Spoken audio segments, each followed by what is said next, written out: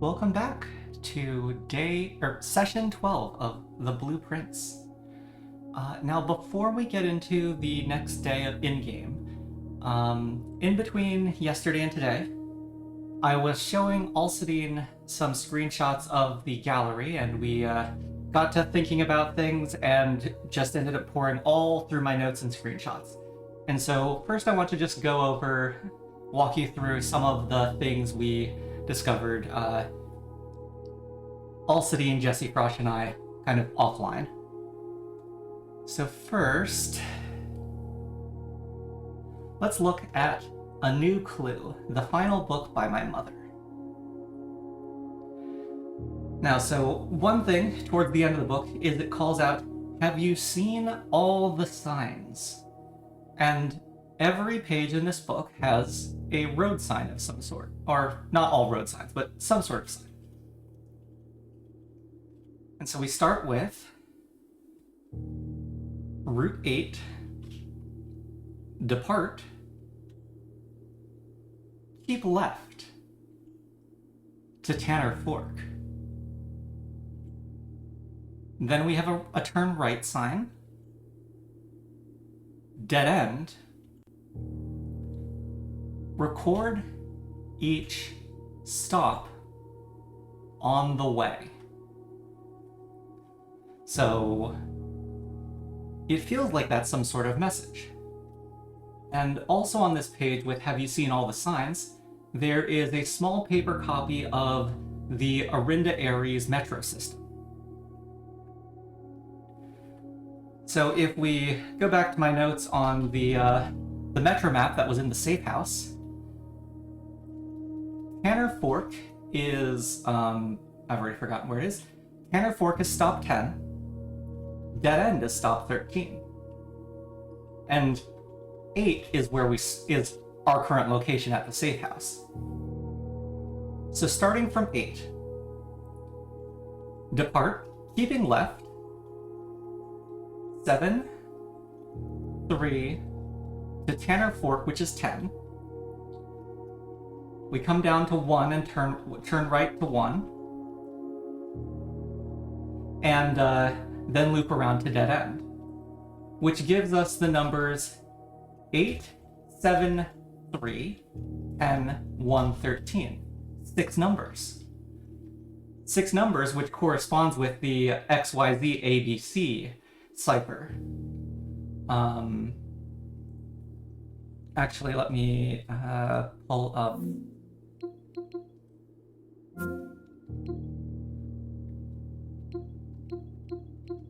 Let me pull up that image as well.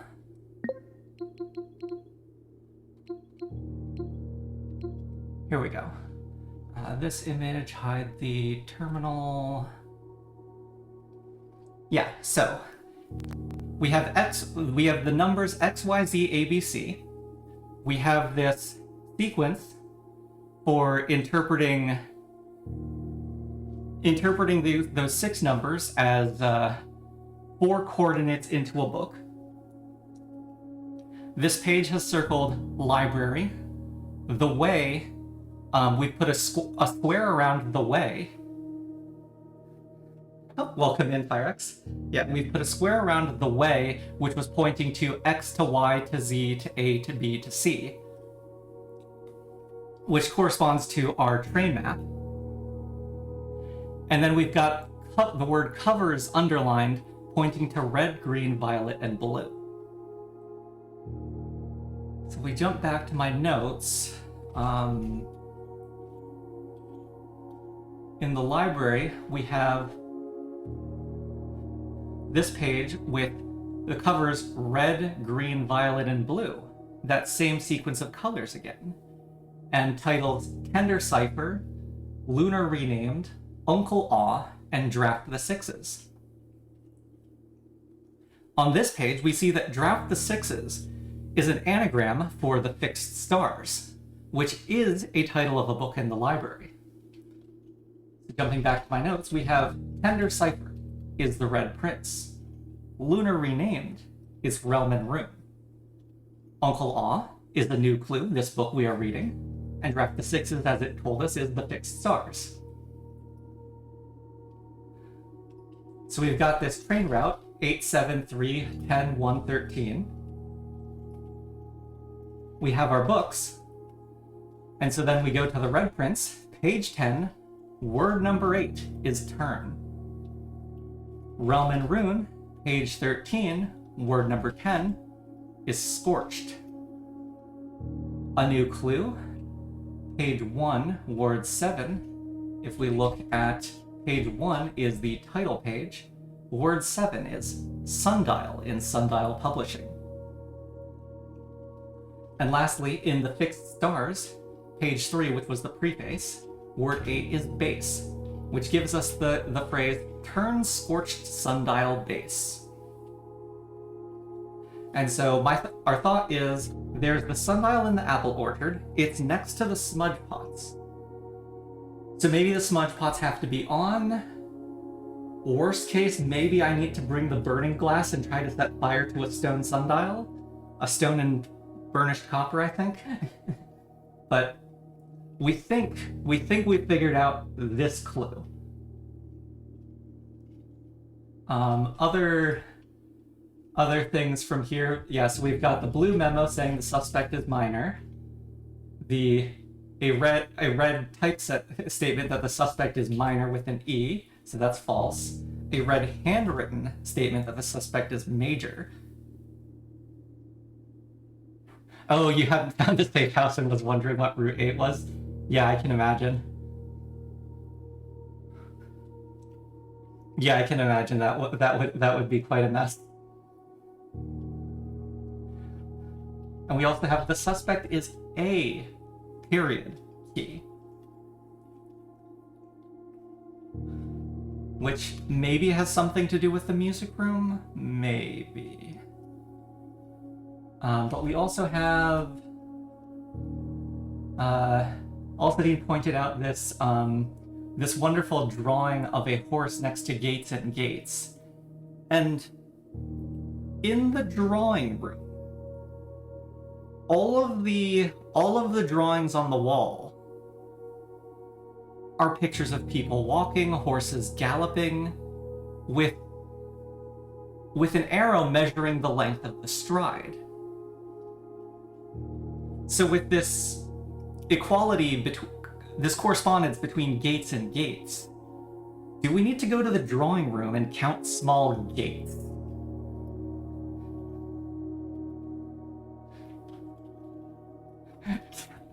And I feel a little bit like Denny Ravane writing 45292, circling it in red ink and going coincidence.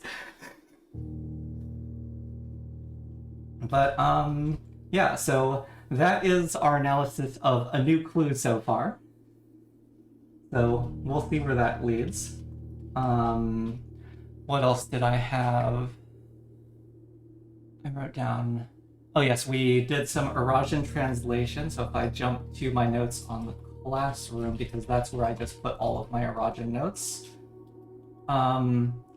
We made some more progress, we think, on translating the letter by Lady Clara Absint's tomb. So some things that I am inferring from this letter. I think Iris is love, just from context. And the other thing is, so we have L and Ul are I and U as prefixes. I think Eld and Uld with a D in the prefix are mine and your possessives. So Ovel daj Iris would be to my first love. Ov is toward, Eld is my, Aj is first, and Iris is love. To my first love. Ul eld dao, you were my day. Ul eld nai, you were my night. Ul eld mora, you were my world. All very poetic. Ovul eld gift, I think to you I gift. Eld Hugh, my house. And so we've seen Ovis and Ovin in a few places. Ovis appears all throughout this letter, especially in the context Ovis Neverai, where Neverai is a new future, or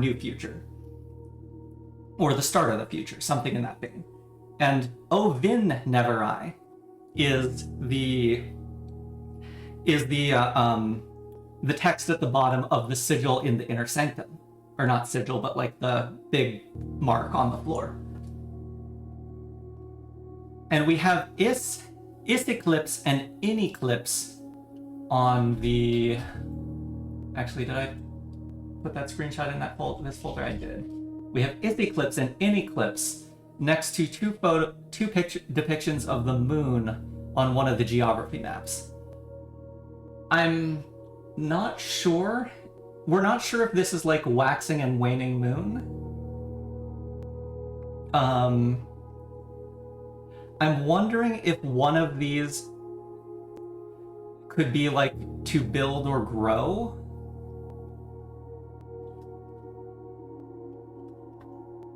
And so this could be like Ovis Neverai would be like to build a new future.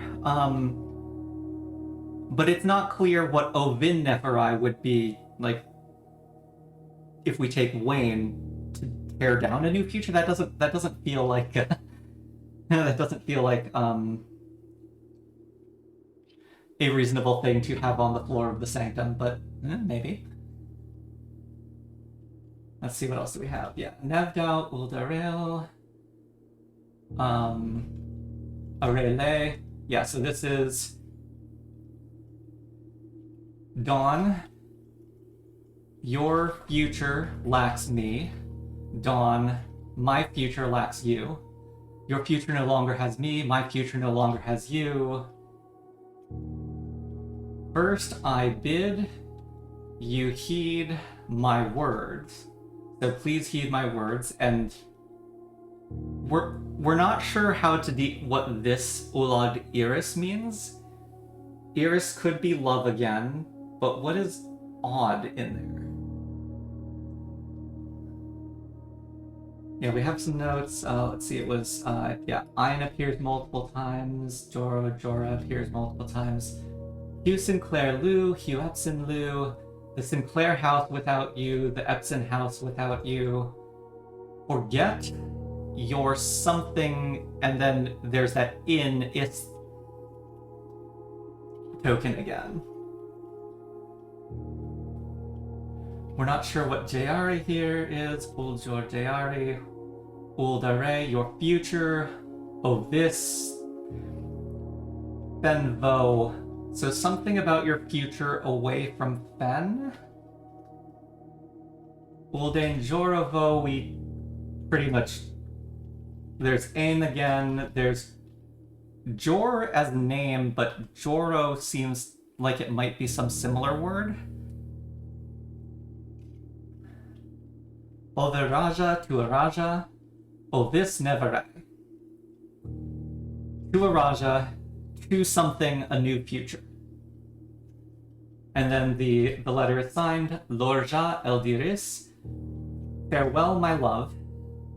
Uljora, your something.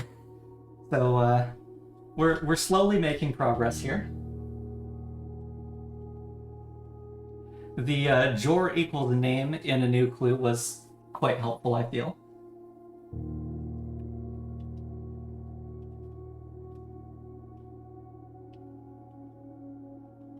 Oh yeah, and I've also put down Rot and Tor because we have Rotunda means clockwise room, and one of the drawings in on the geography maps had like a circle with Rot in one direction and Tor in the other direction.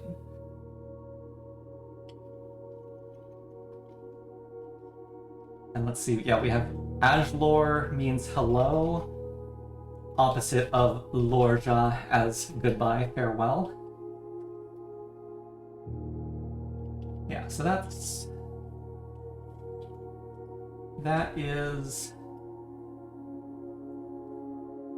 no, I don't think we made any good progress with the suspect stuff.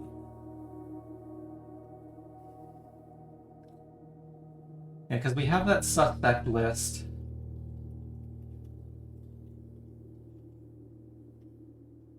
we have all of these names.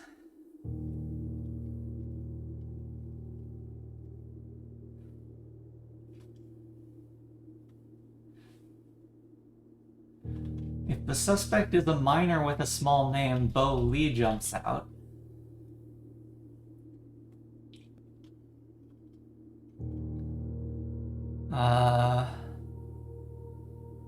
We're not really sure there yet. Oh, and the last thing. Oh, you feel we're pretty close there? Okay, maybe we'll need to spend some time digging over that later. The last thing we looked at was the gallery, or actually that was the first thing we looked at, but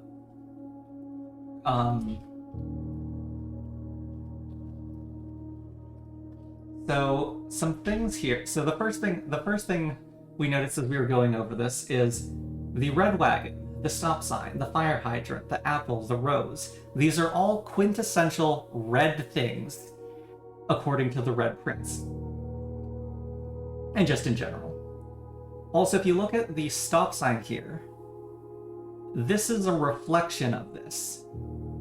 Admittedly, artistic liberty, both of these apples and the scenes in general, both of these are lit from the right side, so it's not like there's a mirror, a physical mirror in this picture. But this right assemblage is red reflected, DER. We've got this P, a P on reflected red, P on DER, ponder.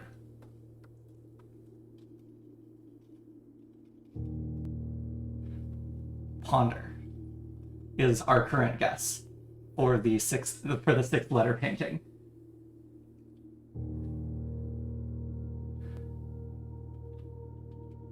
For the 5-letter painting, this one almost seems too easy to be the case, but thin K, think, reflect, illuminate. We're really not sure what's going on up top with the hand shooting star and manacles, but think fits the theme of the art display.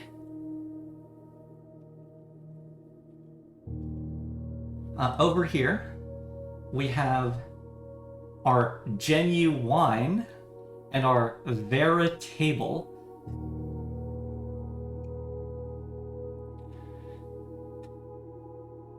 And we have all of our IC, what was it?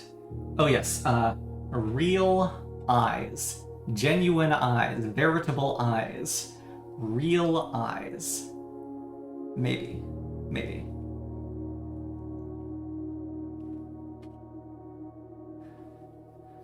And lastly, as we were going over this room, we've got the fin, you've got the bins, you've got the sins, you've got a skin. These pillars might be twins. They look more like nails, but pins. In fin. And so there's 8 ins. And so we're thinking room in 8 as the as this title. So we've got a bunch of guesses. We will see if I get the gallery today. That is, and I think that is a full recap of what we got while poring over things. Oh no, one more thing. As we were scrolling through the notes, I took note of a VHS tape in the bunk room that was titled Turtles of Vera. And this apparently was considered important enough that I wrote it down in my notes.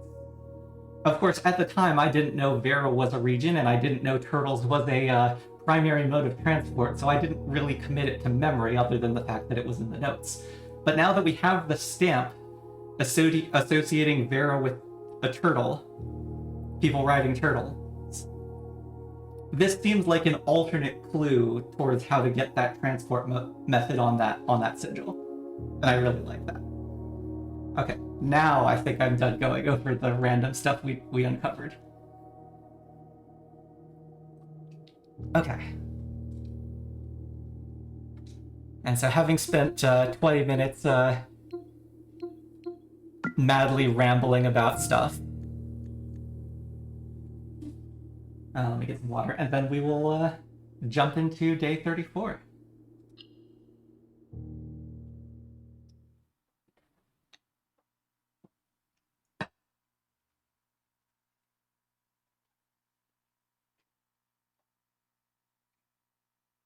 Ooh, you found a Morajai box that did not contain an allowance token. Ooh, that's exciting. Day 34.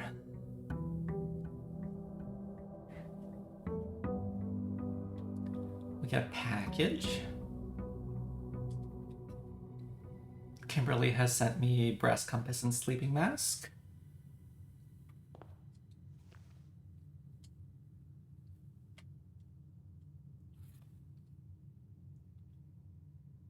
Okay. I do have a blessing, so I could wait on the allowance for a sec.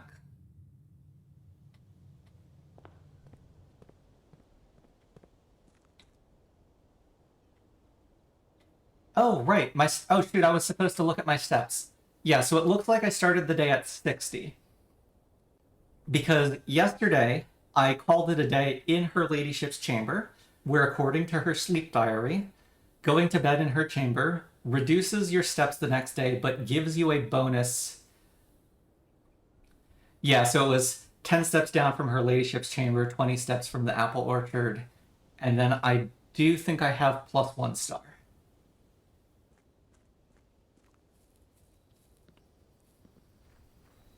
So yes, that confirms that her ladyship's sleep diary affects me. And so now I kind of want to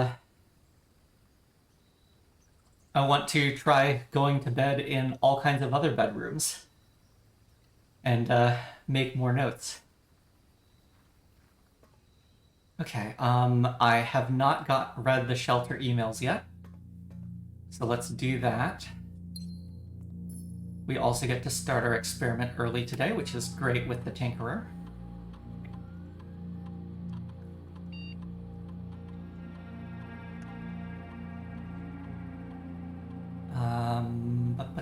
Let's start with email.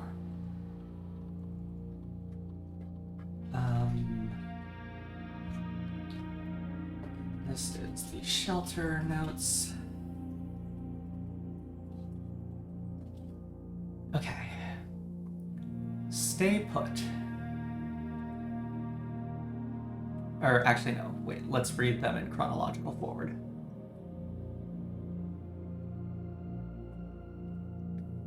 Yes, and don't worry. This communication method is fully secure.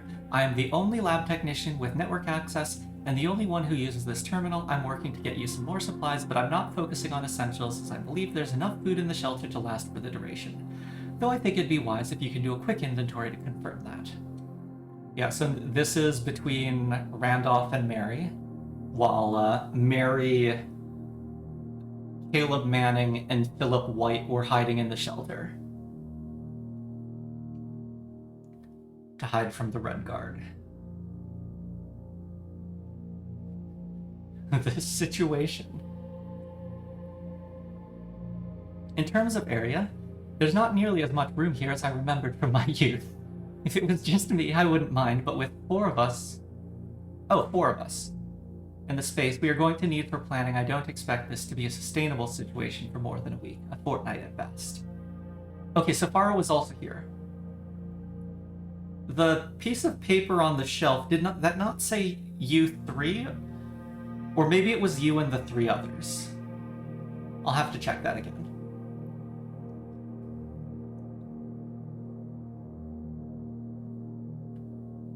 A fortnight at best.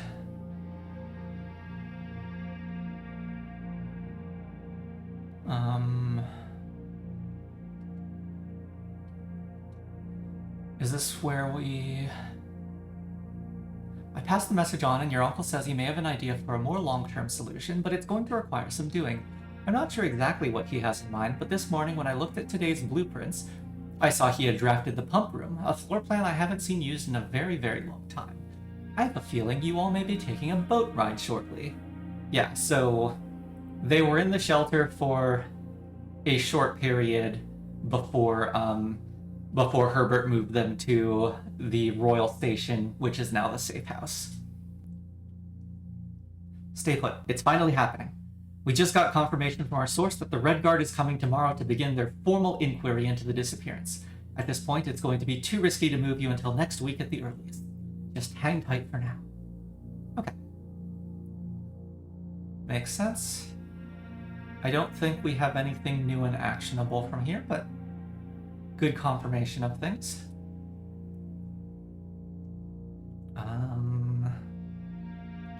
Remote terminal. Let's go to the laboratory.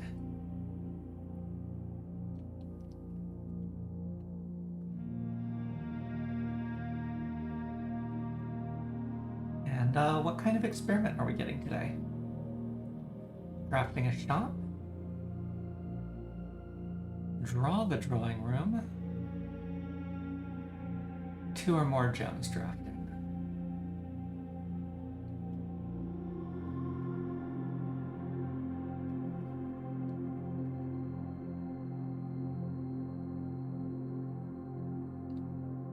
Let's do shop and hallways for keys.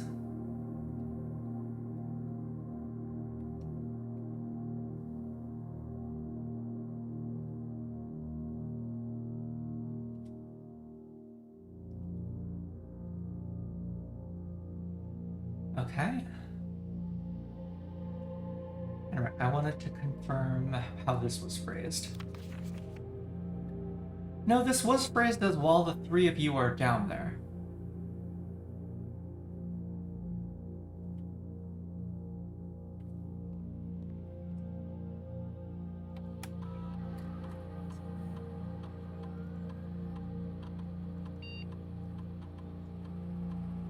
All the 3 of you are down there. But with 4 of us. Huh. I'm not entirely sure on that disconnect then. Because we know there were 4 conspirators according to the safe house.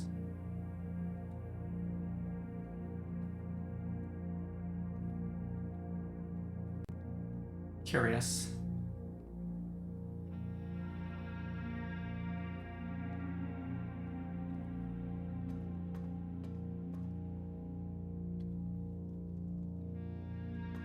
Okay, and so the last email inbox is going to be security.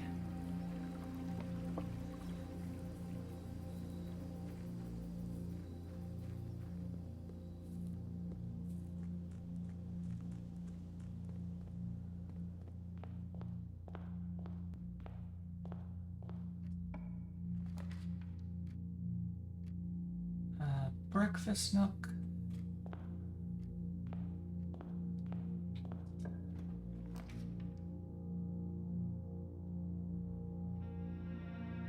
I want to save courtyard for later, ideally. I guess parlor. This can now be a dead end.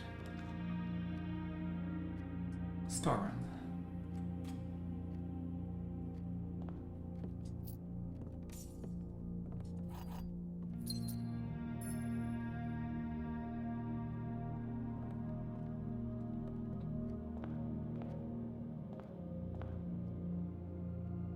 Let's just take our allowance.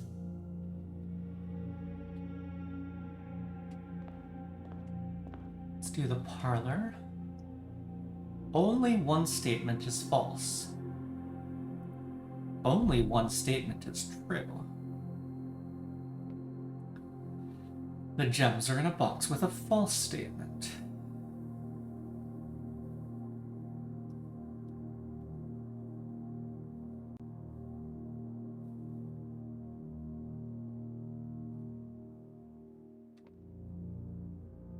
one of blue or white is true, and one is false.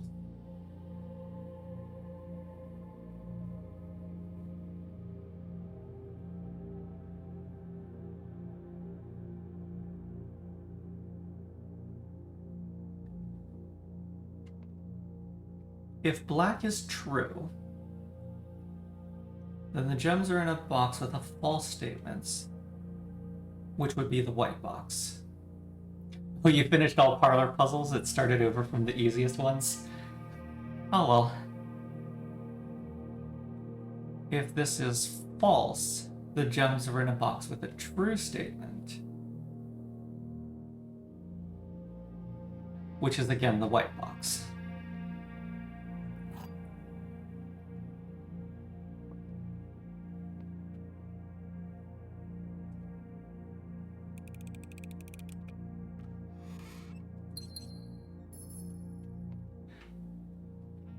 Oh, you had 2 parlors in the pool? That sounds exciting.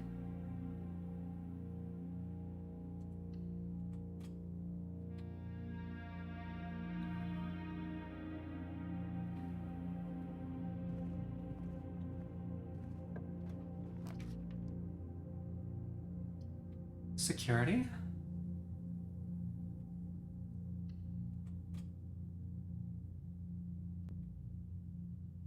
Oh. Which doesn't do anything because I didn't have a second hallway.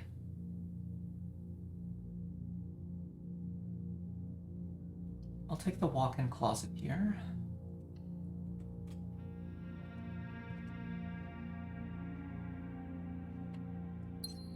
Two, 3. I've missed the 4th item. Lockpicks. Where's my, There's my commemorative Mount Holly t-shirt. Delightful. It just looks nice.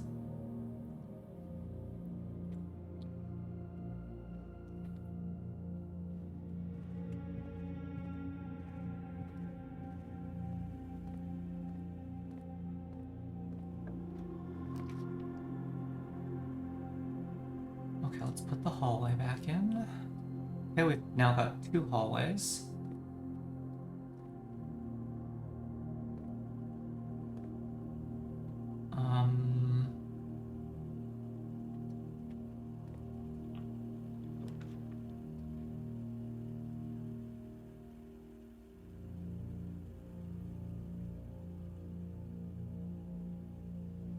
Not an ideal place for the indoor nursery, I feel, but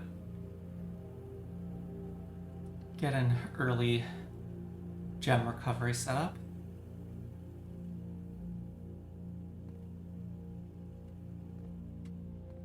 Oh, and I'm at security, so I can figure out if there's something in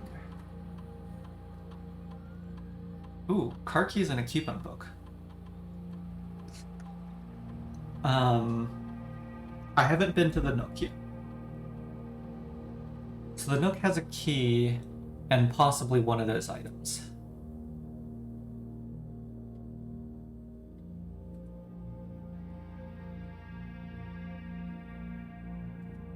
Set security to high.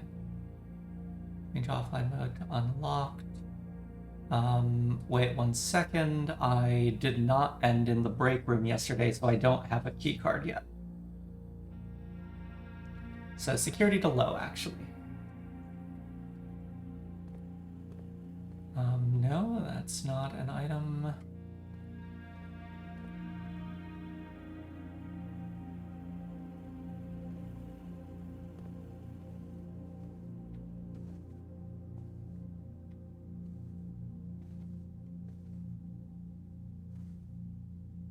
I didn't expect car keys or coupon book in here, but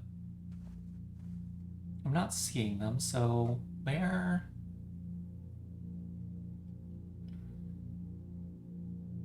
Where did I miss an item then?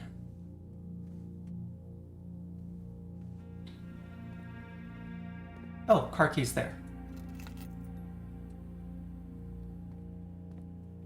And the coupon book is probably in the Nook.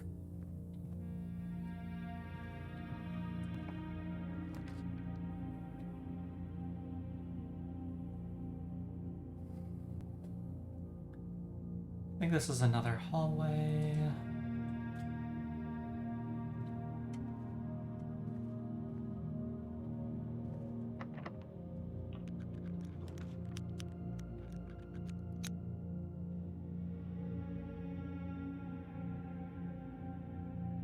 Four hallways. Every shop or mechanical room is 2 keys.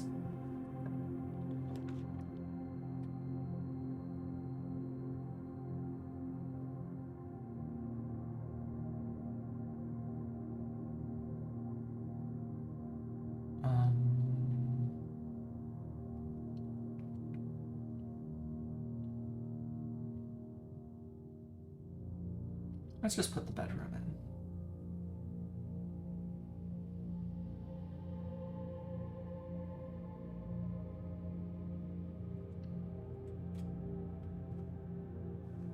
Oh, we've got a trunk.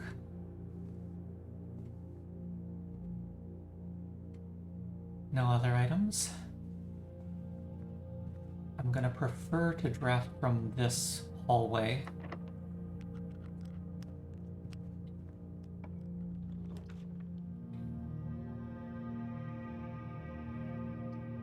Observatory's fine here.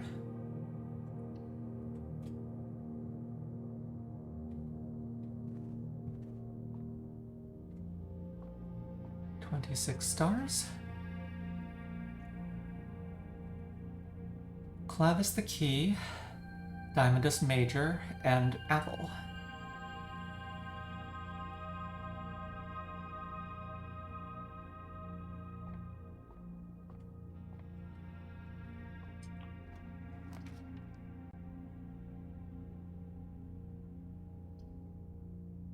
Reasonable spot for a passageway.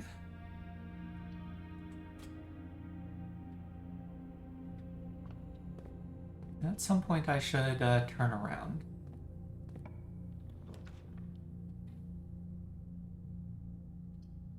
Oh, this is a good spot for the hallway closet, I think.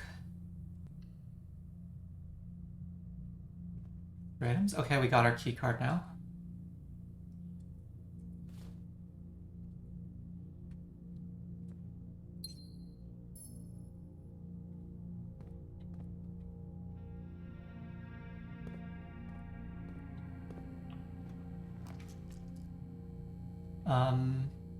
Oh, we haven't put any red rooms yet for the shelter.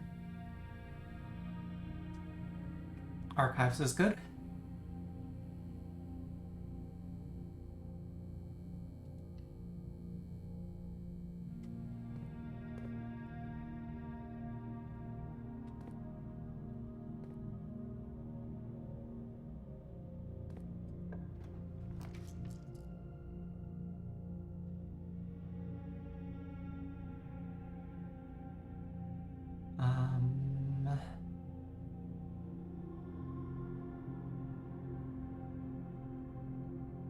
Let's do the commissary. Try to get to 2 shops.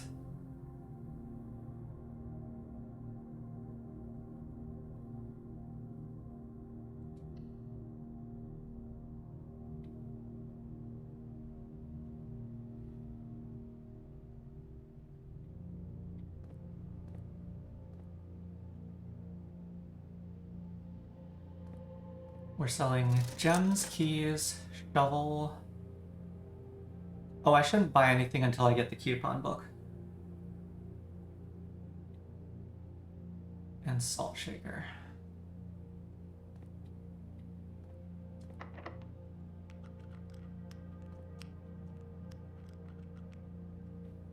What am I...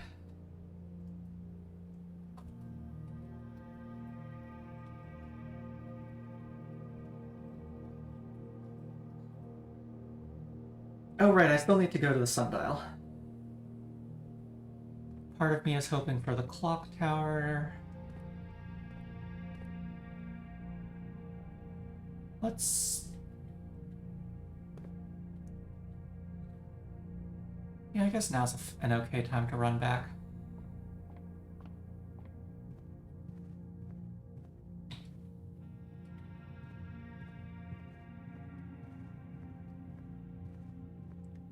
I got a pass card, so let's up this. There's a gem.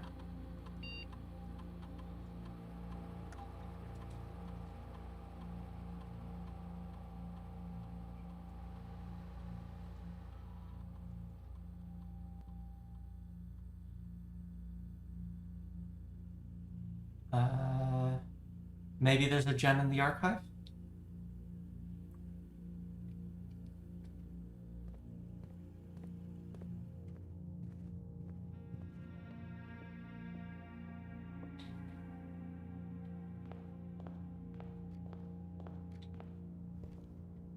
Yeah, there's the coupon book.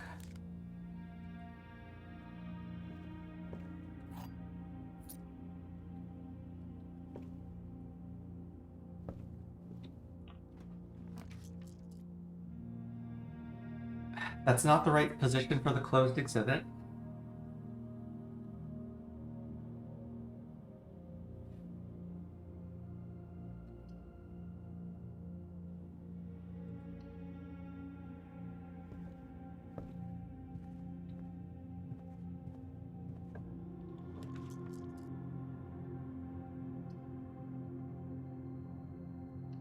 Here are spam hallways.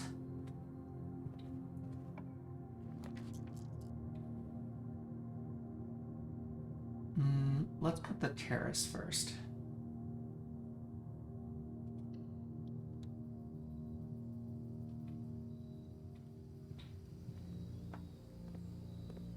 Oh, shovel.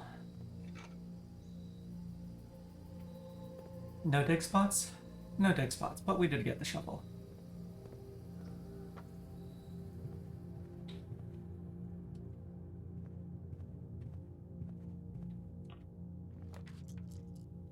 Guest bedroom.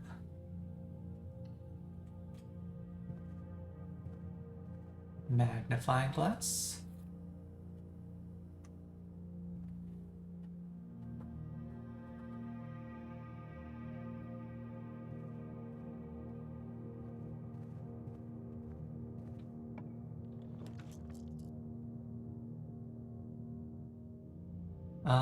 I'm pretty sure this is the drafting studio, even if it doesn't actually connect anything usefully.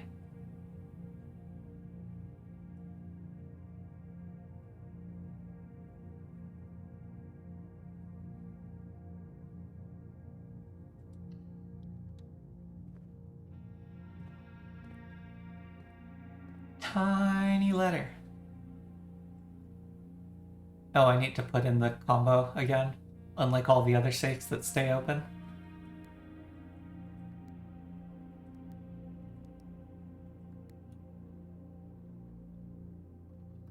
Oh, that's true. I did adjust the drafting studio's rarity.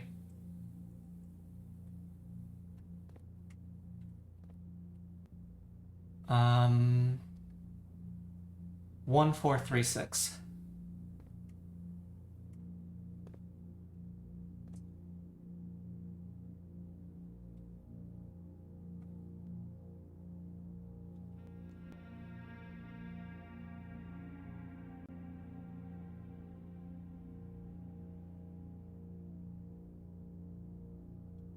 The vestibule just seems like a worse passageway. Yeah, dormitory. Dormitory seems good.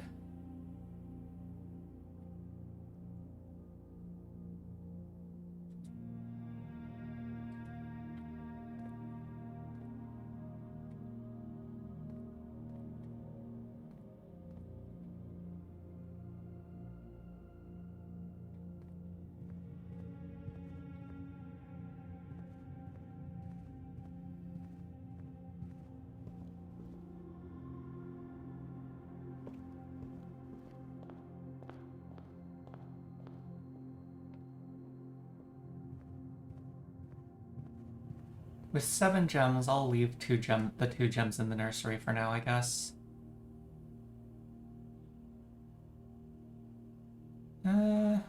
43 steps, no. I'll spend 2 steps for 2 gems. It'll take me so many more steps to come back here later.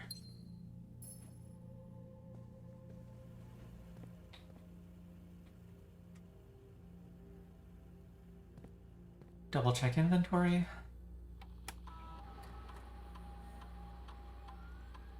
One gem, one trunk. Trunk is in the bedroom. Gem, I think, is in the archives.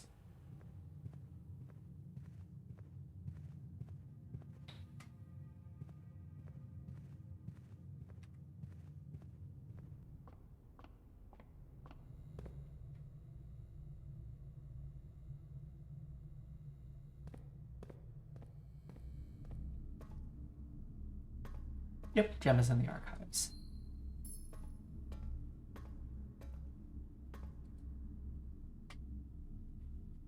It stays open.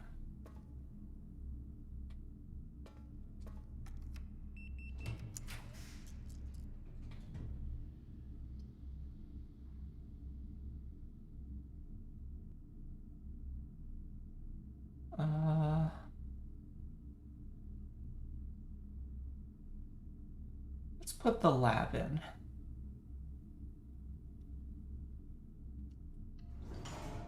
Increase my number of mechanical rooms and trigger keys.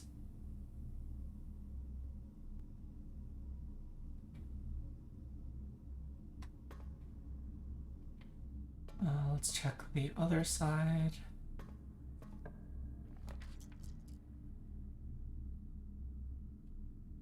Boiler.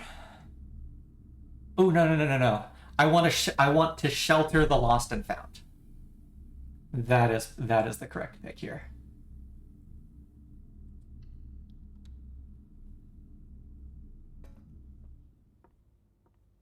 Vault key, good.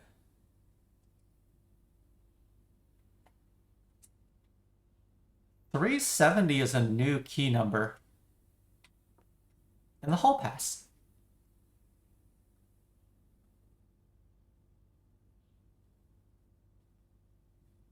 Oh. You will not lose steps traveling between two adjoining hallways. That is great in my house. Hallways drafted from an adjoining hallway do not cost gems to draft, so that'll be secret passage and passageway. And foyer.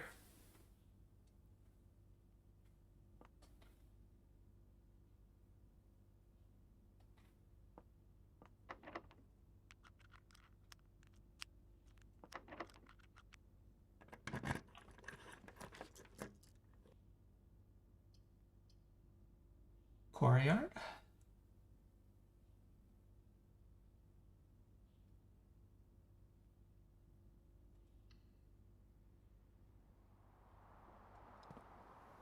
Dig spots.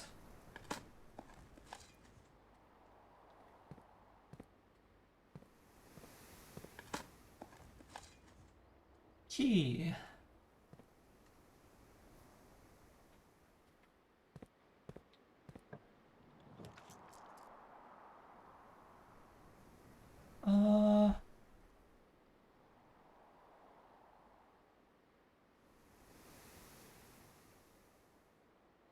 Morning room?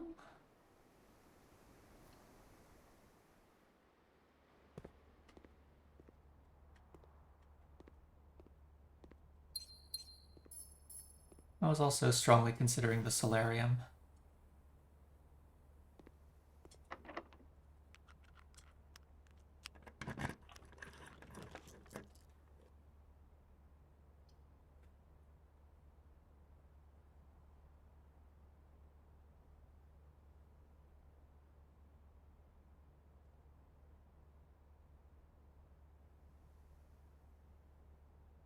It seems unlikely that this day we'll be able to buy out the showroom, but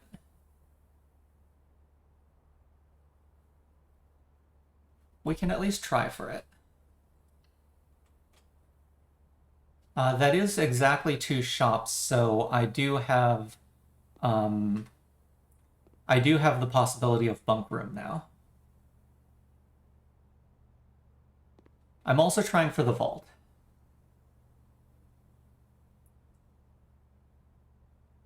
I'm gonna save the steps. There's nothing free in a shop anyways.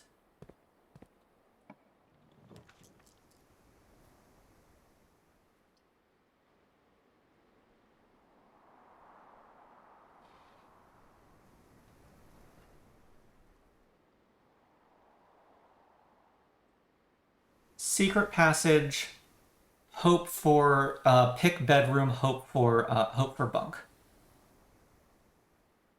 The trophy for the showroom has a pretty mean surprise. Okay, I will take that warning and disregard it. Let's see what happens. If I'm going for the showroom, we're doing the bishop today. Bedroom.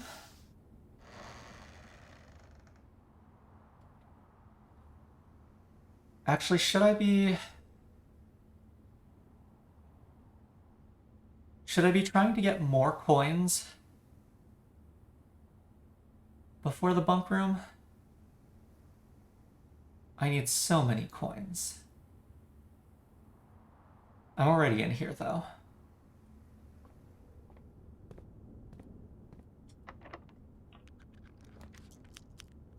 No. Do not pick the aquarium. Oh, redraw. Use the die. Eh.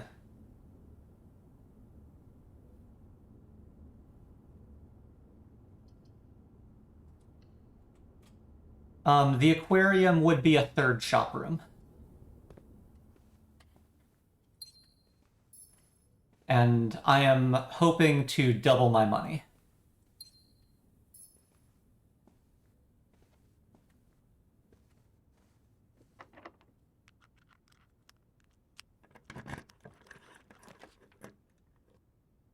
Oh, what time is it?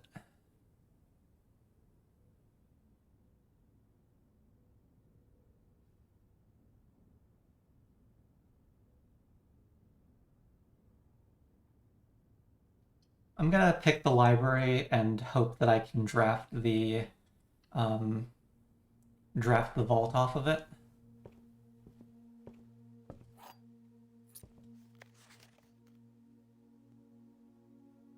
Let's see, we need the Curse of Blackbridge.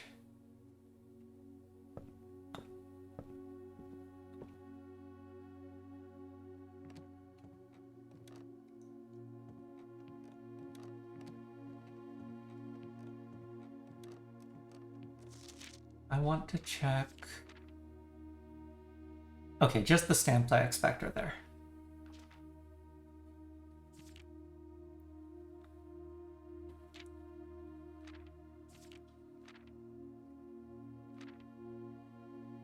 Oh right, I still need the trophy for all contraptions.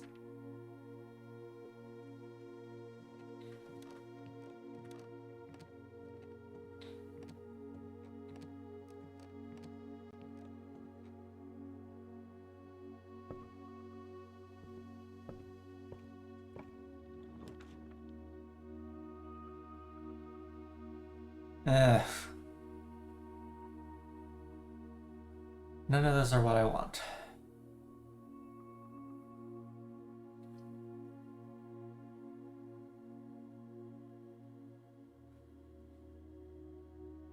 Closed exhibit is broken in that position. Yeah, I guess I just take the veranda.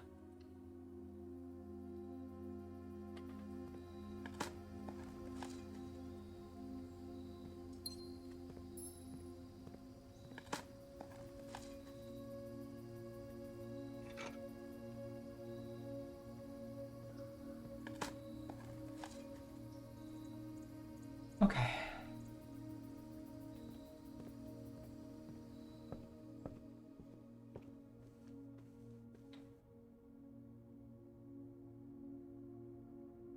To the foundation.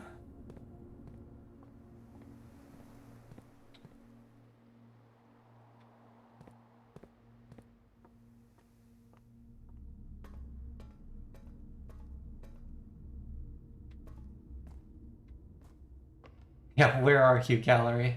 Indeed. Neat.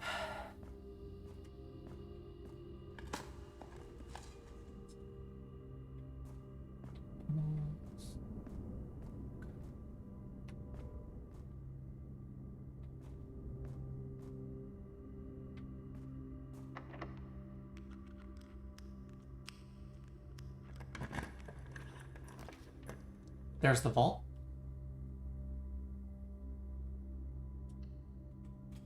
I have a vault key.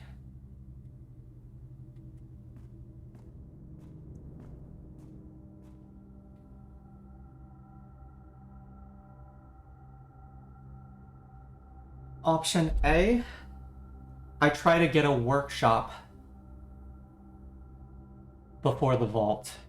Option B, I grab the vault on the off chance I find the bunk room. I think vault now.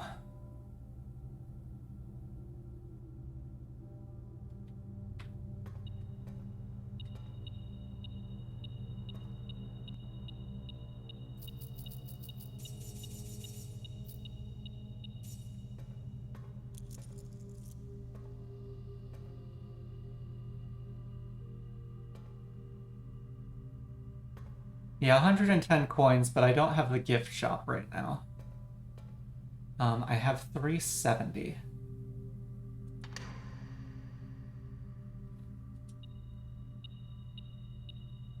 Hello. Sanctum key.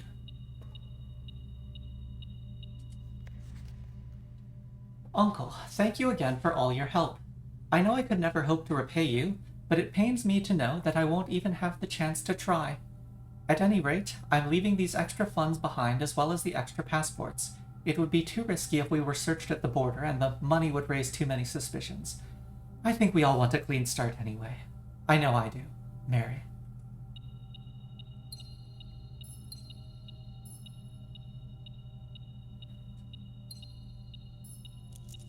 Hello.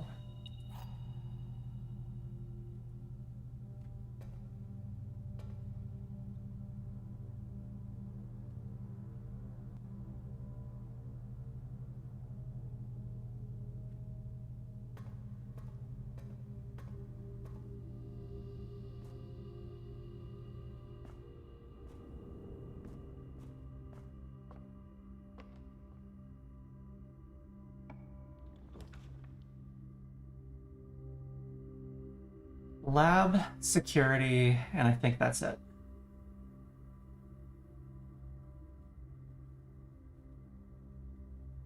Yeah, it's not a very mechanical day. Classroom should give me some nice redraw opportunities.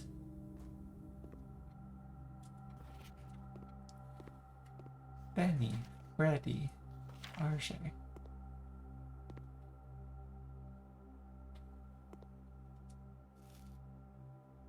Tasty apples.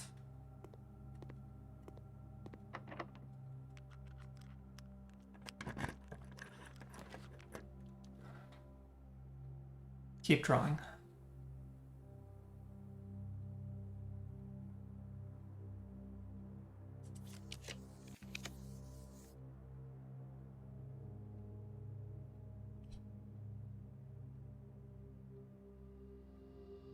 Keep drawing.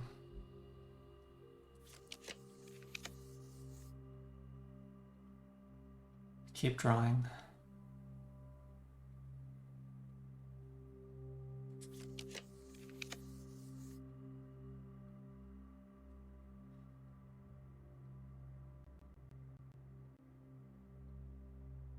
Keep drawing.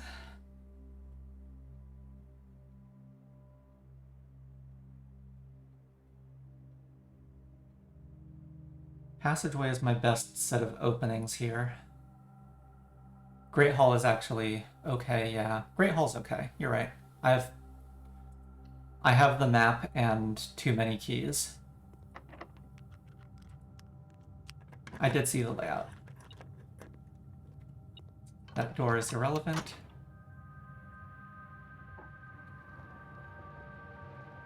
So I really shouldn't even hit it.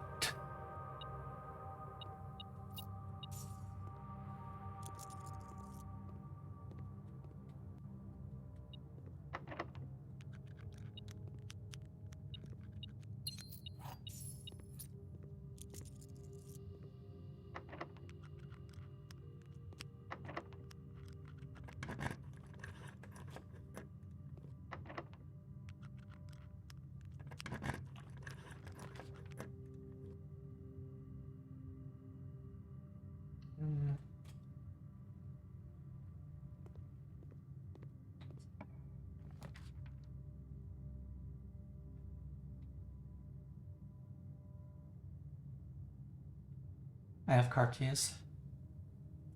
Give me dice.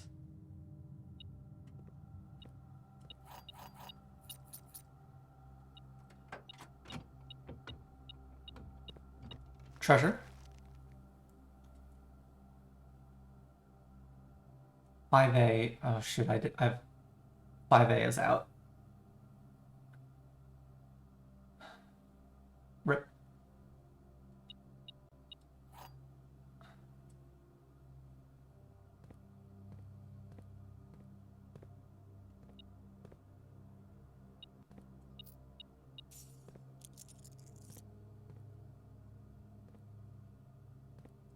Yep. Sad bit.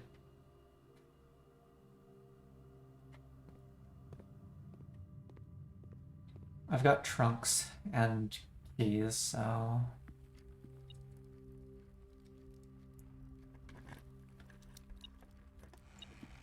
Dice.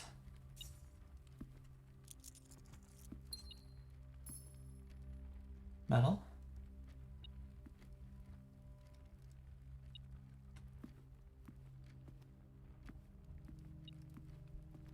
Oh, there.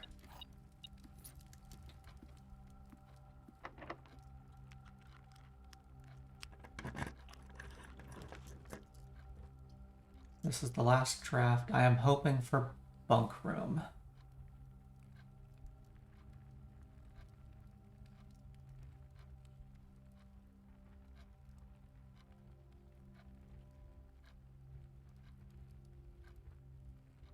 Or gift shop.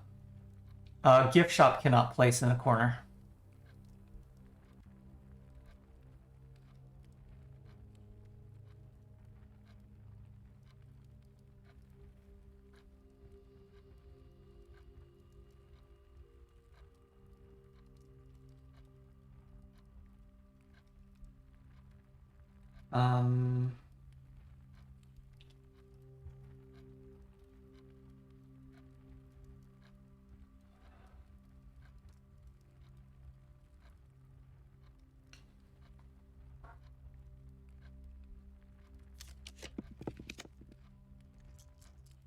There's the dormitory.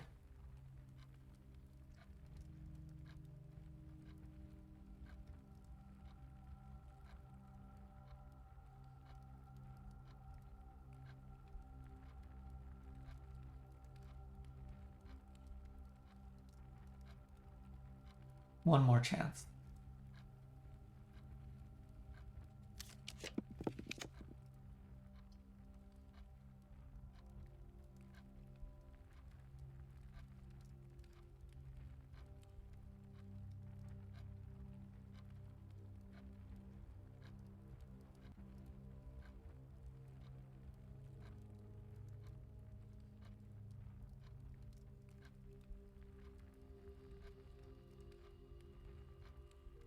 "30 steps. I do not get the dining room.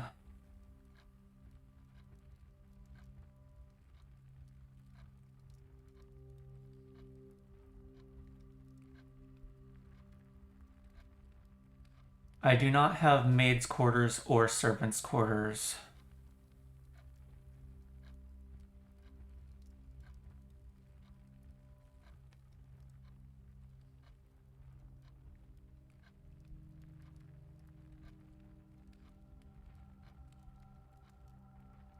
I'm pretty sure I need about 200 coins.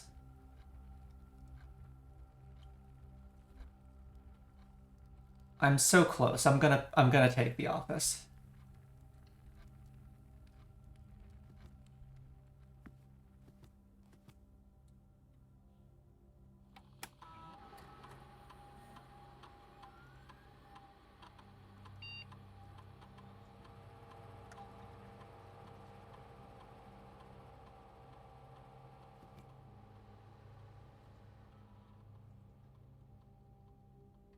Oh, that's a rarity.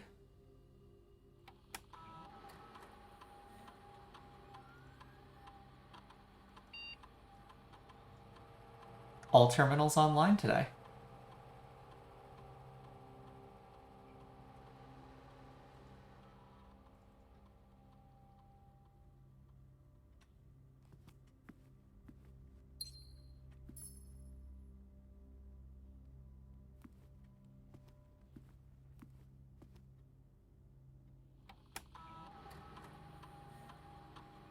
Oh, I can check the items in the house. In each staff member's room. I don't have servant's quarter or maid chamber.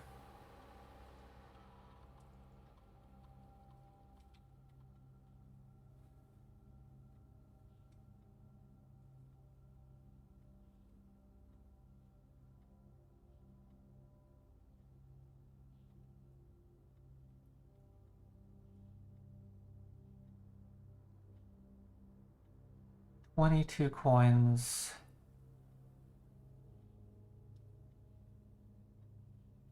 And a trunk.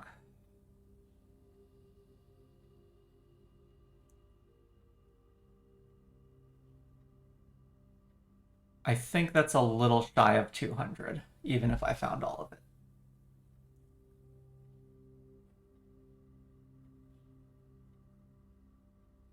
If the trunk had 2 packs of coins, maybe.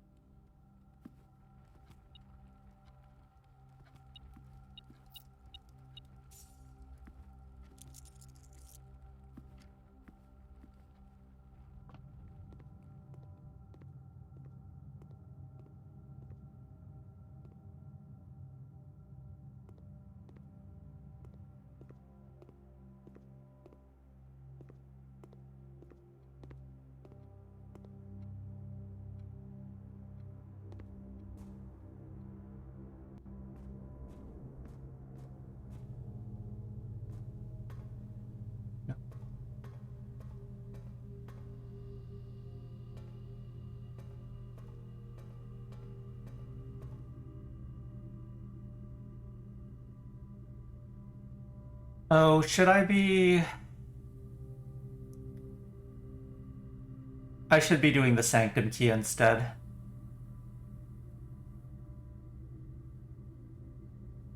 The Sanctum key will just respawn in the vault, I'm pretty sure. So I don't need to do the Sanctum key right now.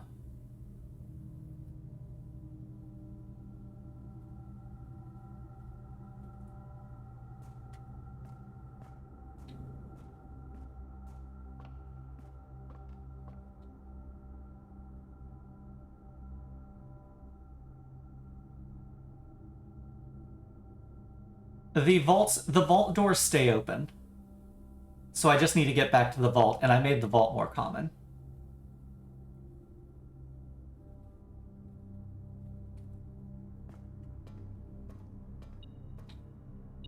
Coins in here.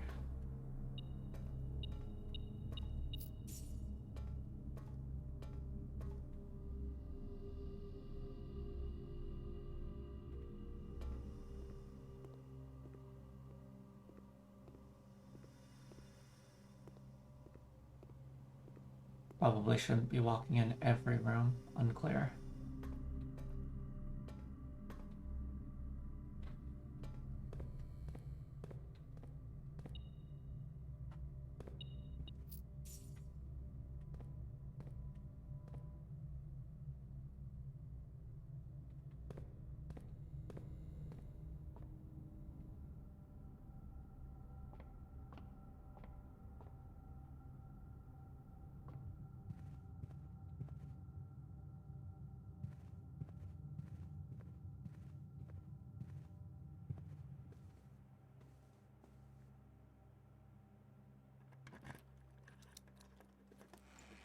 Hello?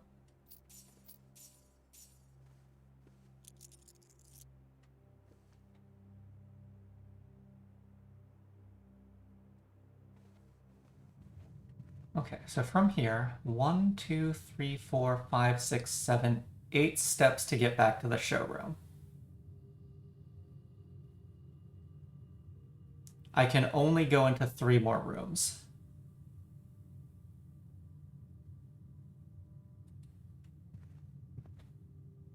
Oh, but hallways to hallways are free. Thank you, Hall Pass.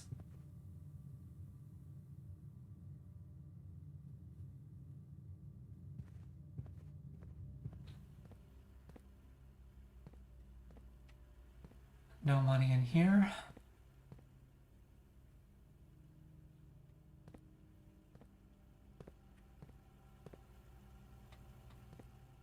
How are we doing?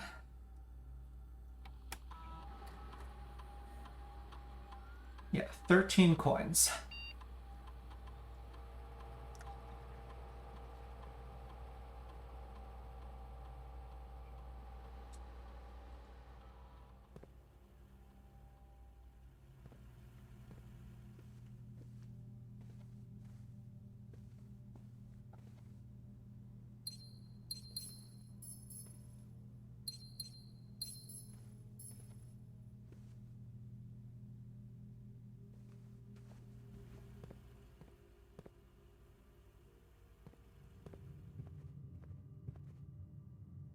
One, two,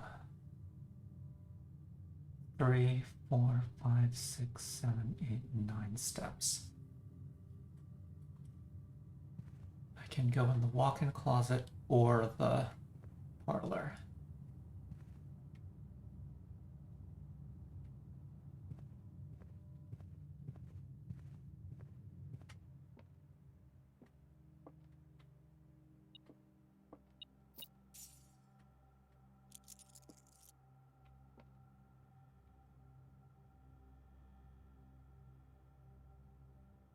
One, two, 3, 4, 5, 6, 7, 8, 9, 10 steps. I think this is as far as I can go.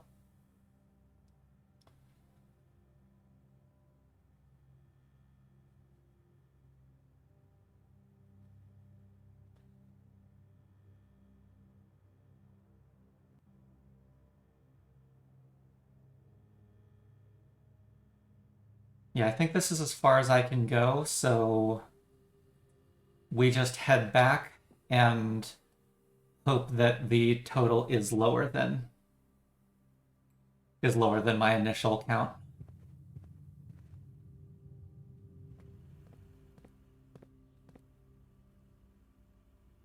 Feels like I'm a child scraping together enough coins to buy an ice cream. Where replace ice cream with solid gold-plated knickknacks.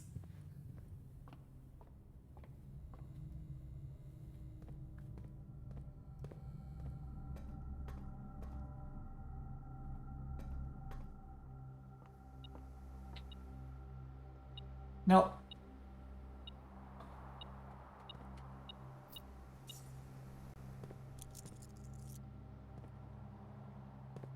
The warning came too late. I left coins in the lost and found.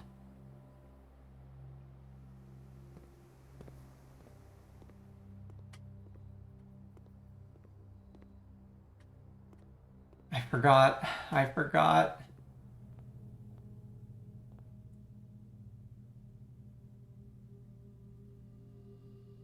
There's no 80 today.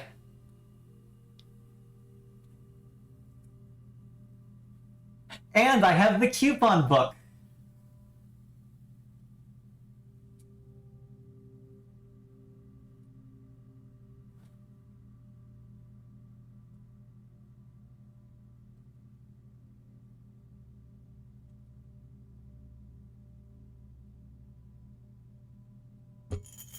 I see. Well, I'm glad I learned.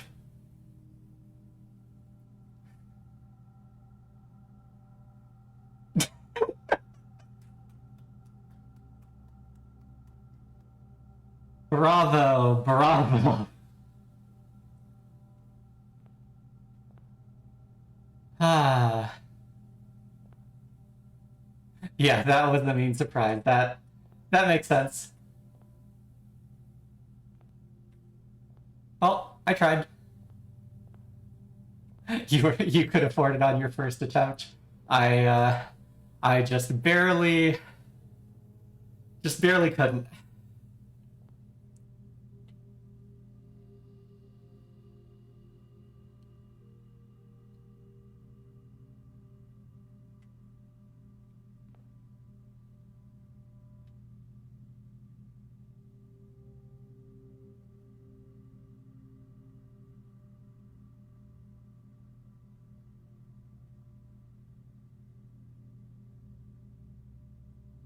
I think I'm gonna end in the morning room. I could plausibly see the morning room having an effect.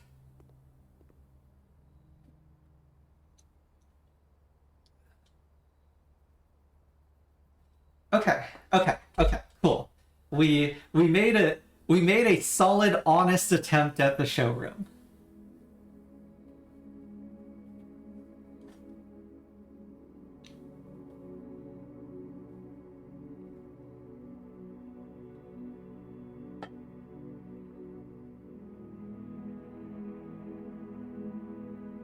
Morning room should let you start there in the morning.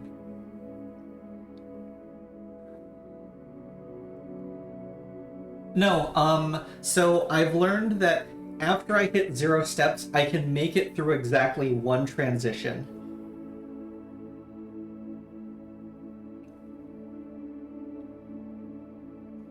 Barring weird rooms like the Foundation. And yeah, the day ends immediately after 0 steps, or not immediately, but after a very short grace period at 0 steps. Okay, gonna take a quick break, and then we are going to jump right back in.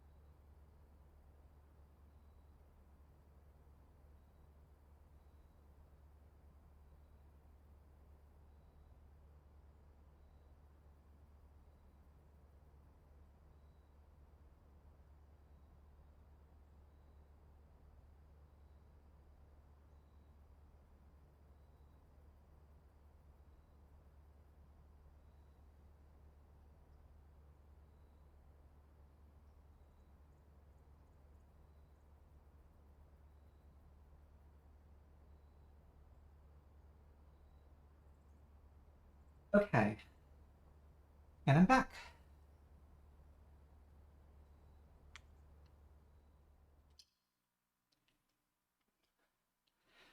Come on, big money.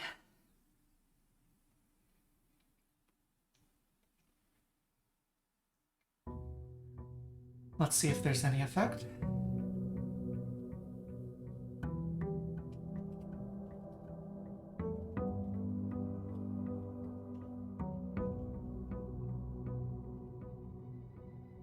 No effect.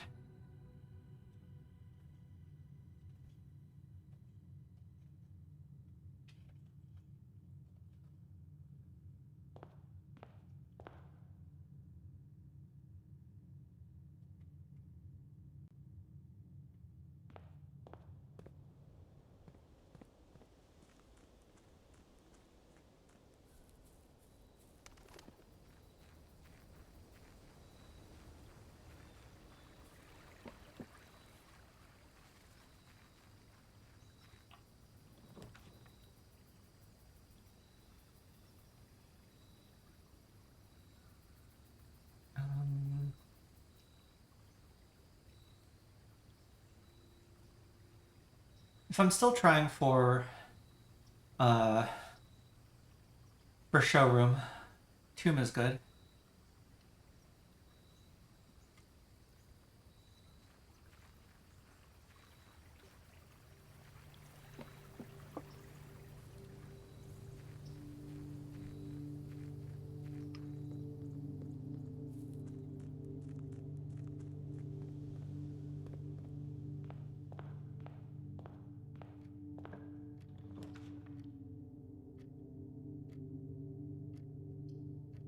Early break room.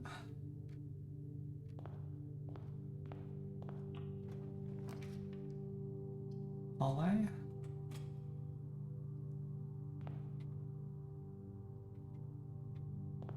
This can be a dead end.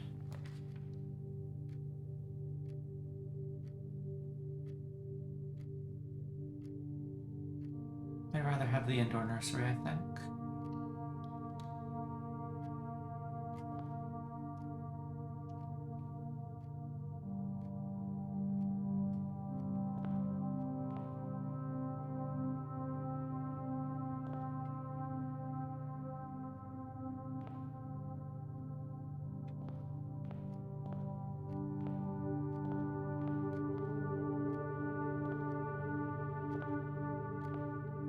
Let's just pick up the allowance.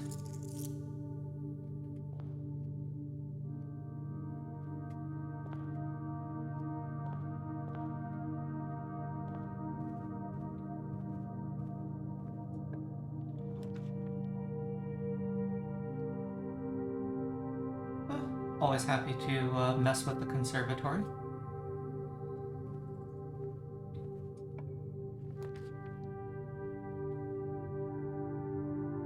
Ah, dormitory value.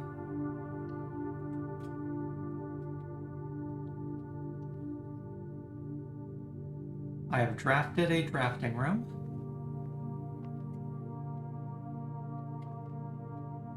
Is this volume 2? The fabled volume 2? Okay, so let's see, chess notes. Dormitory has a black pond.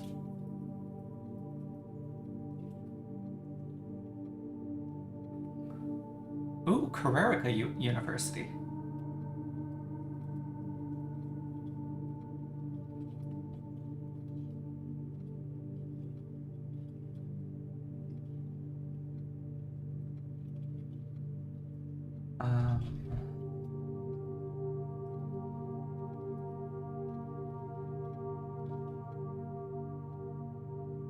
Carrerica is probably academic then.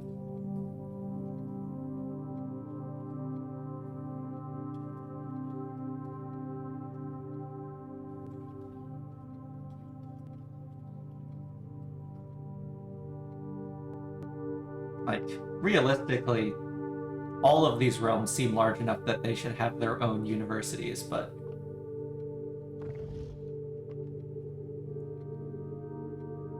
Okay. Drafting Strategy Volume 2. My type of room. As architects, we know that designing a building is a complex and multifaceted process.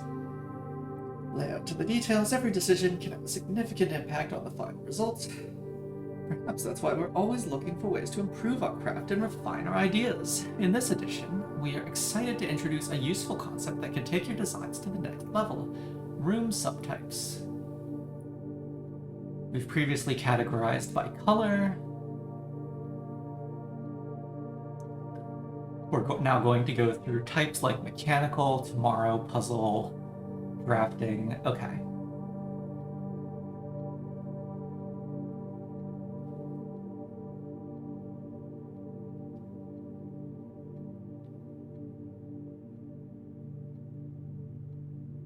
By understanding and identifying subtypes, architects can craft strategies that surpass the surface-level, simplistic approaches commonly used by inexperienced drafters. The craft of the draft. In a class of its own! Affect the draft pool or drafting process. Design for activities related to academic or research.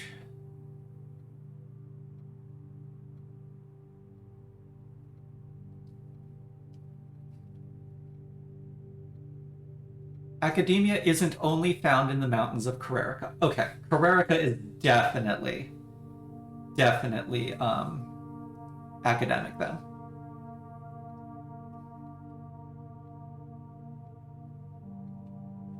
Synergy for the drafting rooms, but it's also a valuable source of information and knowledge. The classrooms you'll find will fall under one of 8 different grades, ranging from first grade to the culmination of your academic journey, grade 8. However, there are rumors of an additional annex classroom at Mount Holly Elementary used solely for exams and student testing, but finding it has been near impossible as it requires drafting more than 8 classrooms. Ducks! Ducks! Ducks! Ducks! Quack! The duck is in cahoots.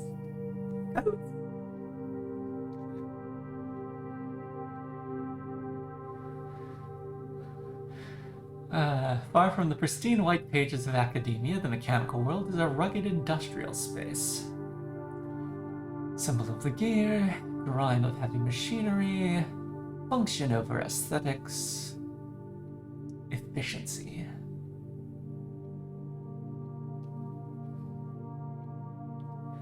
Drafting from a door that is steam-powered will increase the likelihood of drawing rooms with ducts. Provide steam power to various rooms in the house, conveyed room to room. As long as you continue to string together rooms that contain power to them.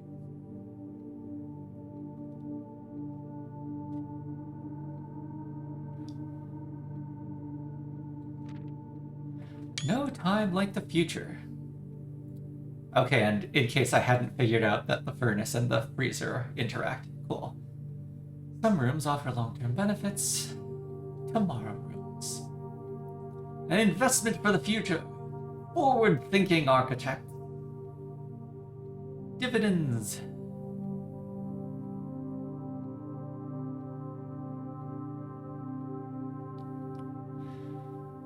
Nothing better exemplifies setting yourself up for tomorrow at the expense of today than the freezer.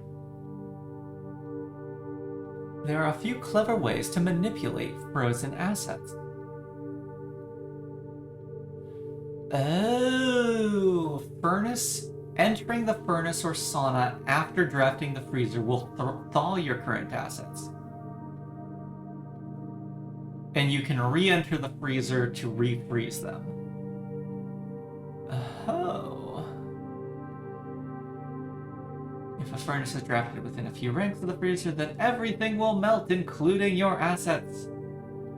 If the temperature gets too high, refreezing will no longer be possible. Okay, that was useful information. Perplexing puzzles. A single enigmatic jigsaw piece. Suggests that even understanding the room's function is part of the puzzle. Parlor and billiard become increasingly difficult as you solve them. The spread room. Enable the architect to spread out items among many rooms. Only placed in currently active rooms. Number of items spread is determined by number of rooms in the house.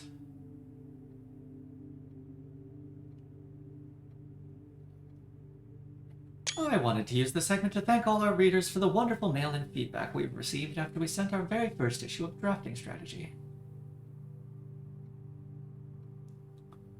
When I was a child, I vividly remember the experience of reading the memoirs of the court's grand architect, Luzat Hirayland.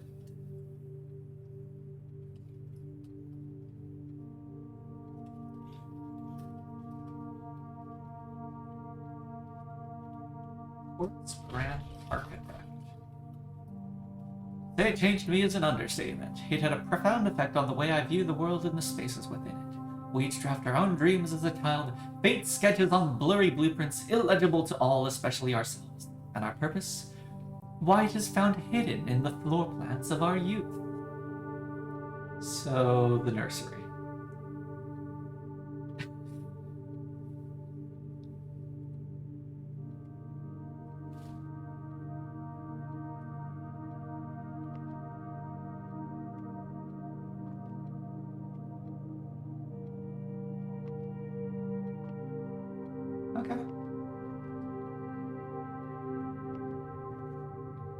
What was I doing? Conservatory.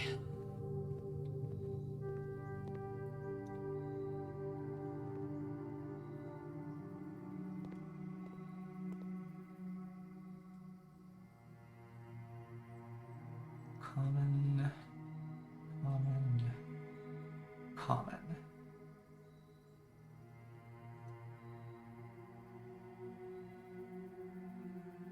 Do I want any of these not to be common?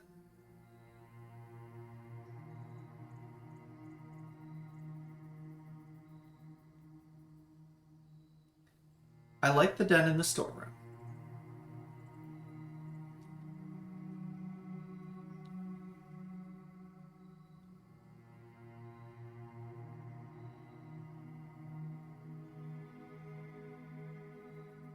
I'm okay with the storeroom being a common den, though.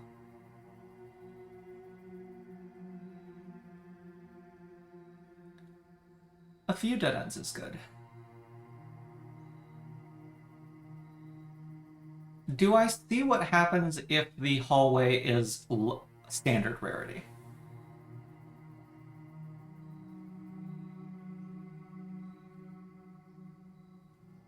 I can reset this anytime I'm in the conservatory.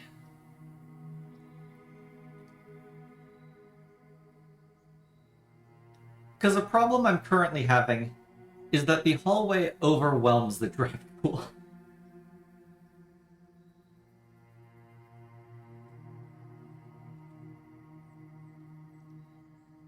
I'm willing to try that. Because there were 6 hallways yesterday. There are 7 hallways in the pool today.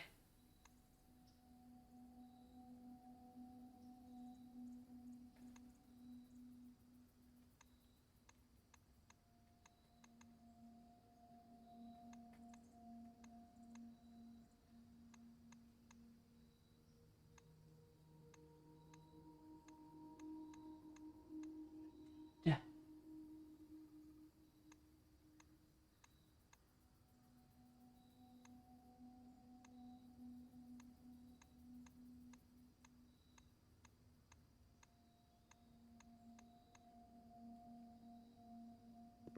Imagine a day where the house is entirely hallways. I have to say that is a cause for concern.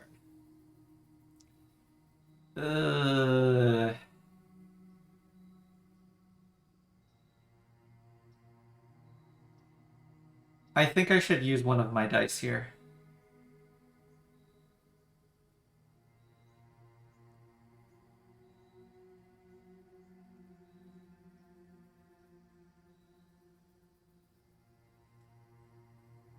Welcome back.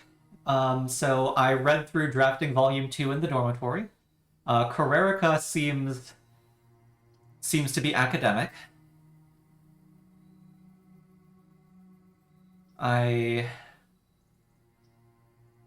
I've only got one other point of egress. I think I reroll here. I don't want to put the corridor here, but...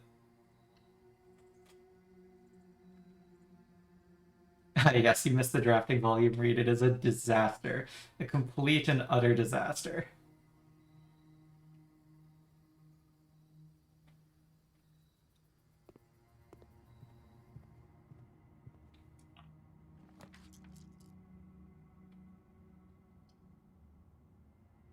Spare green room. A gem.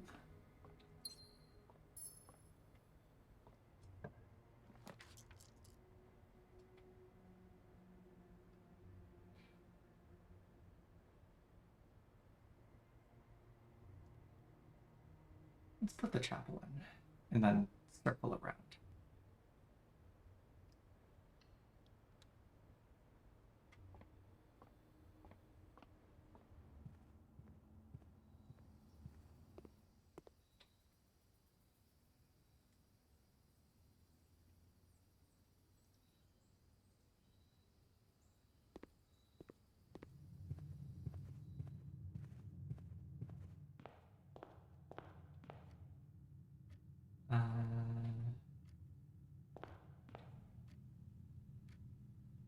I'll take the 4 gems.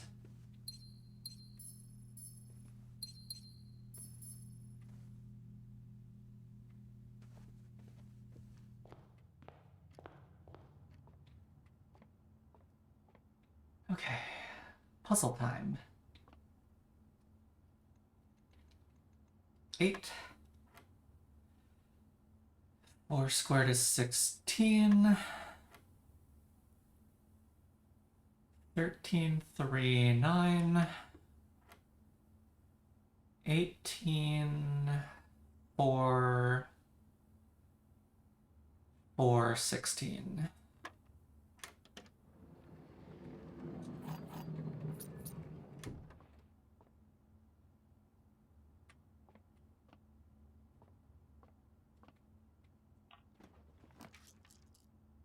Parlor. An apple. The black box is true. The gems are in the true box. The blue box is true.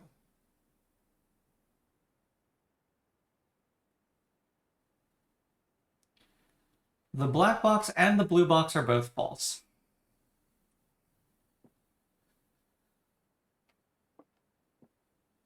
Or... no, they could both be true. They're either both true or both false.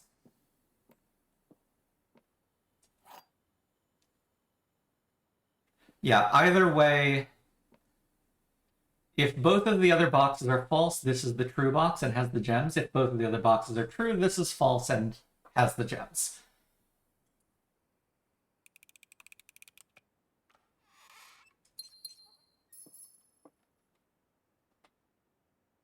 And yeah, apple, save an apple.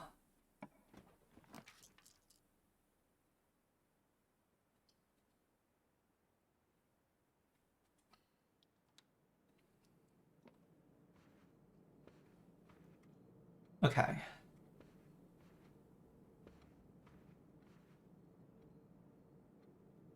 This is a small gate.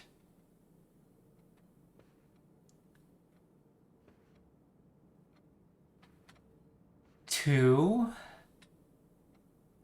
3, 4, 5, 6, 7, 8, 9, 10, 11, 12,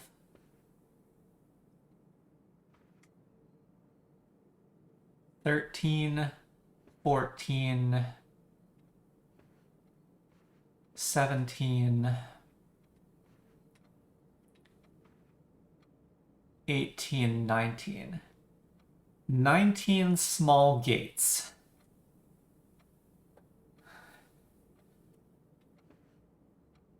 And now the question is, am I utterly mad?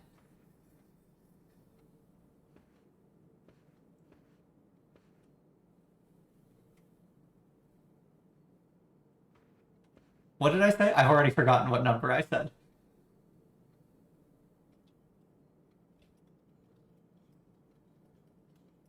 Hopefully somebody remembers what I said. Okay.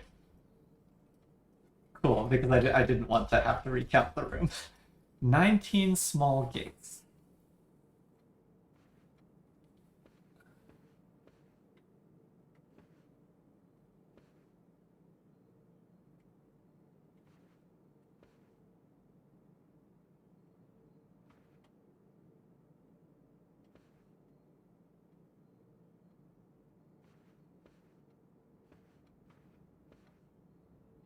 No.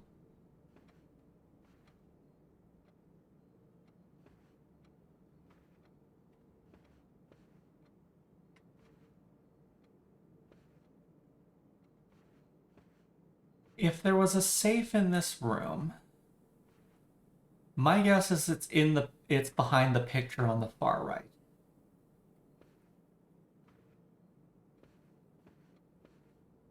Because this is a small gate picture that is nearly perfectly covering the panel.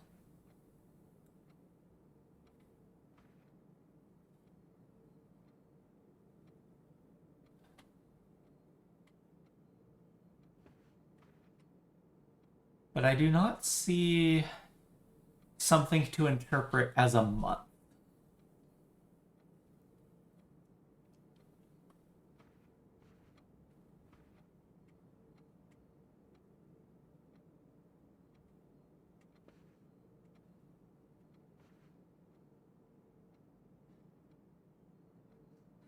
You, yes, now I do know now why you recommended the dormitory.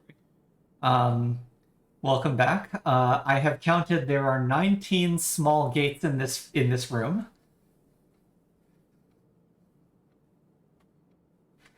And I am feeling utterly mad. I am now attempting to figure out if there is a safe in this room. Completely bonkers. Off my rocker.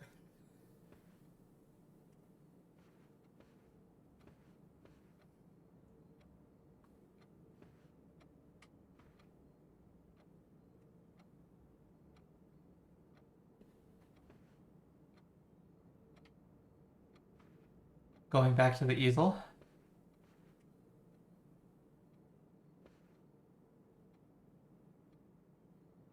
The chair is very old. Yes, Alzara pointed out that everyone in this family has sat for a picture drawn in this room on that chair, going all the way back to the Countess Oravel. Oh, you are correct. The left candelabra.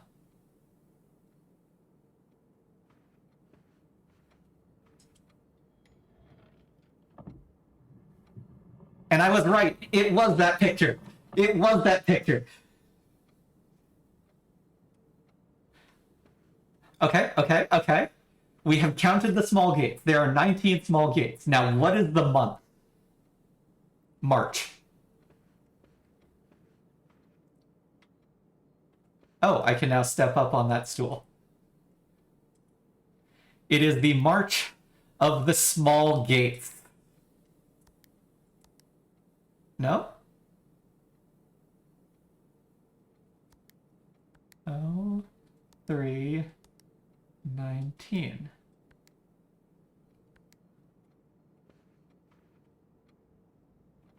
Recount 1, 2, 3, 6, 7, 8, 11, 12,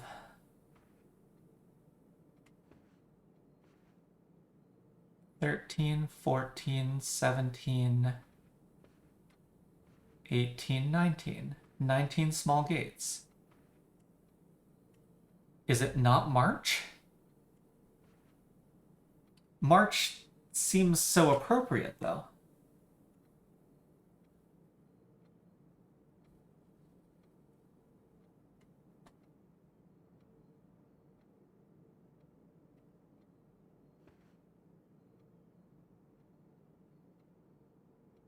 There's no gate in this picture.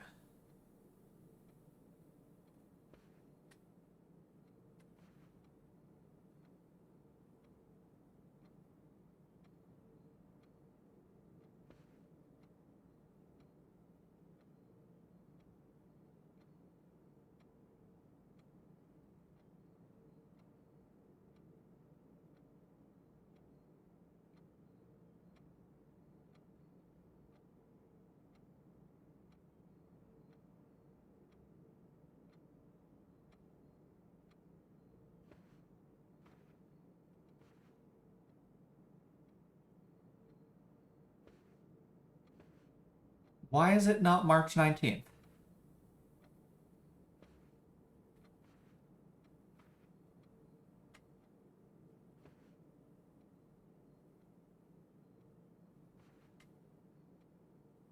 Why is it not March 19th?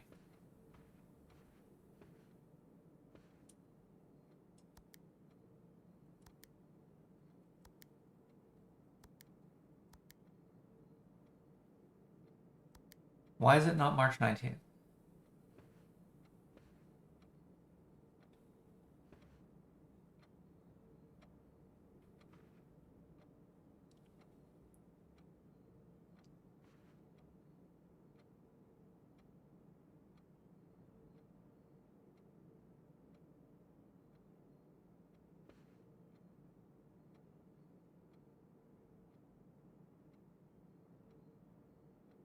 Yeah, I want to say there are small, medium, and long gates here.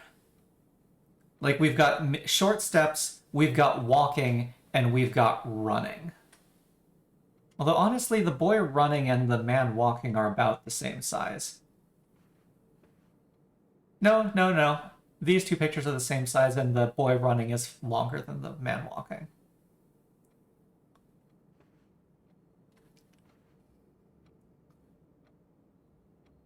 So 2 walking, 3 walking, 6, 7,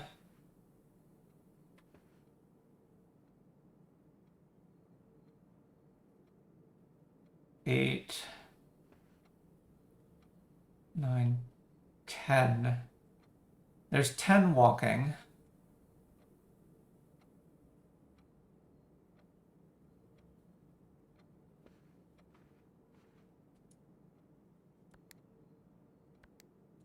It shouldn't be the 29th.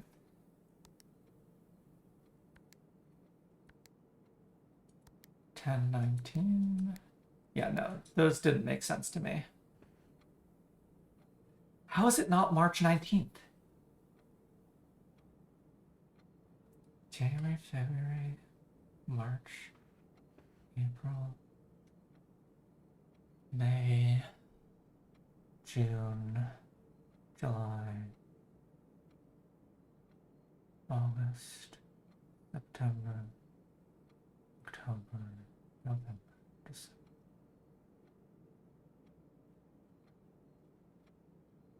None of the other months.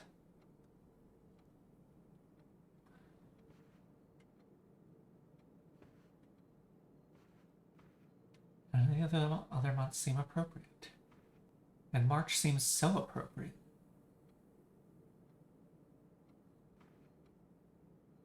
I've counted this room multiple times, and 19 seems very correct.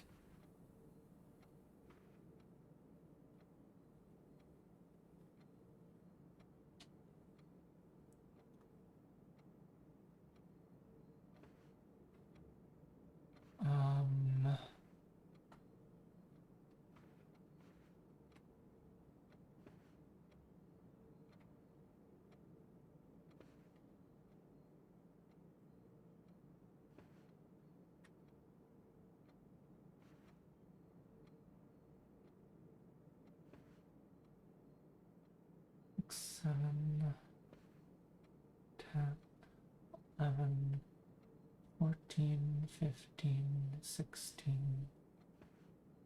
17, 18,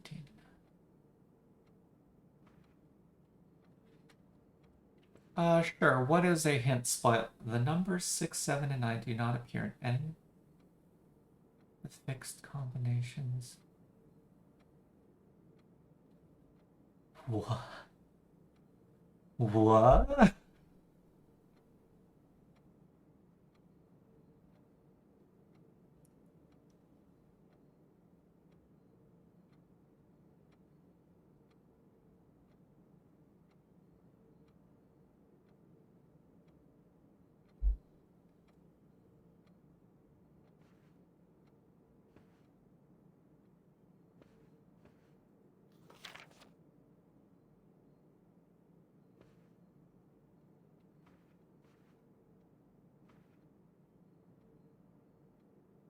Yeah, there's only a fixed number of pictures in here.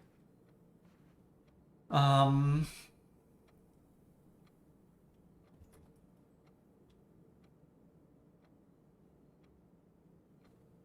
let's see. Old man, horse, dapper man, boy. Oh.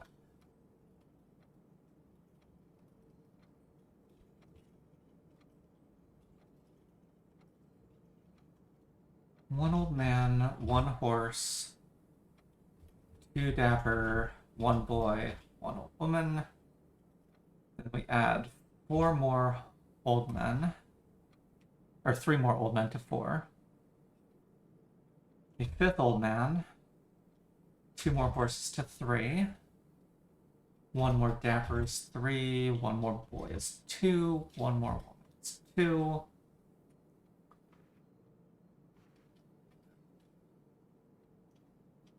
Another horse is 4. 4 more dapper is 7. One more boy is 3. Bonus horse is 5. Woman is 3. Boy is 4. Old man goes up to 8.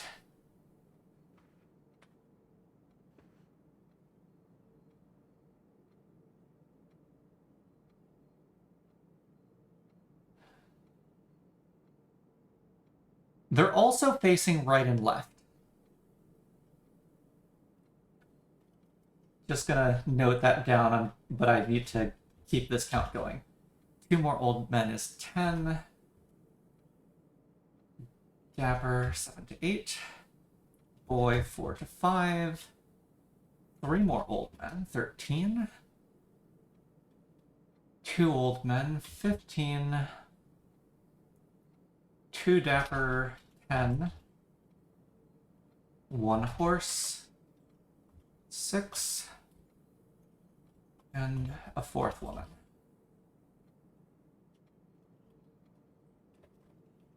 So we have 15 old men. There was, yes, the page also had right and right. Right, the drawing room writing. Okay, so let's recount this, only looking at right-facing small gates.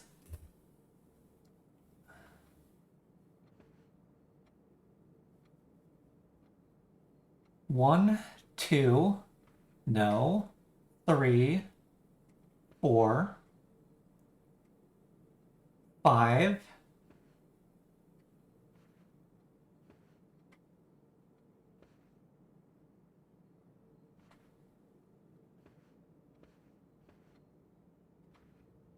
6. March 6th.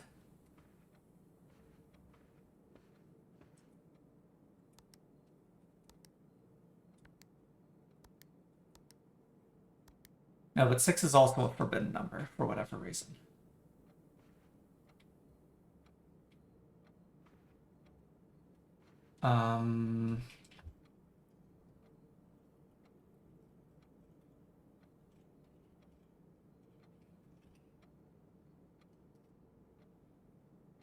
Mary, Mary, gates, gates, right, right.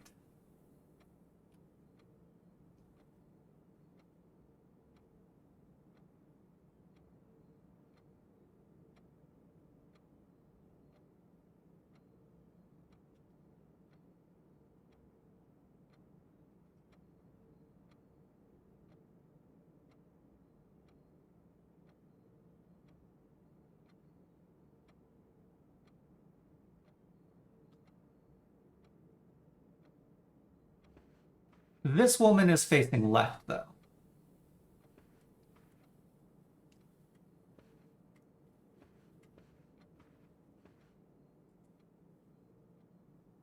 March 13th.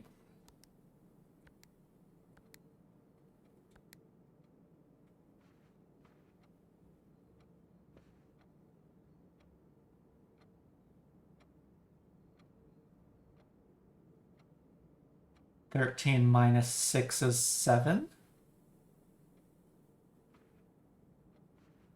I'm currently going with March for the pun on walking.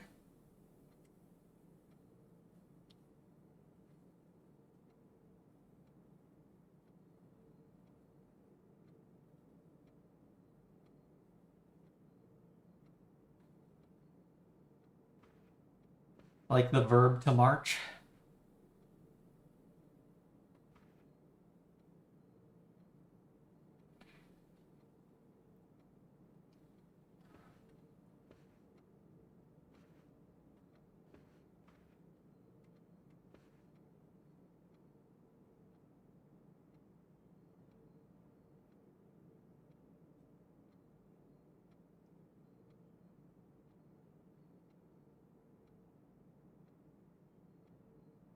Hmm.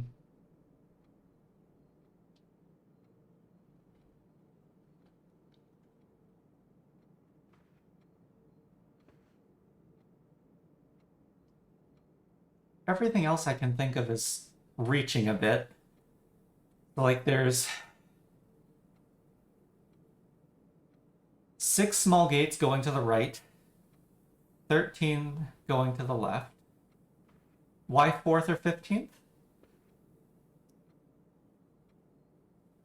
Okay.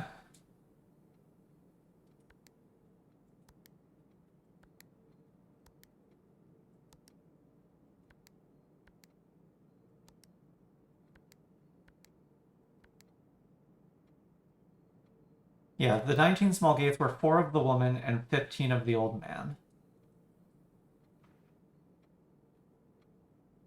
Oh, I see. So break those apart. Yeah.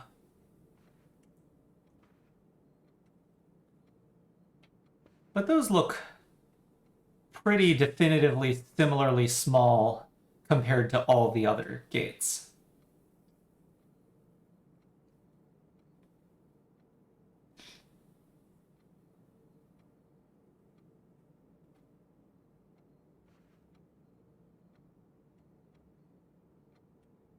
April?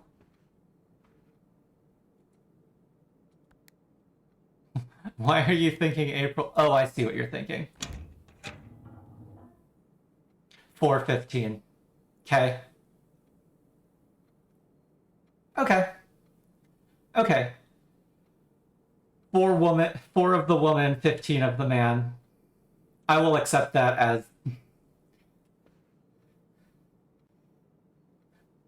I really thought since we were doing the Gates homophone that we would get the March pun as well. But okay. Fine. 6. Interesting. So red letter 4 had the 4 circled. Red letter 7 had VII in Roman numerals.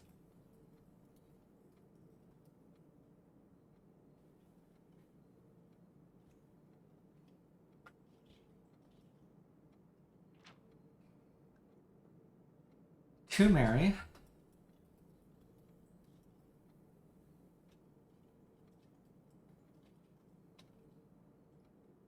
I know the events of the past year have catapulted you into a world you may not have been ready for. It's cruel the way time rips through our lives, leaving them barren and fruitless like wind-scarred plains. Throughout this all, I know your principal concern has always been Simon. You didn't need to confide in me yesterday for me to realize that fact. Everyone who knows you understands this.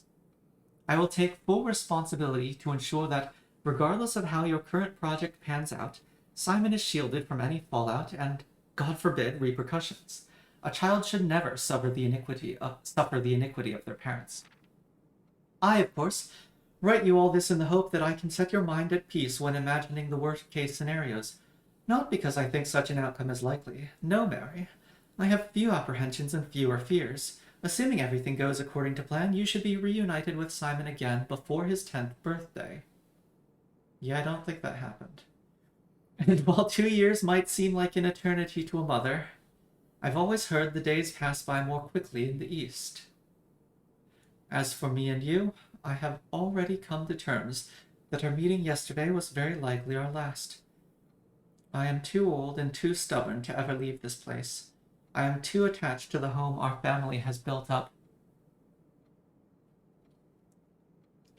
Room by room. Yes, I have a strong premonition I will be buried in red soil, under red flags, a compromise I know you yourself would never accept. It's been a joy watching you grow up and getting to know you. Your mother and I spoke of little else during your school days. I know she'd feel the same bittersweet pride I feel now. To see you following in your father's footsteps and making the same sacrifices he did. Farewell, my Marigold. We may yet meet again, your Uncle Herbert. Okay.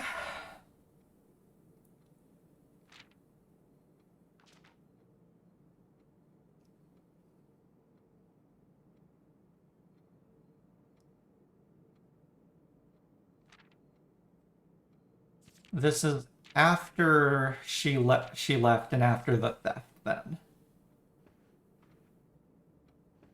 Huh.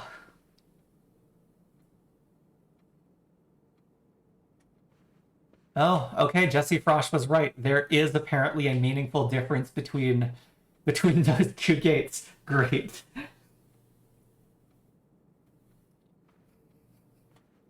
Fair enough.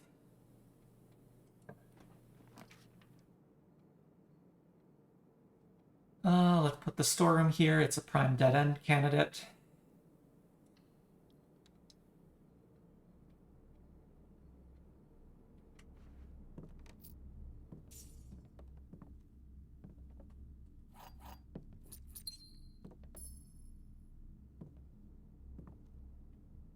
No.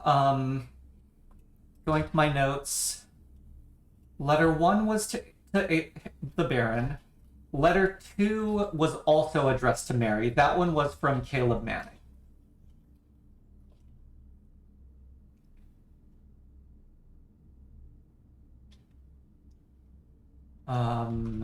Fourth was my Daniel Jones to HSS. 6 we just saw was HSS to MM. 5 was MM to HSS. 7 was Courtney to HSS. 8 was the modern blackmailer. Okay. Yes, we have 2 letters to Mary.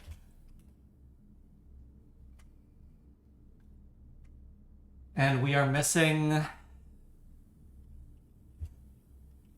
number 3.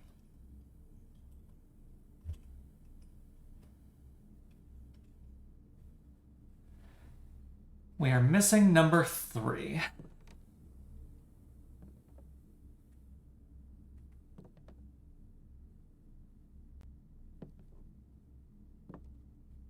What other room have we been in that could possibly have a safe?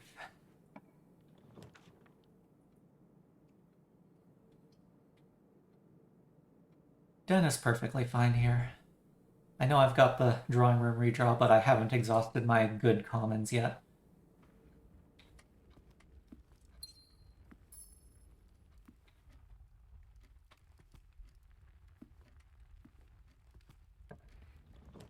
Yes, Jesse Frost does not trust me.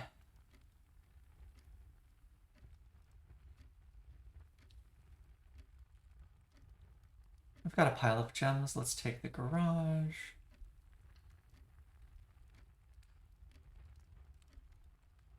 It's true. Alzara did say I wouldn't find or read the last one. He also said I've been in the first premonition that I've been hunting for something I will not find. Where I did find the room 46, whether or not that's what was being referred to at the time.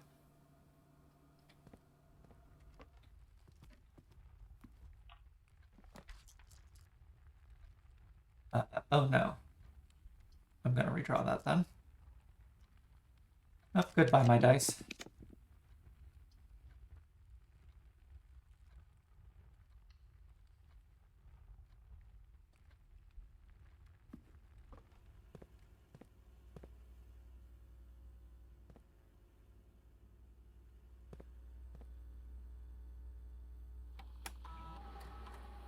Yeah, maybe Eldara just wants to spread doubt. That would fit.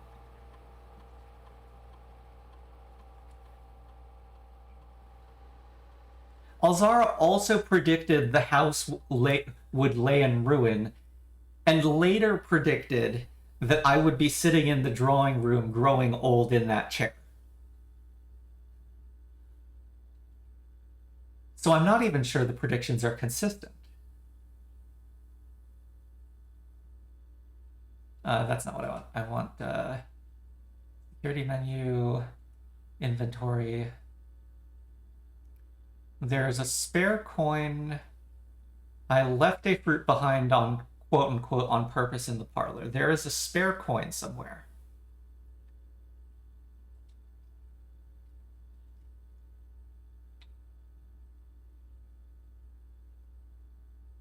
Or maybe 2 groups of 3? Oh, I need to check how many coins are supposed to be in the tomb right now.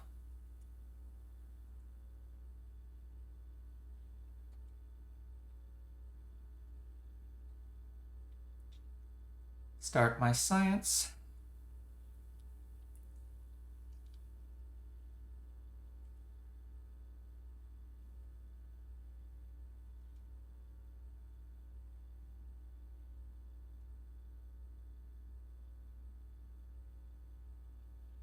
Draft a shop room, draft a hallway from a hallway.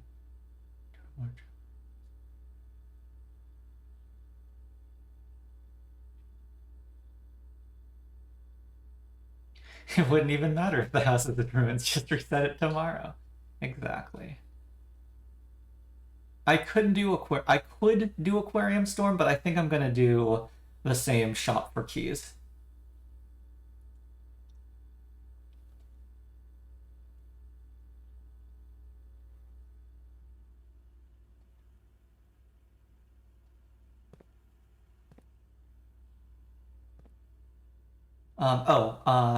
Garage, storeroom, nursery, dormitory. There should be 25.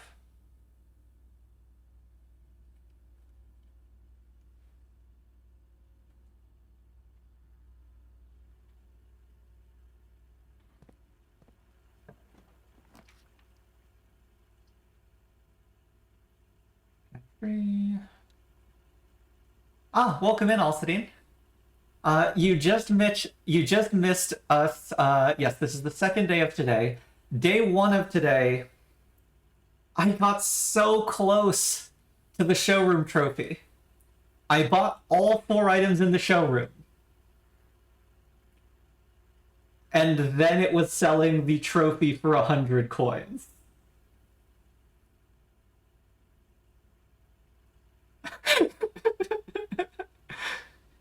Yeah, it was great. Pyrex even warned there's something mean about the showroom trophy. And I was like, I'm going to blunder straight into whatever mean thing they've got. I tried very hard for the bunk room that day. I did not get the bunk room. I did not get the bishop or chapel either.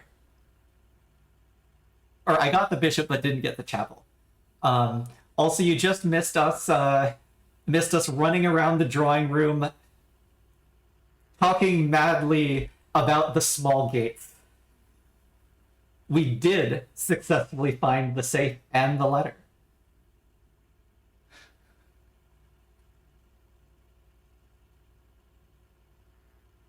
No, the safe was not 2D. The safe was it was one of those picture slides up to reveal a safe type things.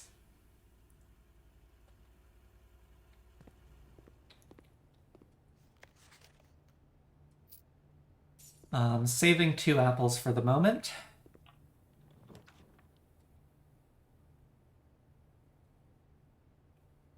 I like the hallway here.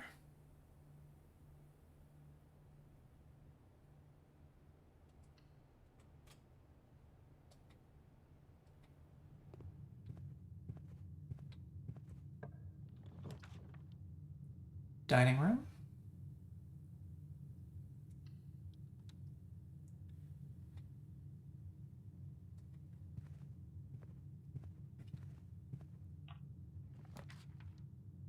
Observatory. Oh, maybe I don't go into the chapel for a while.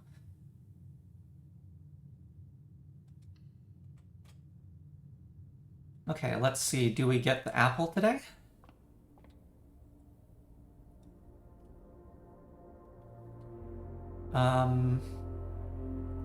We get the sail. That's great. That is Draxus. I currently have 5 dead ends.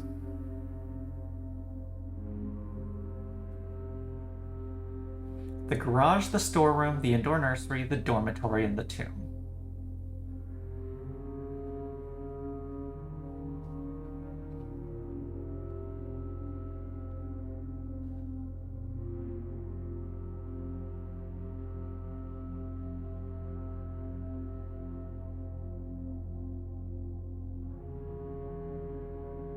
15 more.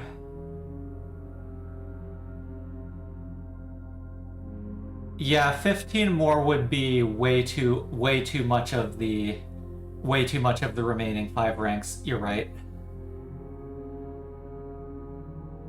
Yeah, you're right. I can't go for the showroom today, or not the showroom, the sweepstakes.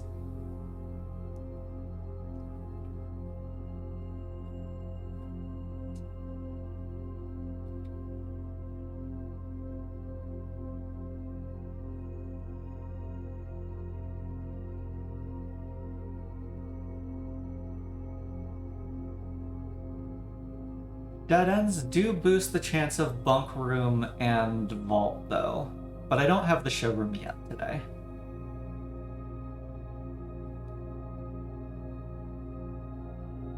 Yes, next shrine I can try for the Blessing of the Monk. Showroom is not eligible for the sale.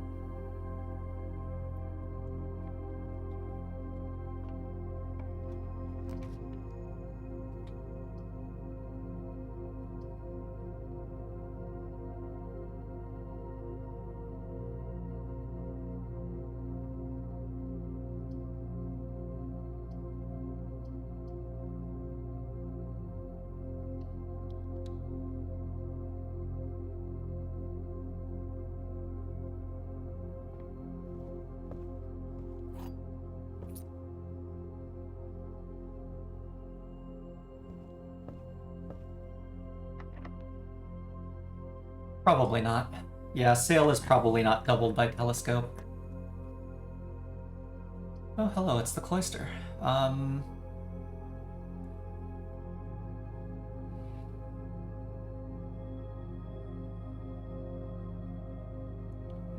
The problem is there's only 2 spaces that I can get green rooms now.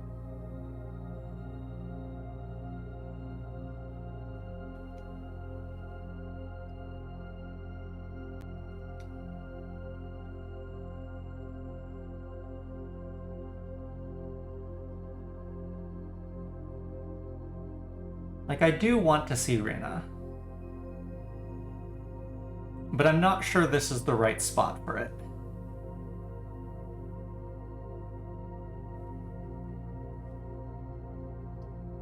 I'll do the commissary.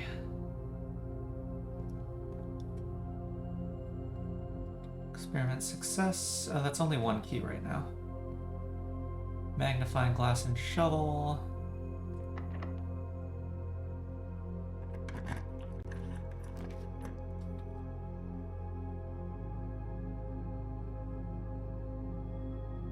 Lab, I guess.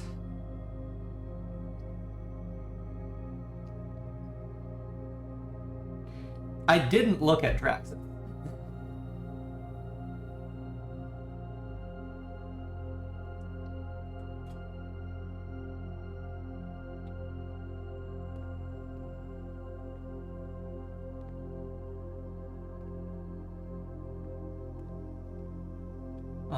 I don't need anything with the computer.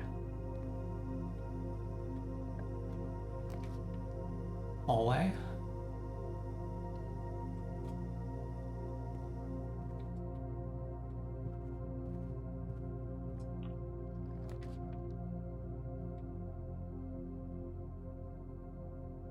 Ooh, I'm cutting off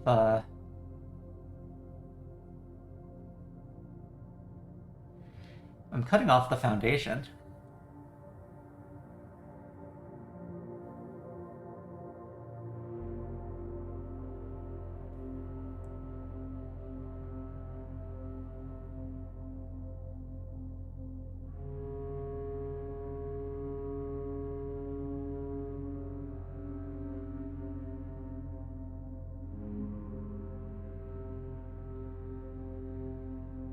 Let's...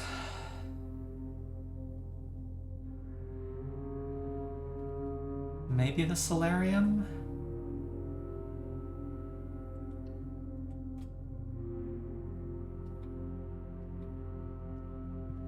I don't have a shovel. Don't see anything in there.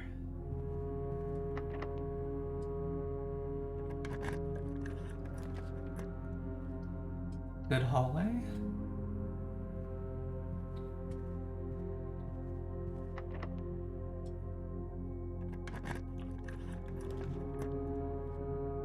Ooh, okay, okay.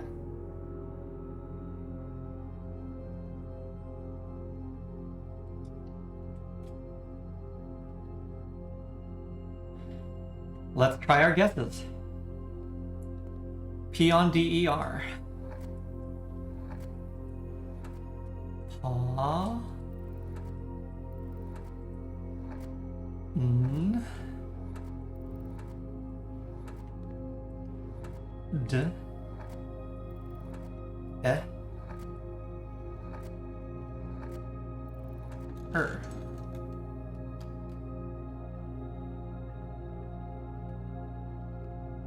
Okay.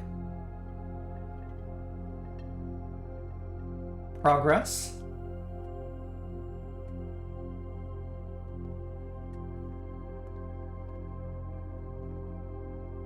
Realize.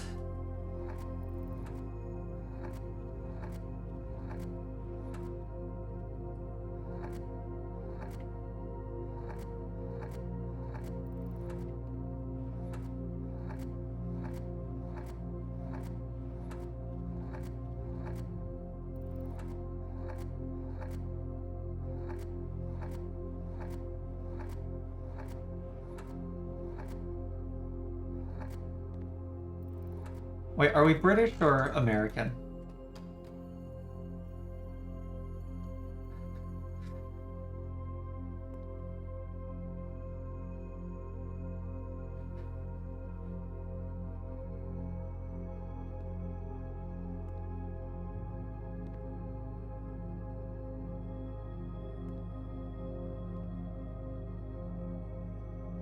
And ruminate.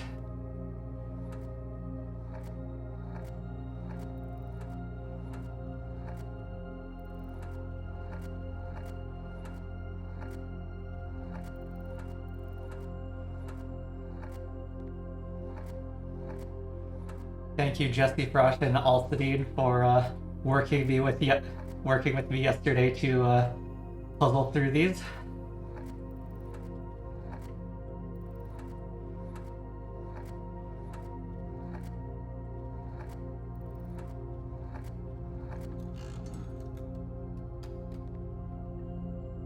Oh, were the vowel spots consistently vowels? Okay, and...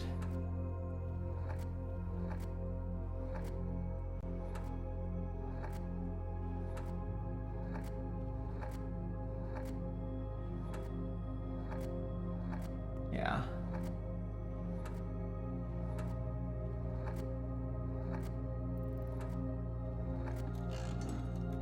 Okay.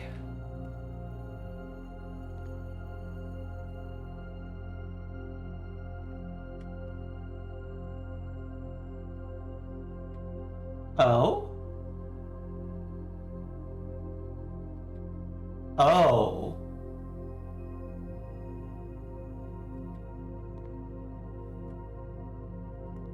That's an 8 key.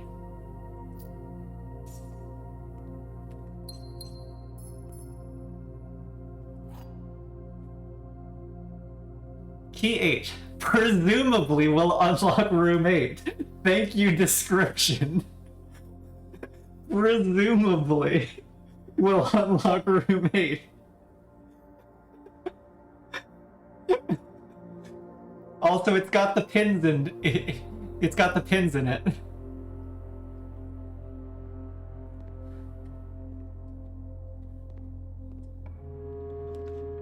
Oh, it wasn't locked. Aquarium gets us to 2 shops.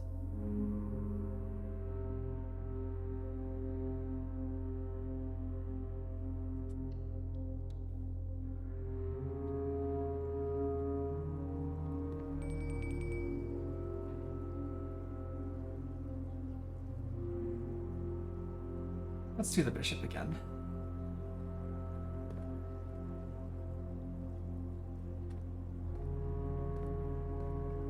Yeah, we want room 8 on rank 8.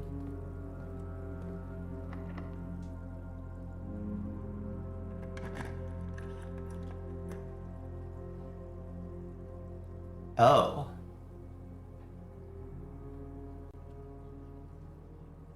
Oh no.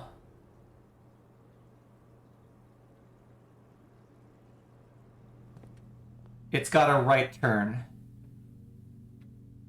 Okay, so if that door needed to lead somewhere, we broke it, unfortunately. Ah, not pictured in the art, the 8th deadly sin, mundanity.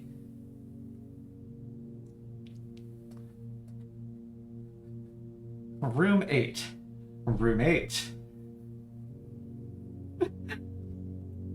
Okay.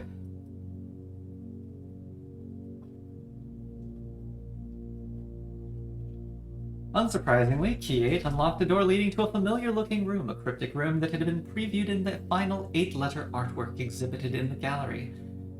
Now time to ruminate over the bins, sins and pins contained within. Okay, thank you, description of room 8, confirming our,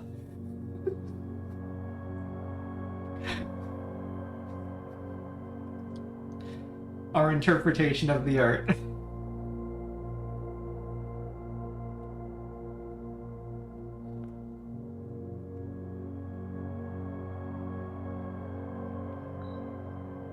The sum of my sin, as it is penned, is a number within the room we are in.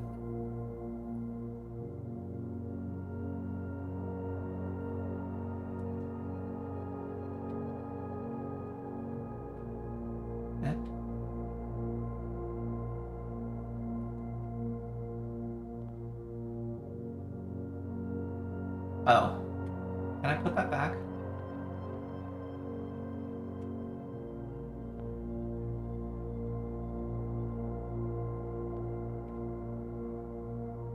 Yeah.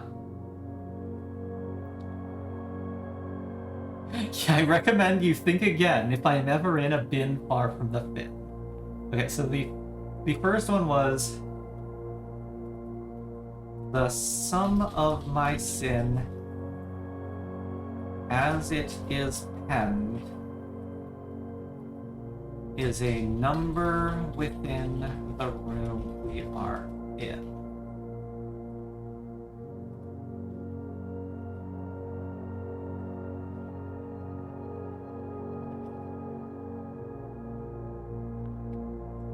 Okay, yeah, you're right. Okay, yep. Yeah, just taking another resets it. We've got a swan. I recommend you think again.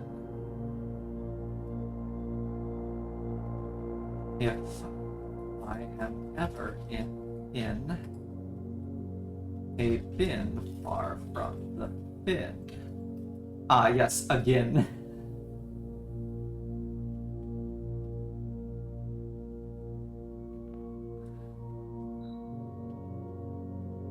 Dog, you won't find my bin in between sin, for I deserve to be in a bin down on the end.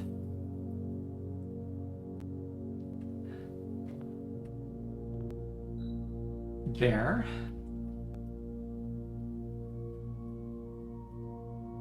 If we spend a min or 10 lounging in the den, you'll know which bin I'm often in.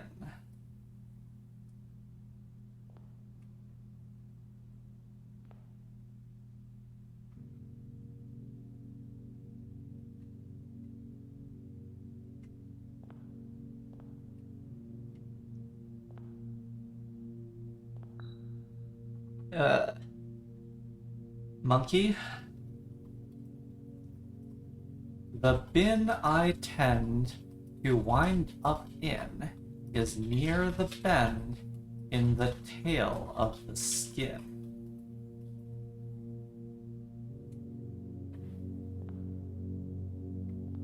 So Monkey feels hubris.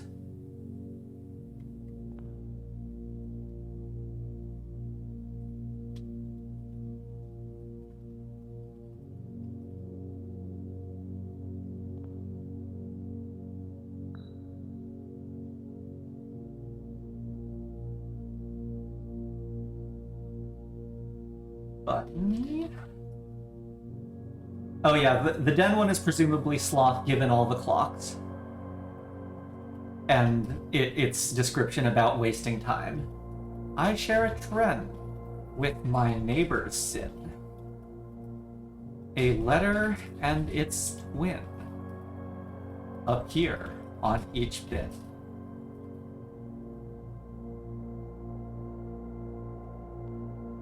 Okay, let's put the dog on mundanity.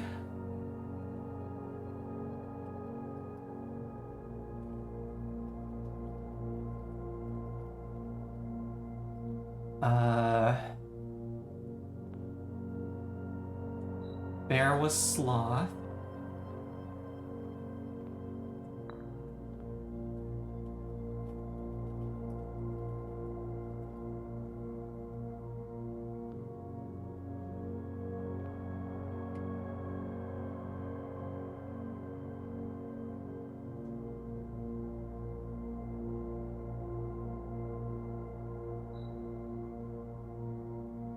To first begin,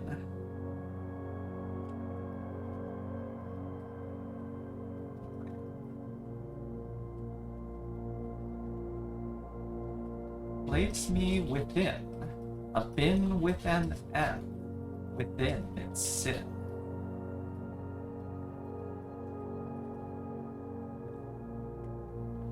Mundanity, gluttony, envy. So gluttony or envy.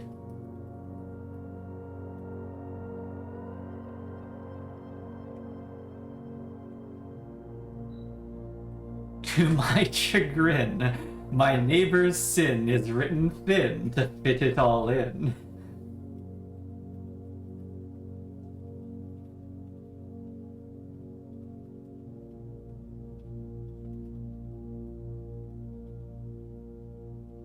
So,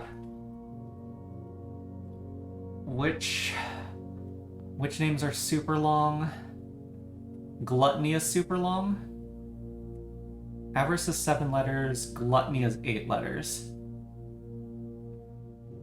So you are probably wrath. Oh, mundanity is long too. Oh, mundanity is 9 letters.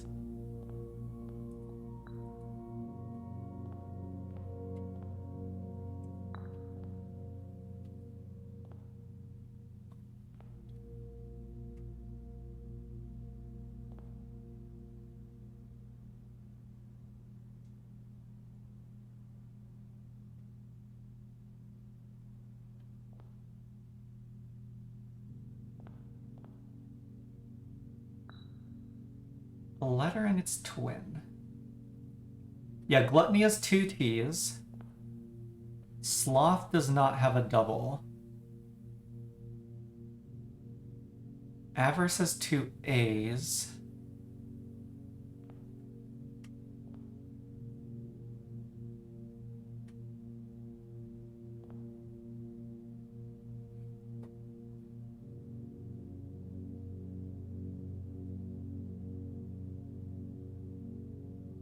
Gluttony and sloth. T and O, T, O and L shared.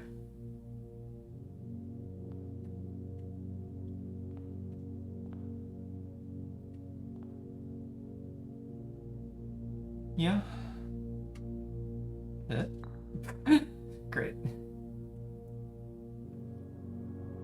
The sum of my sin as it is penned is a number within the room we are in.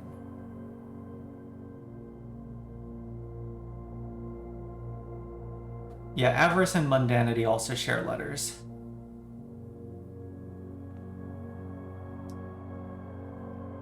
But if we feel good about these existing placements,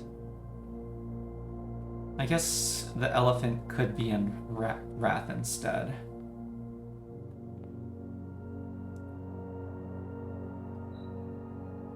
With an N within its sin. Oh, we still haven't... Oh no, we placed gluttony now, so envy.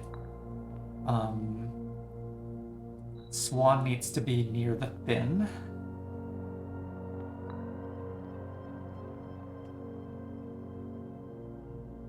Yeah.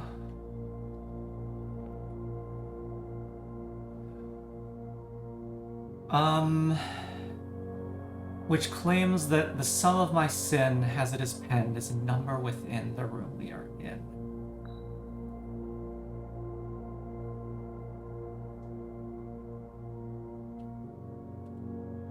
What does that mean?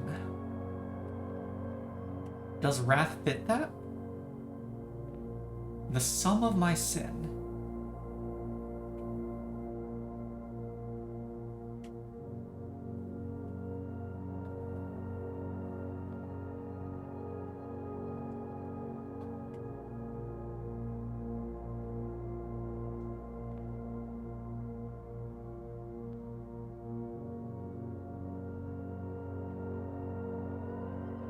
You think elephant wrath?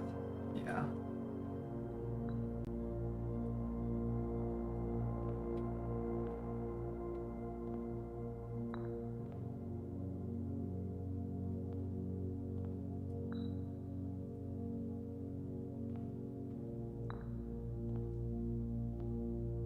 That does not seem to be it.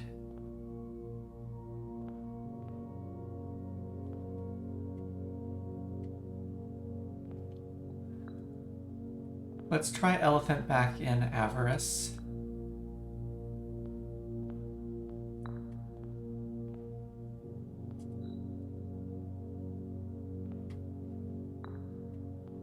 Also not it.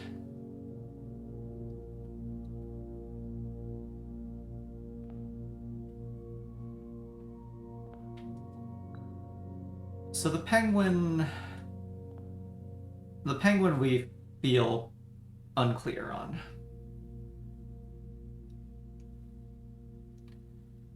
Oh yeah, unless the answer isn't obviously mechanically confirmed. I don't see how I would confirm it otherwise, though.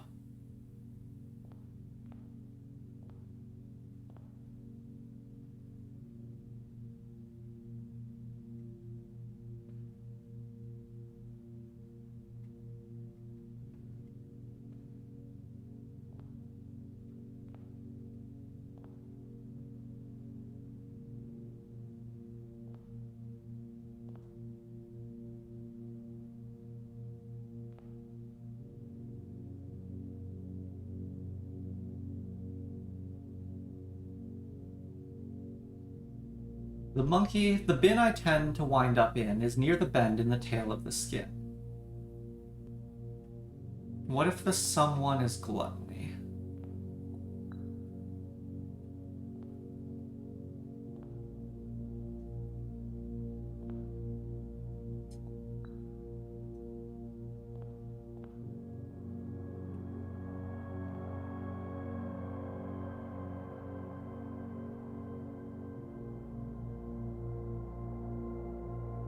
Yes, 8. Okay.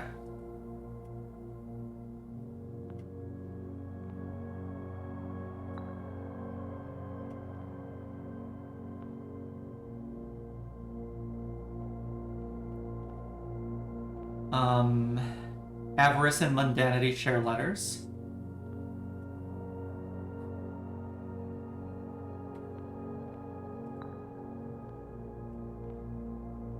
And wrath is next to gluttony. There we go. I heard stone moving. Got it. Okay. I think it was gluttony 8. The 8 trophy. In recognition of ruminance. Or rumination.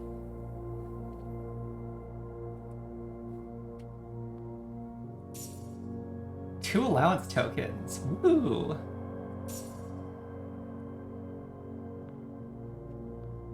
Okay, okay. Successfully got a trophy today. I doubt it has any different. The trophy was for doing it on room 8.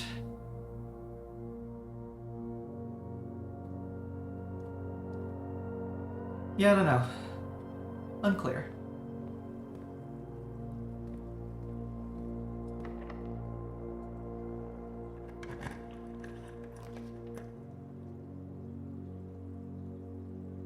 You felt that was mundane?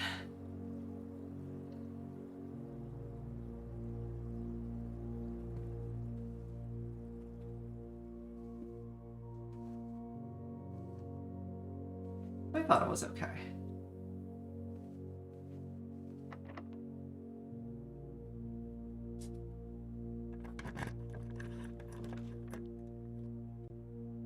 Damn it, wrong spot for the closed exhibit.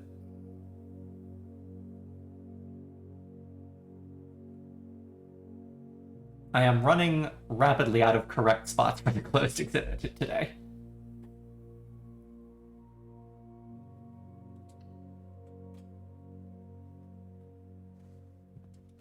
Die.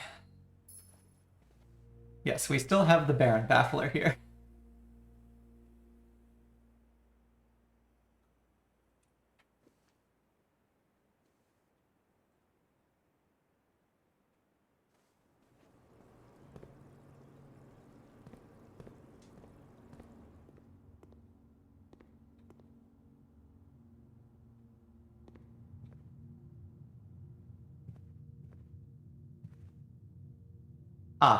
Yes, I did solve roommate and I got the trophy.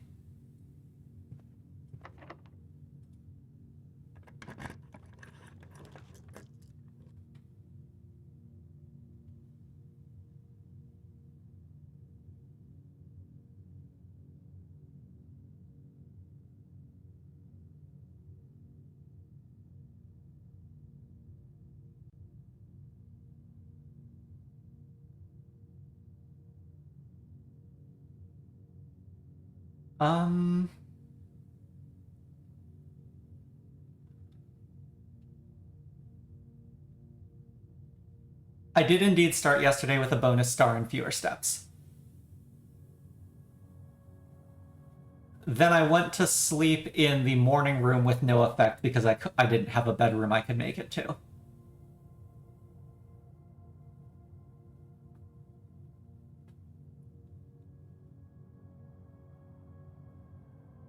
Do I do classroom to connect back?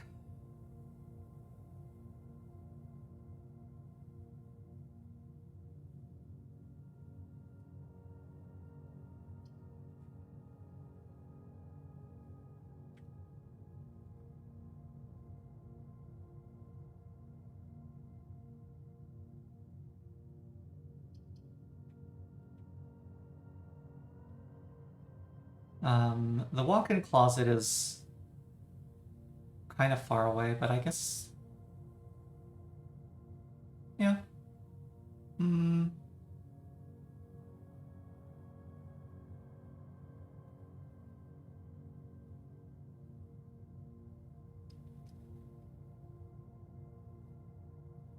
Yeah, dead ends.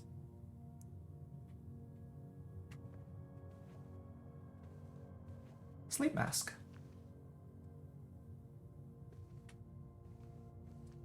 The diary stays unlocked.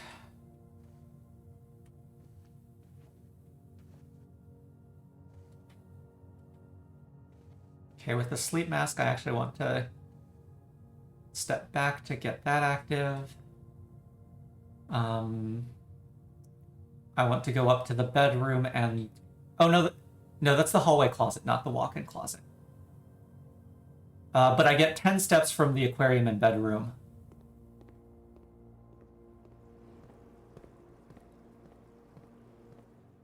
$12 because of the bedroom. 12 steps for 6.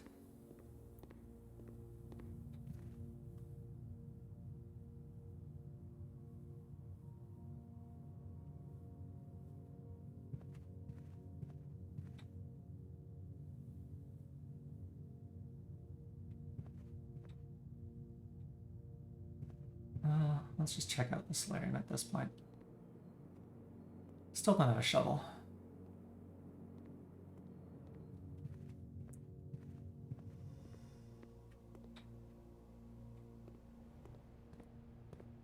I could buy a shovel.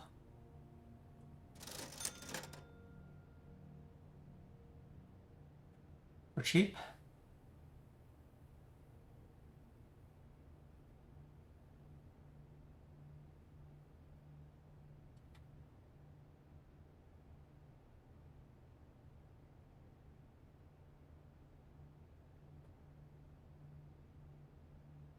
It doesn't seem that important.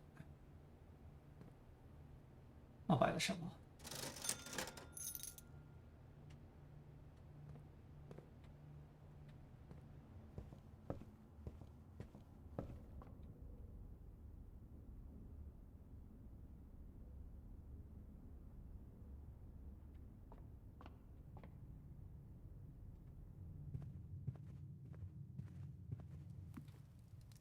Dining room. I do not have a furnace. Enjoy a lunch.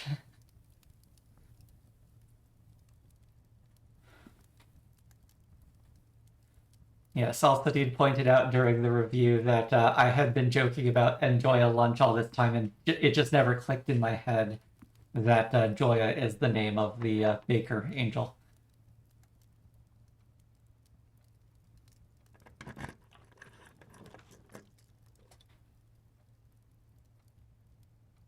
More dead ends.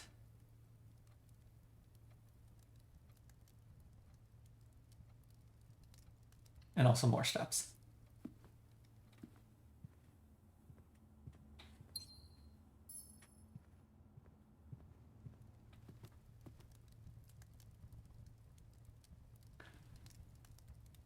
Let's have dinner. Much eat good.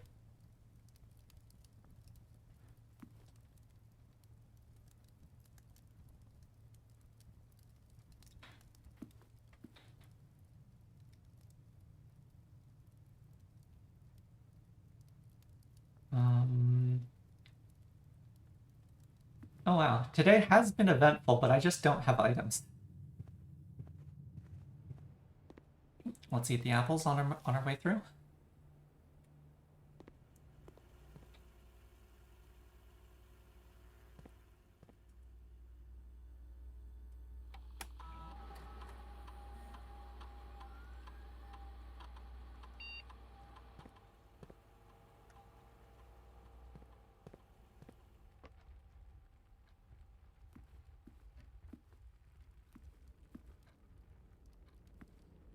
But yeah, so Alcidine, to recap, if we look closely at this portrait of Uncle Herbert, the left candle holder on the mantle has one of its arms tipped. And so the first step was to go over and tip the arm to reveal the safe.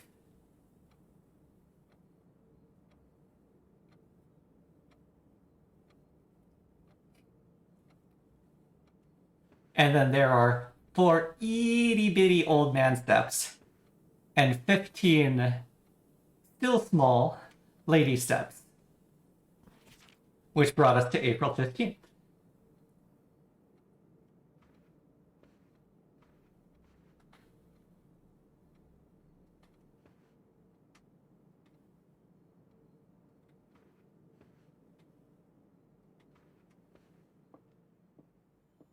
That one was Uncle Herbert to my mother.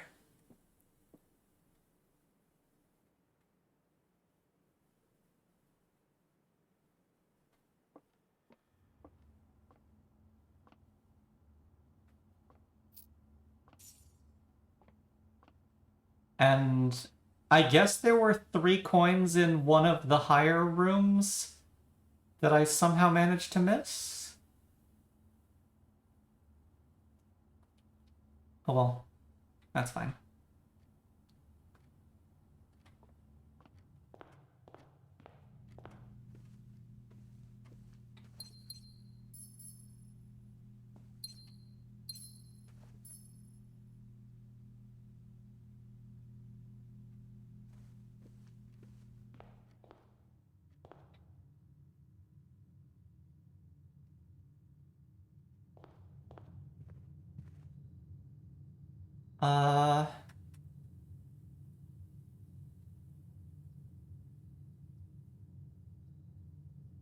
The drawing room is a drafting room.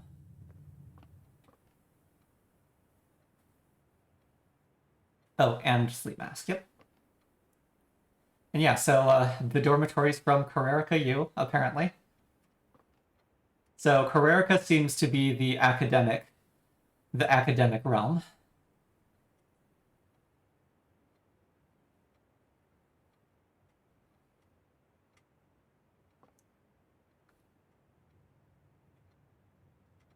The drafting volume 2 also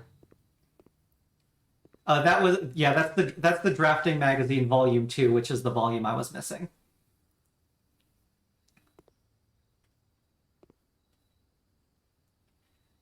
It also confirmed that Carrerica is known for its academies. It was about the different types of room, like mechanical, tomorrow. This might be the first time over 100 steps. It's certainly a lot of steps.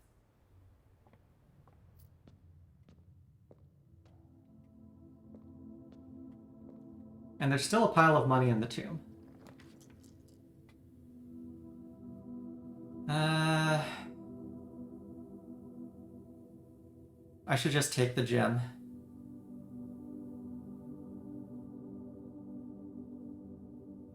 Oh yeah, it had some information about how the freezer works. So, after you freeze your assets, if you walk into the furnace or sauna, your assets become unfrozen, which means you can now spend them, but you also can no longer save them for the next day. But after which you can then walk back into the freezer to refreeze them. With the caveat that if the furnace is too close, the freezer will melt and you will be unable to refreeze your assets.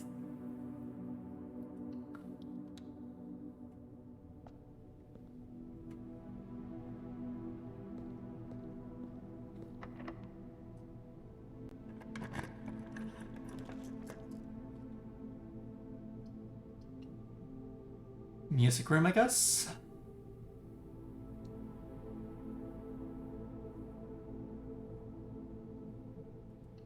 Unclear.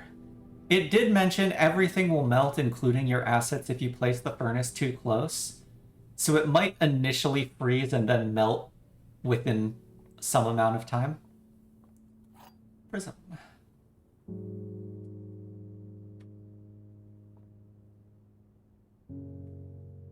More major keys, and I was wondering if there's any way to associate major keys with musical keys.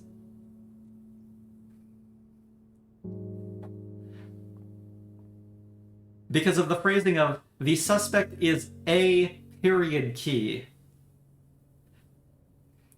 If, for example, there were 12 major keys and each of them corresponded to a note, a musical note in the standard scale, then one of the keys is the A key. Something Babbage all fits. We also still have the treble clef denoted in verse that we haven't figured out.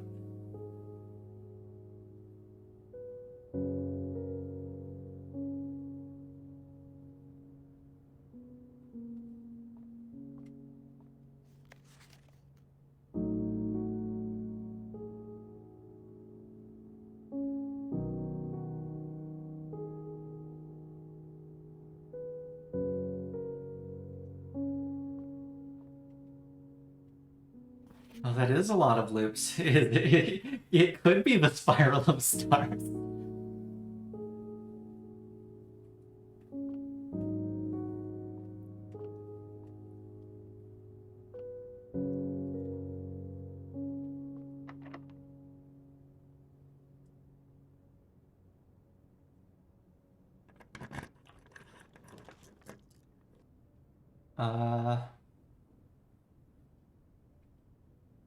Could double my money.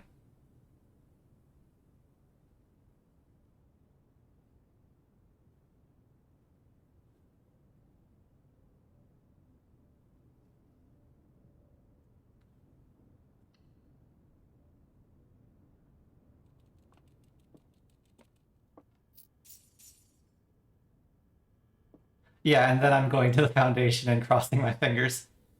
Oh! Never mind. I don't have the utility closet or a key card.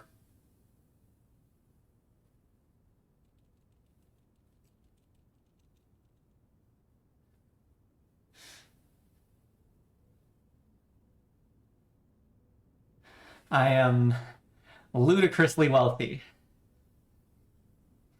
And nothing to do with it.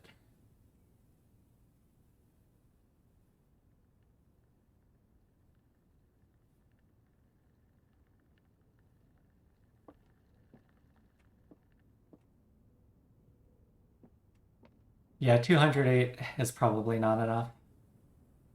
Although I got some more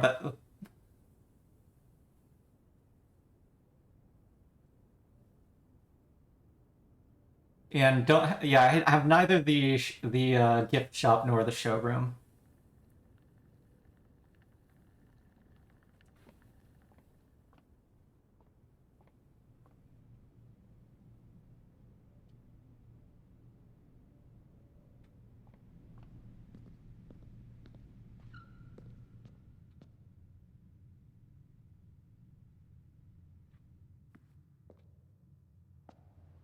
Reasonably certain.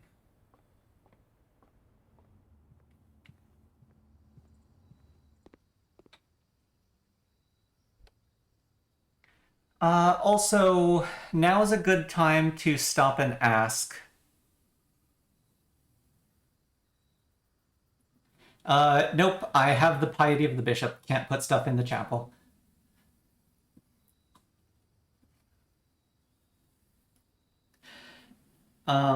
Now's a good time to ask, how did it feel with the hallway at standard rarity?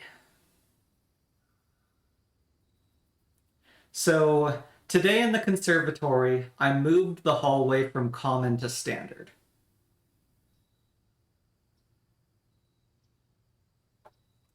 Because I felt like hallway at common and with over 6 copies in the pool was getting a bit ridiculous.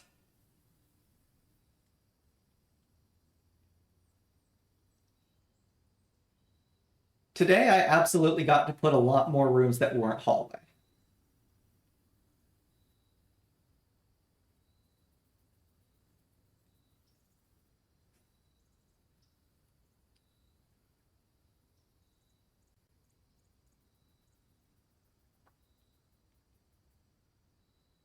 But then this does break things like the hall pass.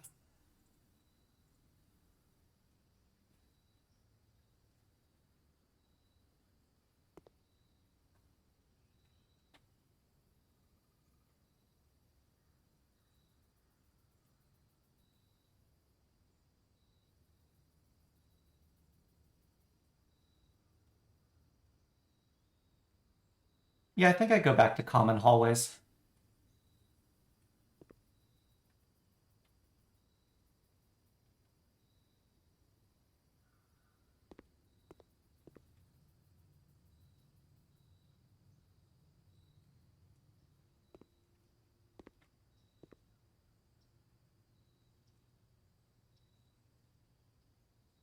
Oop, not rare.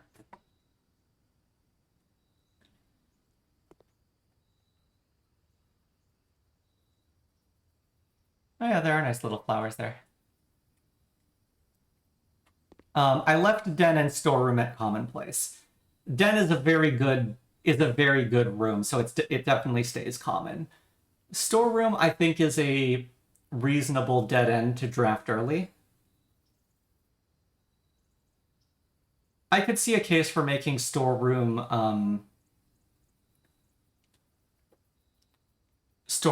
standard rarity, but storeroom is one of the easy ways I get keys early. So if I don't have clock tower bonus,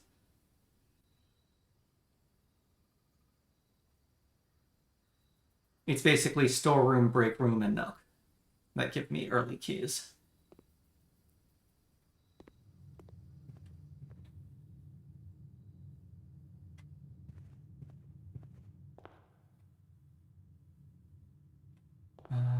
Okay, should have nothing over there.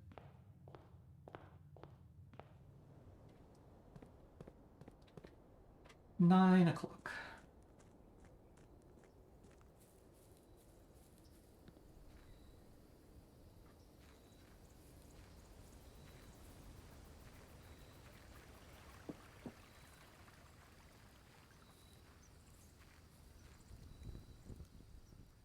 No, it's a long day.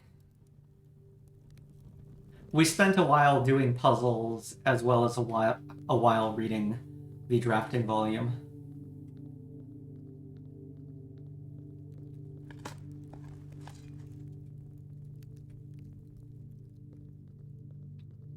Now let's check.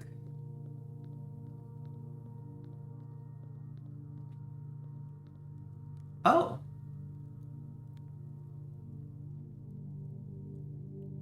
This did respawn the dice.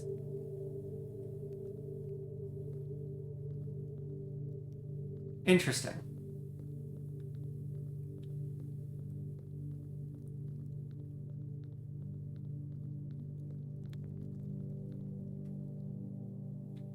And this respawn, yeah, that makes sense.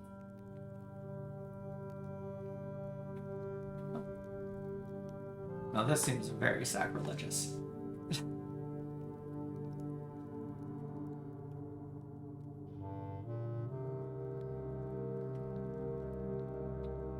I did find a place. I did manage to use the upgrade disc, didn't I? I think so. Unlike the last chance.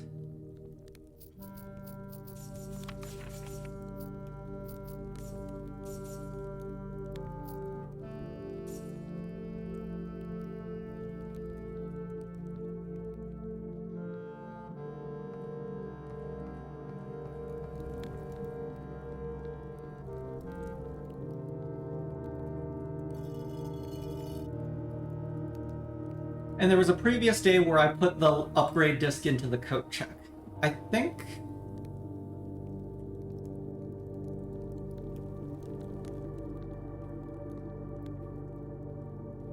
there may have been a day in which I wasted an upgrade disc, but I could not remember where it was.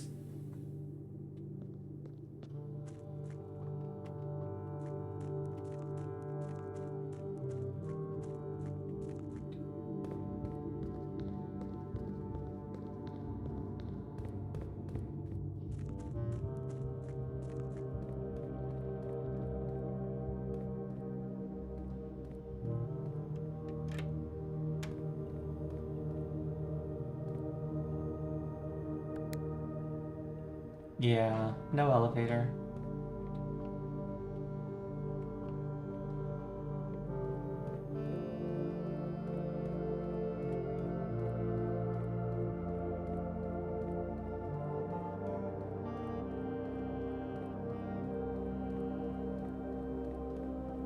There was an upgrade disc down here, maybe? I don't remember. I may have turned that one in. Oh! Let's go play with the sundial.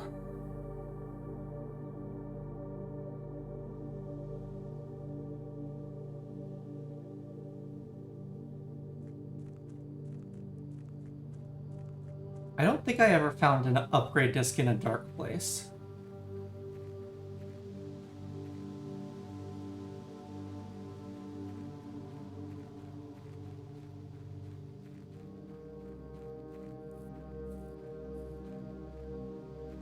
Turn the scorched sundial base.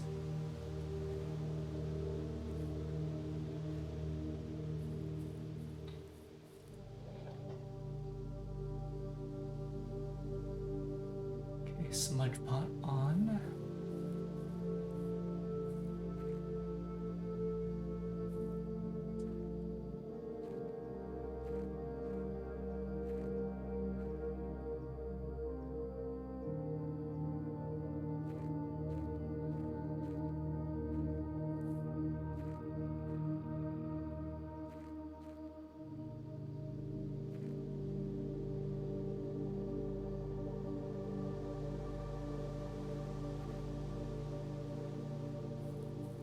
Yeah, my next guess is to come back with the burning glass.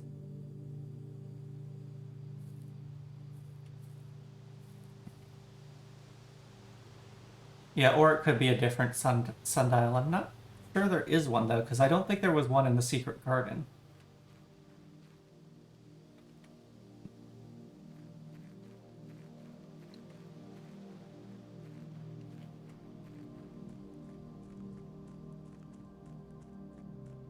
Okay, so important question. Where am I calling it a day?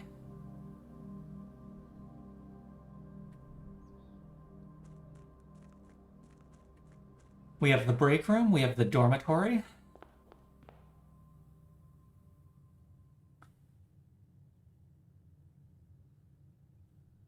The aquarium.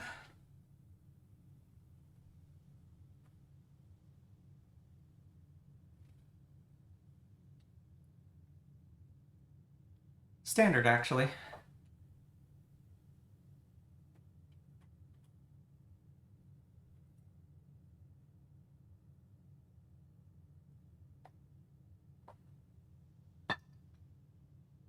Another hope for showroom.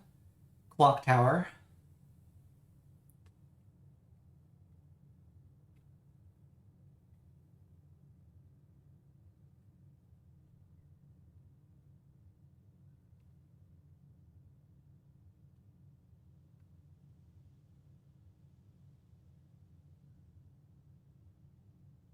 I think I'll just do the break room, especially because having access to the foundation is so valuable.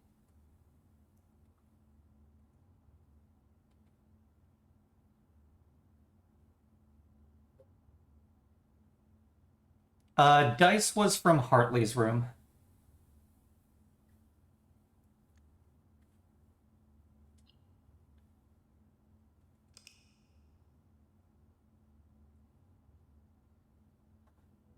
Yeah, dice was only Hartley's room. The bunk room was a flower in the tomb.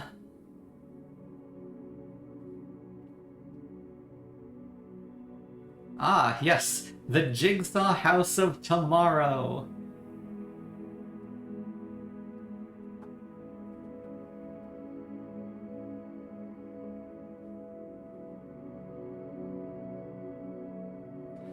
Okay, and then break.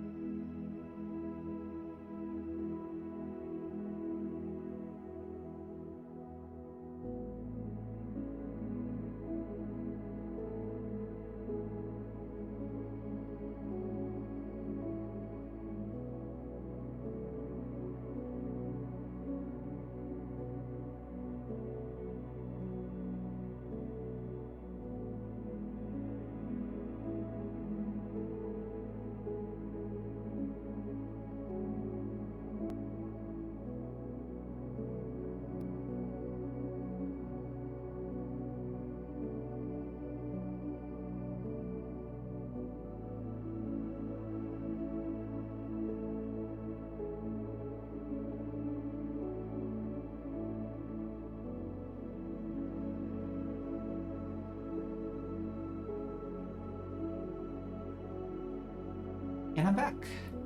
Yes, room 8 and the dorm room were the new rooms. Onwards.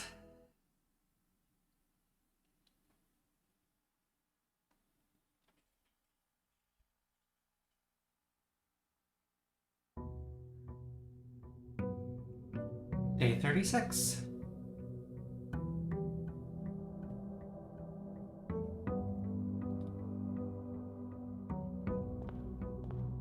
Hope for shrine.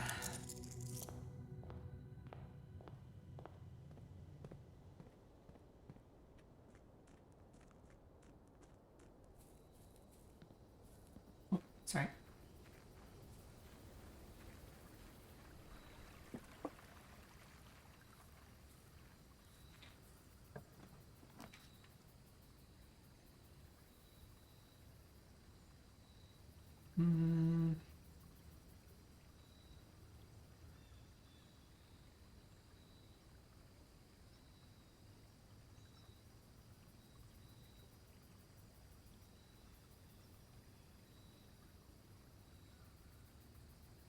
Oh yeah, rerolling outer room.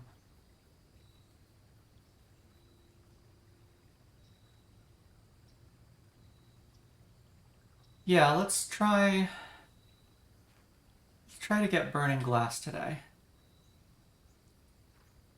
Because I remembered that I have one more place I can use burning glass, which is the fuse. Because I've lit many special candles, but there remains a fuse as something it can light in the description. Nothing good can come from lighting the fuse of a stick of dynamite in the middle of a room. And yet we're gonna do it.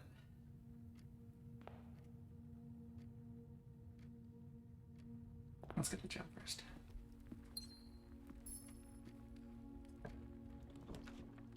Oh, lab.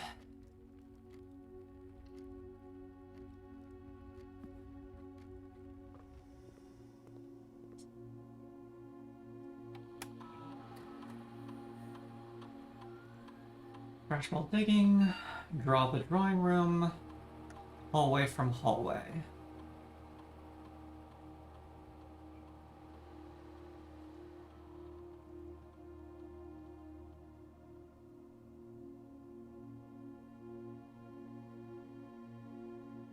Yeah, it's too dangerous to pick up, so we have to blow it up instead. This is the logical choice. Yeah, I think hallway from hallway, keys for hallways.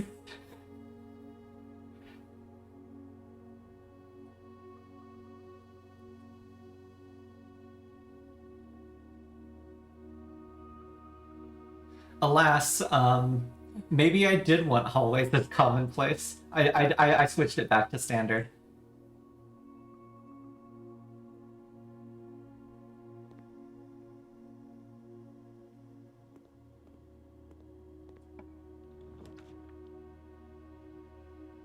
Parlor.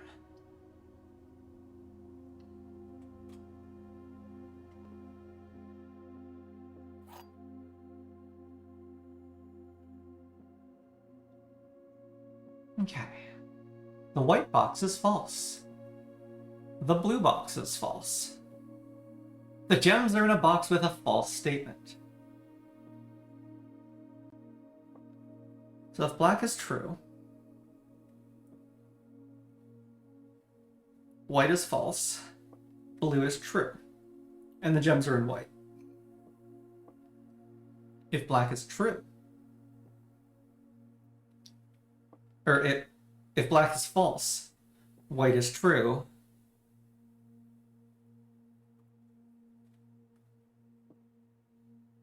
and this is false, and they're in the white box.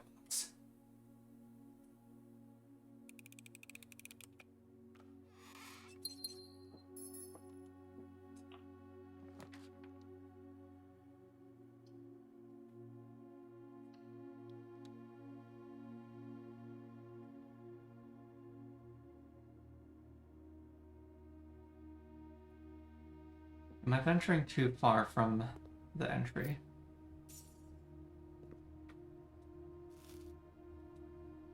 Orange today, gone tomorrow. Is that how that goes?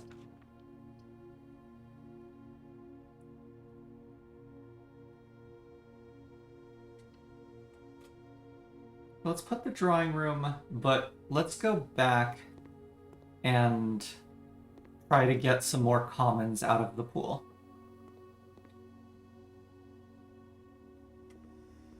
Yeah.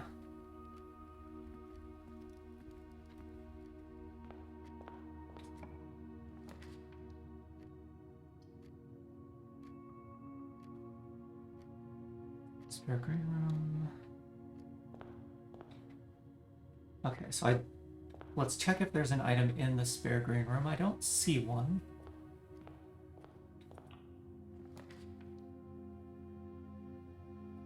Oh, well, we can get the workshop on.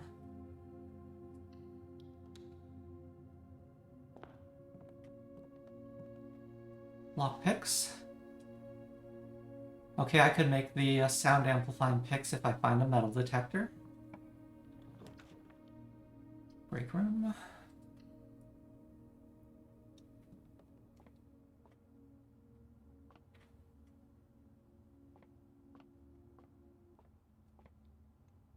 $13. 23. 10. 25. 2, 4, 8, 2.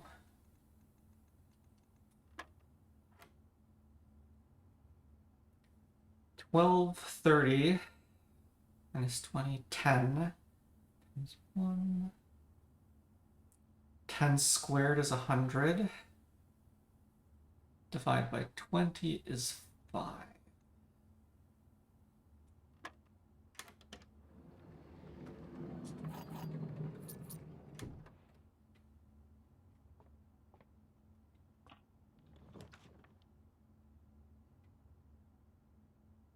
Yeah, let's just put down the chapel.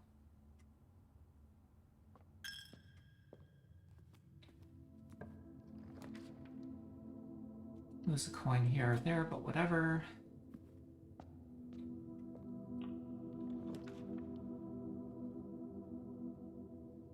Greenhouse.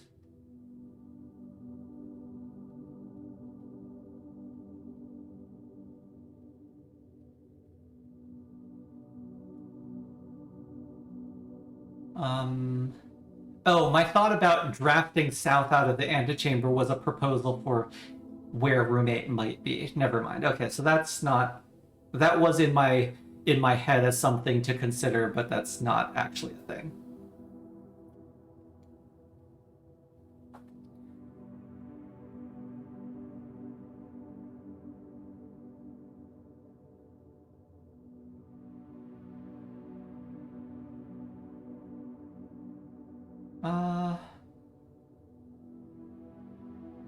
I think it's still greenhouse, though.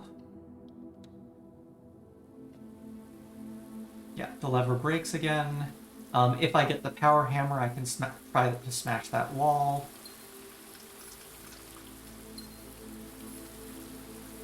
Watering can. I intend to come back here, so I don't need to step back and in.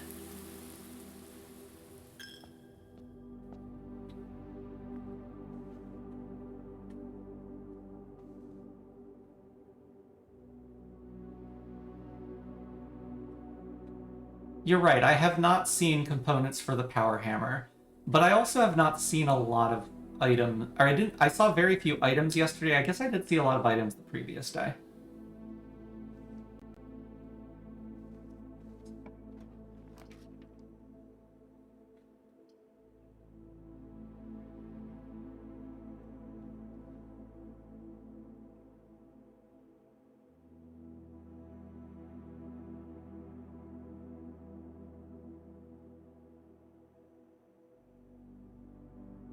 One of 2 shops, yeah, that's true. Yeah, let's...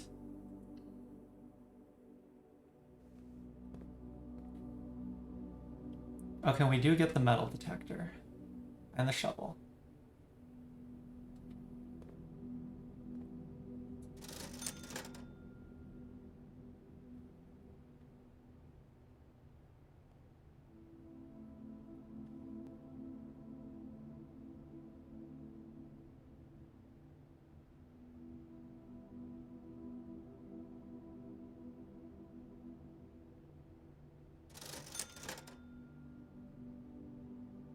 I think I just buy everything.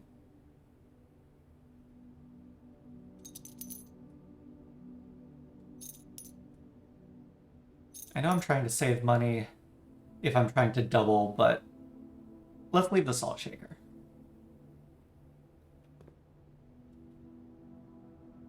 Yeah, let's leave the shaker. But everything else is good.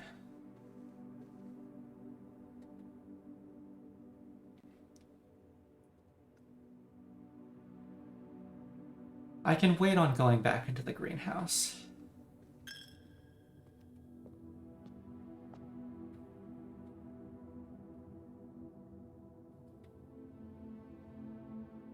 Save a bit of money. It's just 1 coin. Let's get this now.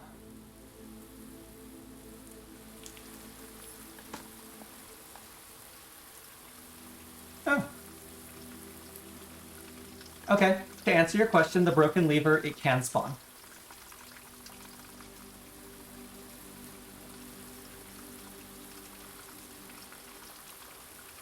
Yeah.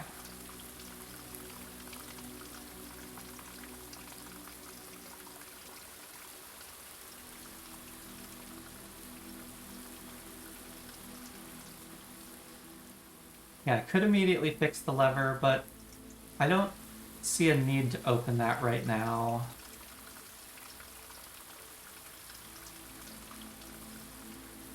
I think I hold the lever in case of workshop shenanigans.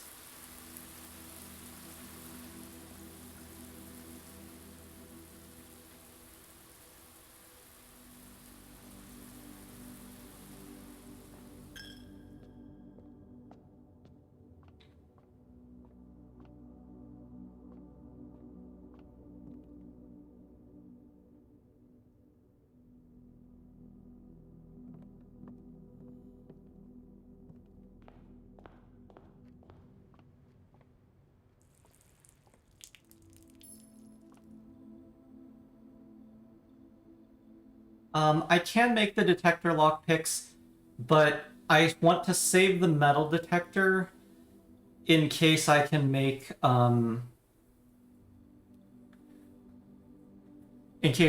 burning glass for the trading post.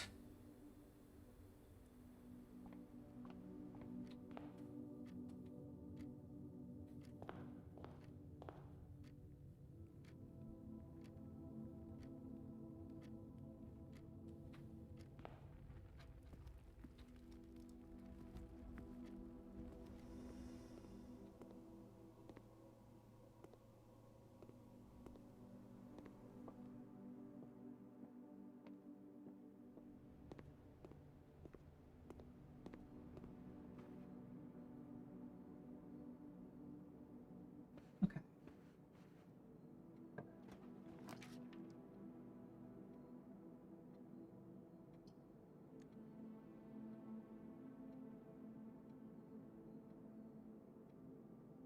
Carrots and aquarium would be perfectly reasonable choices. But I think let's redraw. Okay.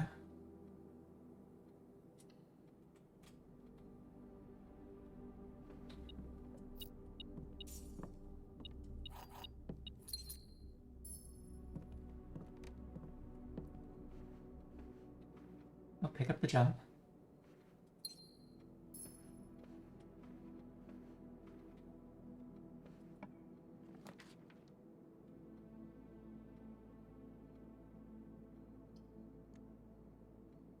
Redraw. Okay, did not find the clock tower. Courtyard is fine here, though.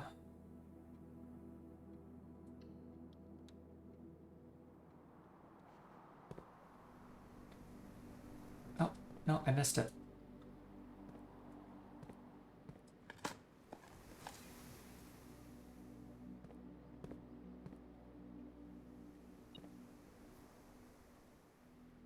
Metal. Coin.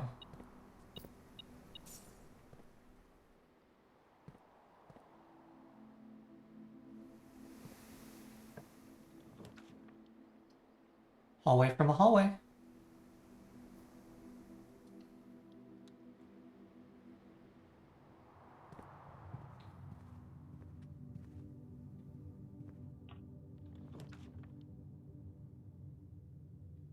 Hallway from a hallway.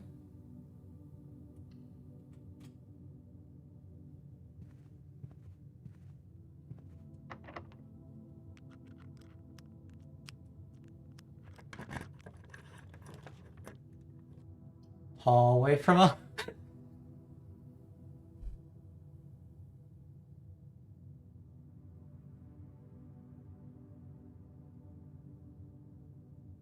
Actually, this is probably the library instead of hallway to hallway.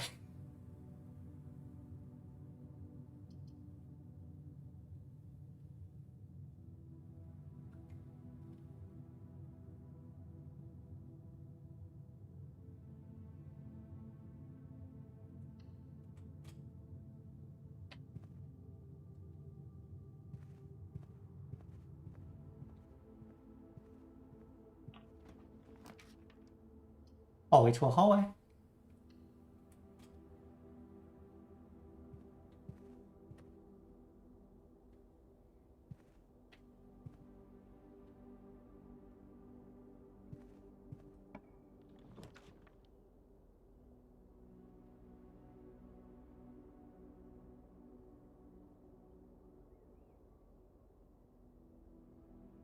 Rodrigo's bedroom.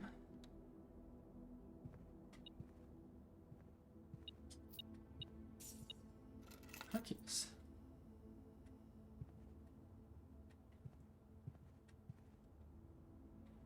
Okay, now for the library.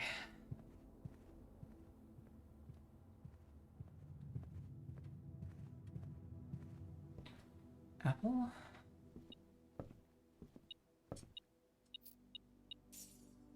Yeah, I'm thinking I come back to today's book. Let's see if we get the clock tower first. Oof.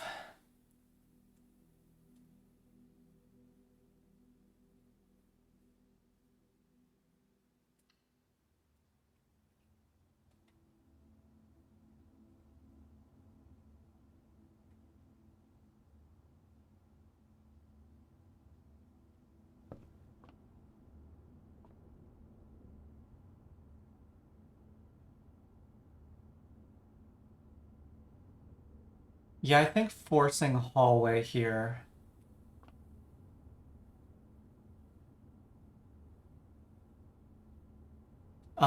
More hallways and West Wing Hall, I think, are the options. We will see what happens if there are fewer than 3 options. Oh, aquarium, of course.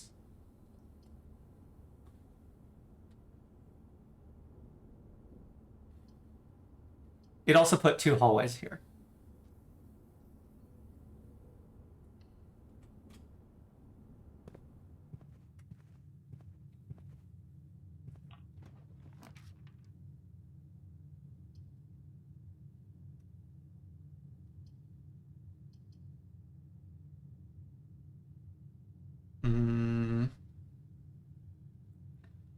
What am I trying to do?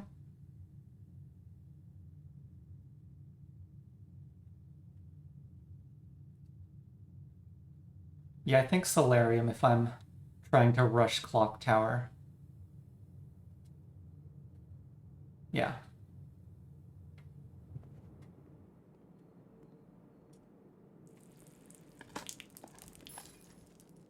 Trash.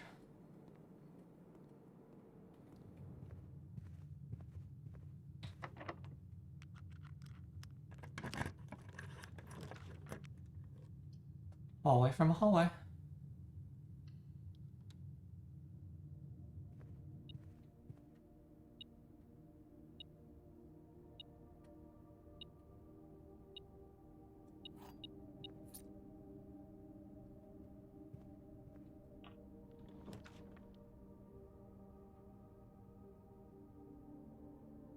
This is just a good spot for the conference room.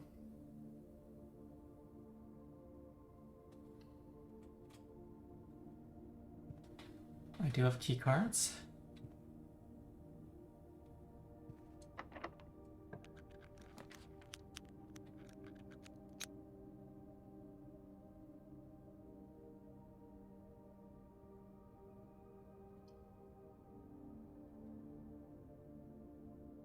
Aquarium is a hallway from a hallway.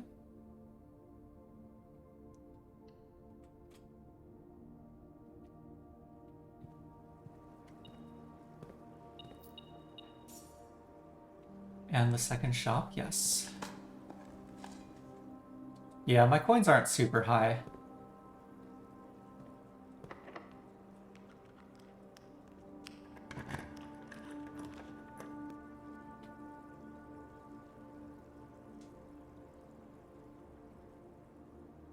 I don't want to pay 3 gems to be able to rotate a single door. Yeah, wrong circular room, exactly. Okay, let's... You are not the magnifying glass.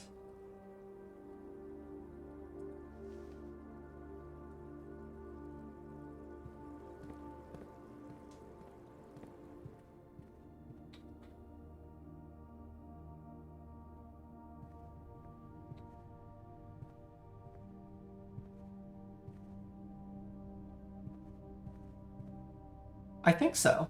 I think magnifying glass has shown up in the closet before. Is the gallery just free stuff now?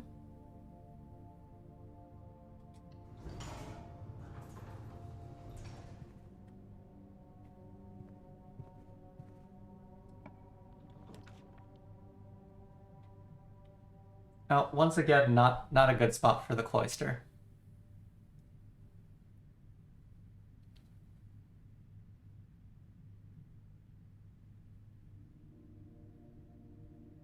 Especially since I don't think there are any green rooms that can be drafted from there now that I've placed the courtyard, the aquarium, and the spare green room.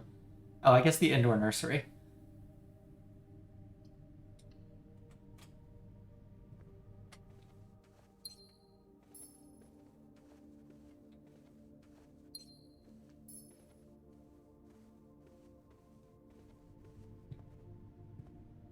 Yes, none of this is great.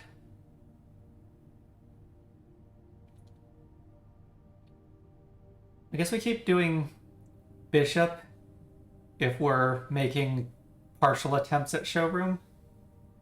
I don't really know what I'm doing right now.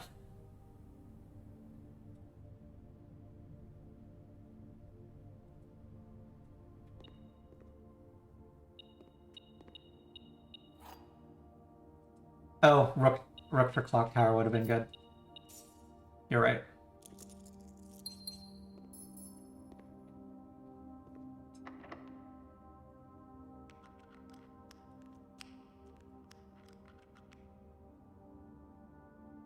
Really? Okay.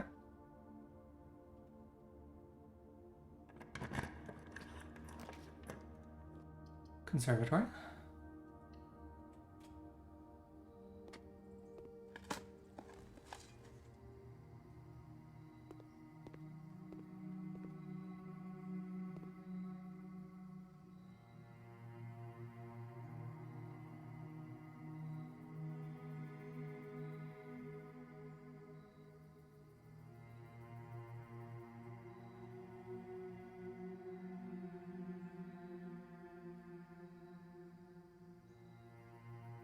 I think I up foyer to standard.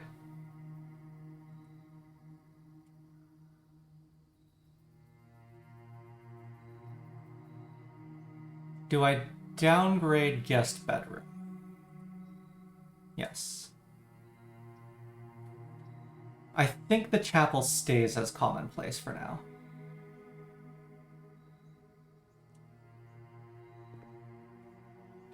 Yeah, the standard pool is very full.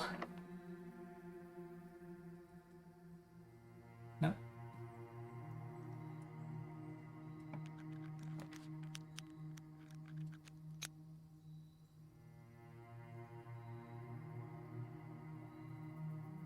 I hate all of these.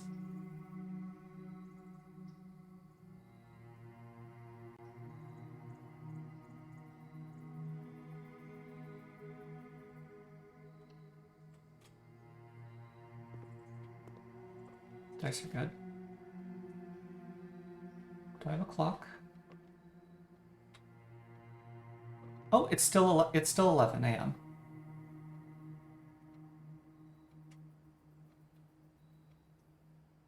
There's still a chance. A chance that involves going all the way out and back in through the foundation now.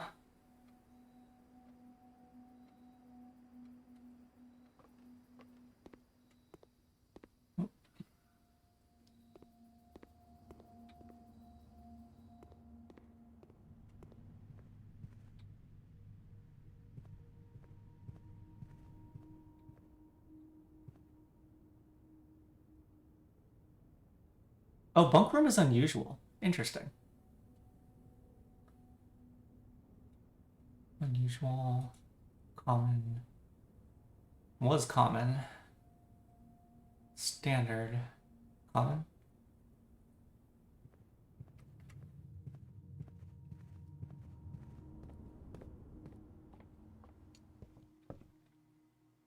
And we can still come back for the book. 62 steps. I'm sure we'll come back for the book.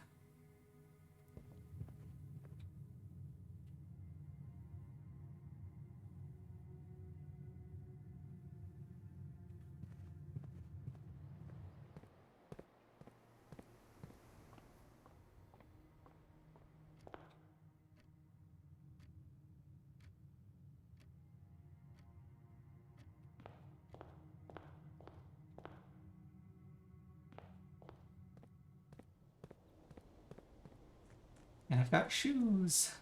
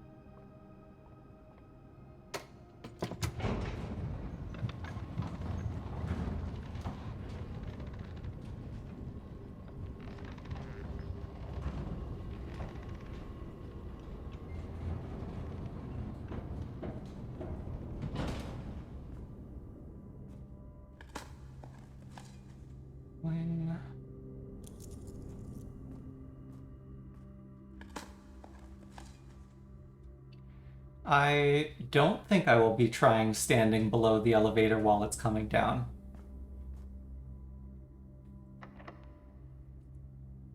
Roommate turns right.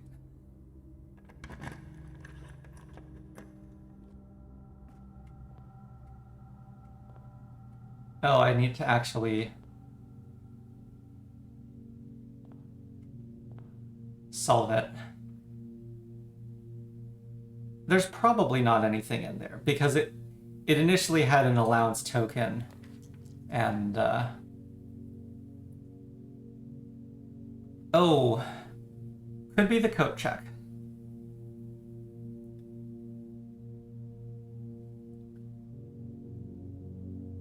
Let's do the Cloister of Rena since I'm still hoping for Clock Tower.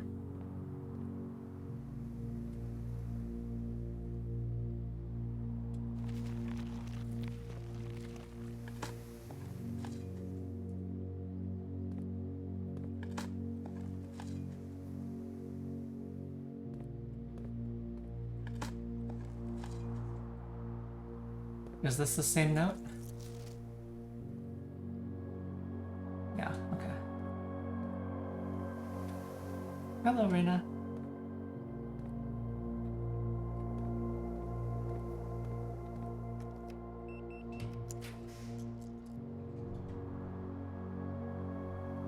Bunk room?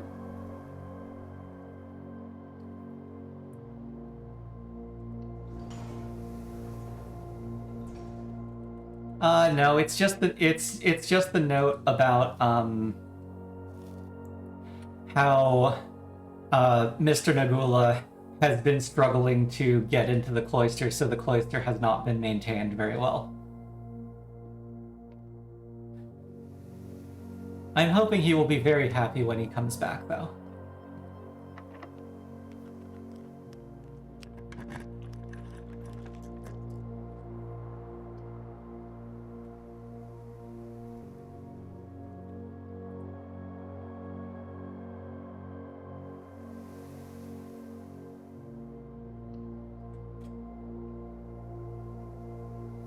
You feel a little luckier.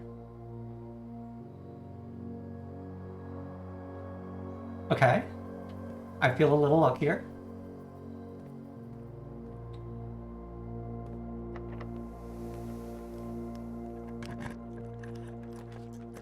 Clock tower.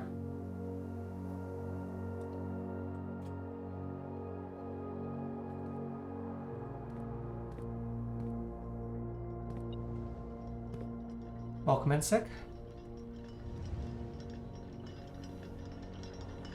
I think we're ahead of 1:30.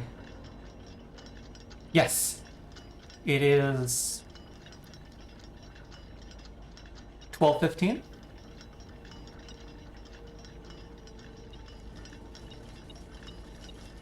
Oh no, there's the stopwatch again.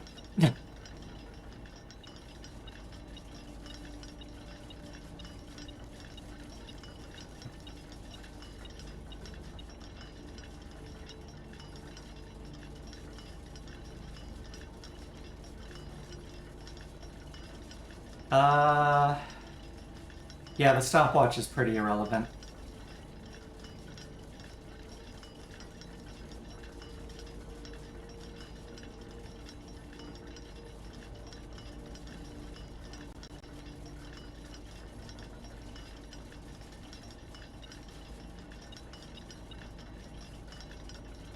And the way back involves the...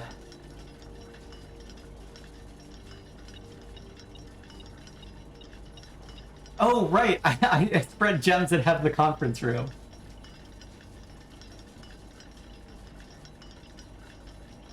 I don't think so. I think it's just steps, keys, and gems.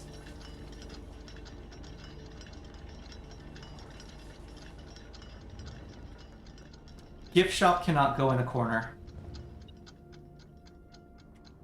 Oh, there's...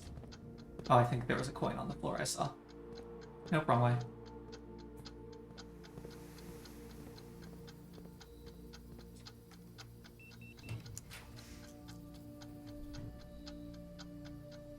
I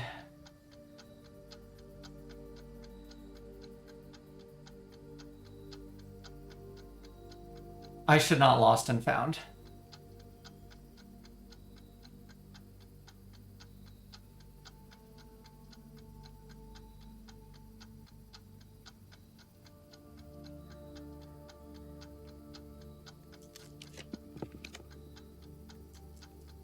Mailroom's fine.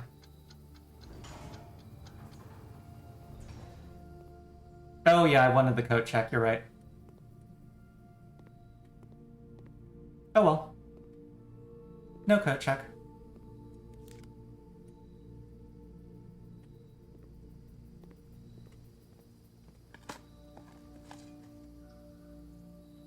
Was it clock tower time?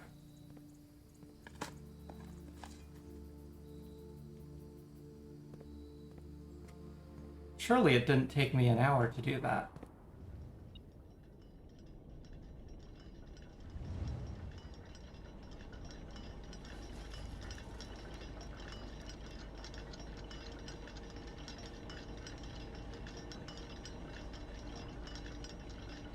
No, it's 12:35.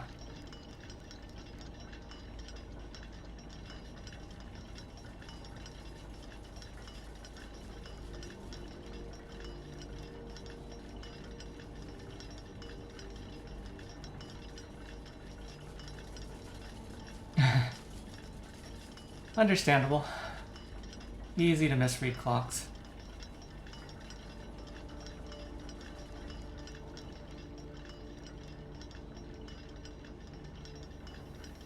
Huh?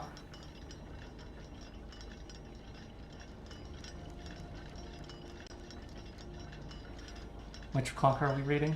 Oh, I see.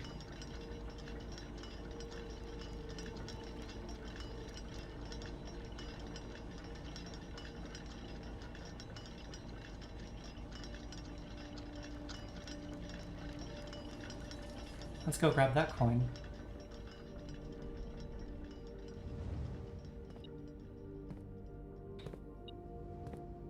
Right, and there's the coin.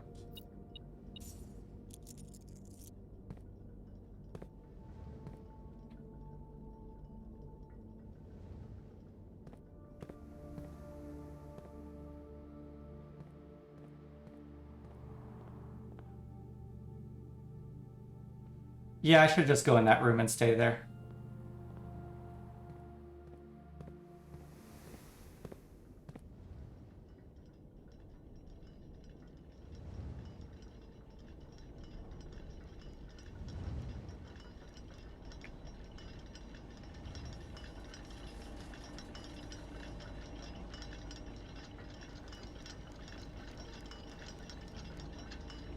Okay, it is approaching 1.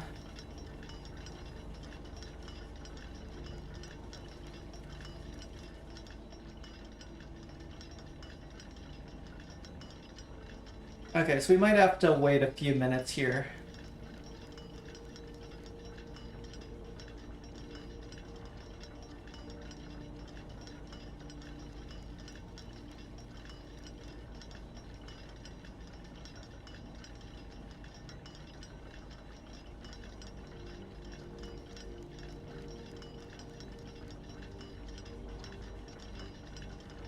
Yeah, 4 minutes to an hour was what we thought it was.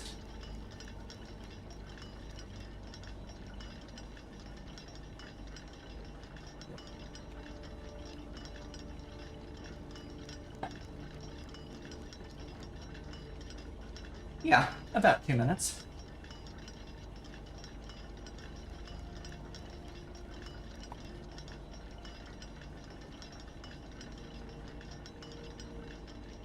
Oh yes, the paintings did spell something.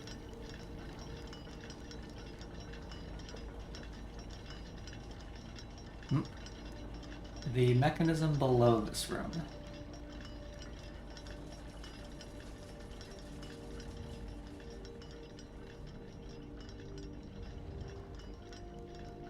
I think that's just fancy.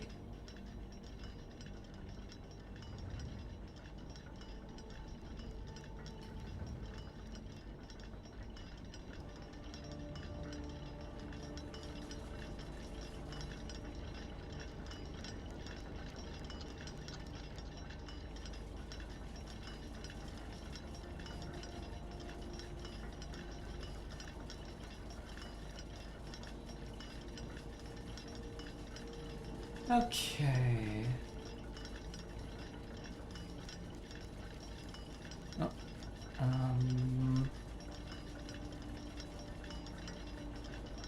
There? There.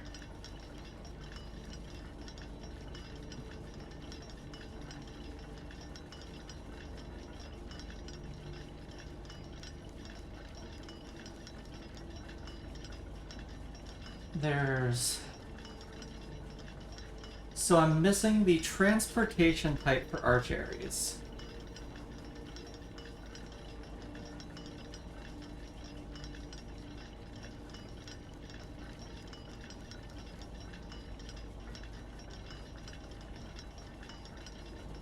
I'm missing both ray components for a Raja at the moment.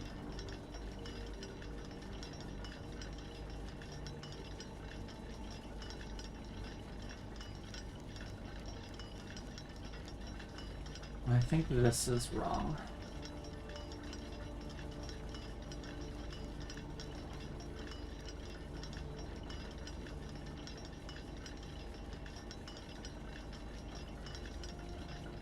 Oh, I have Vera complete.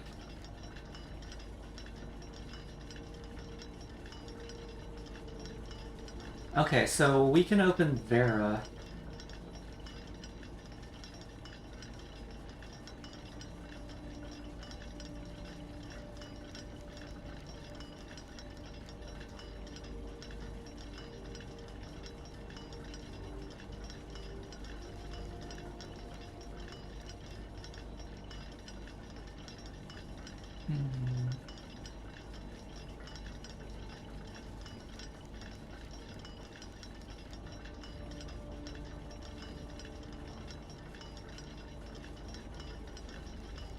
So we're missing tribal, agricultural, and spiritual for moats.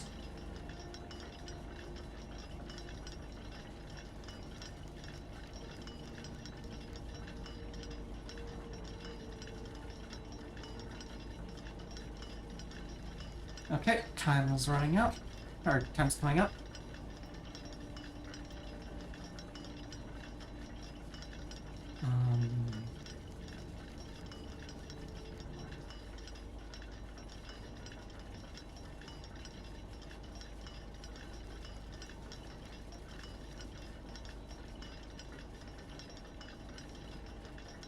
$130 and $130. Oh, there we go. Cutscene.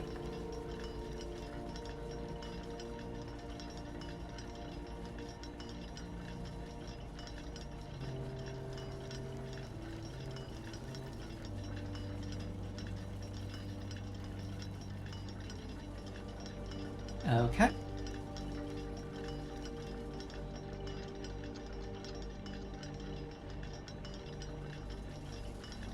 You got a secret door at the base of the tower.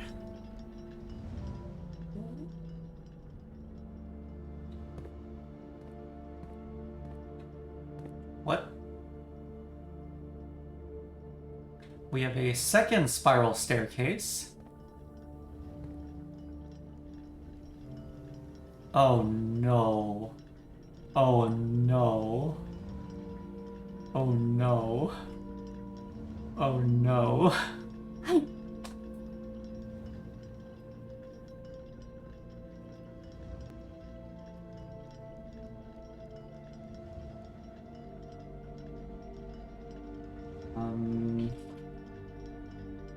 Okay, so clock tower.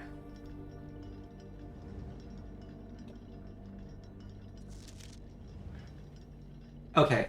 Okay, this is specifically for the clock tower.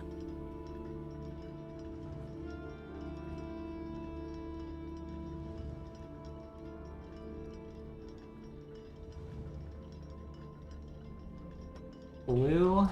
Each of these clocks could be set to a different time.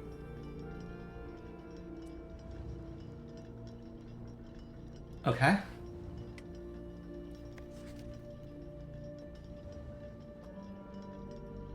Five of these clocks could be set to a time ending on the hour.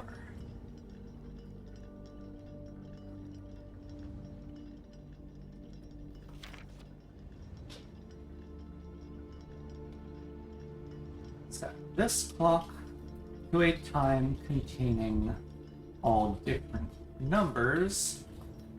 Lie.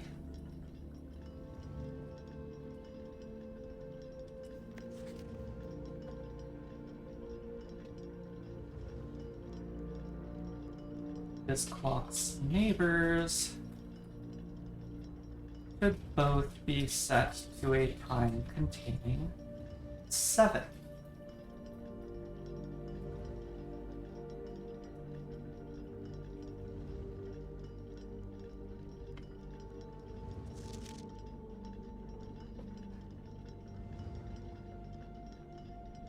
This clock could not be set on the hour, which means it should be.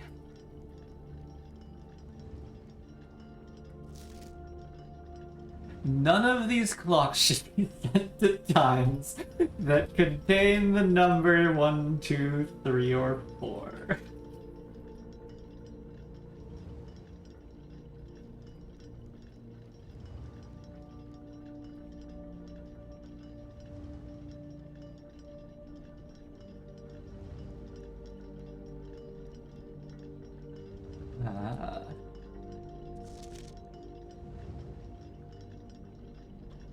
This clock should be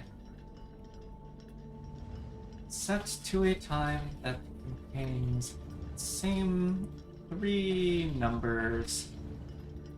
Another clock here, but in reverse order.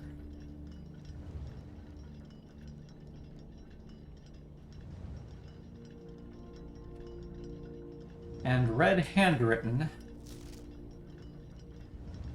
The clocks are positioned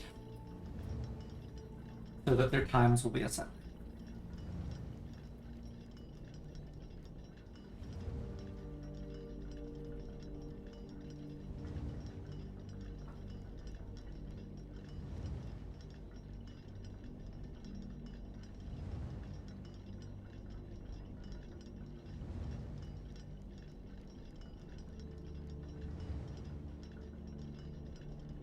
Yeah, because it was described as three numbers, so it's, yeah, no leading zeros, And both that clock and the other clock do not have a leading 10.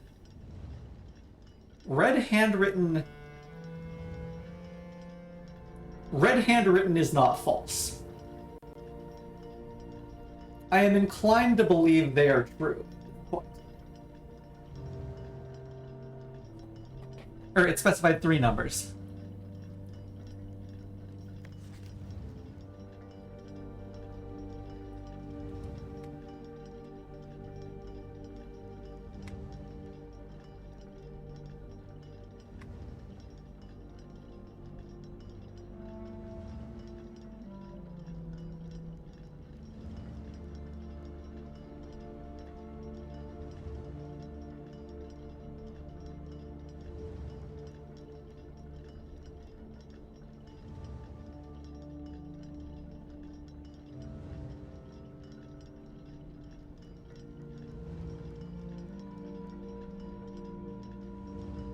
Five of these clocks should be set to a time ending on the hour.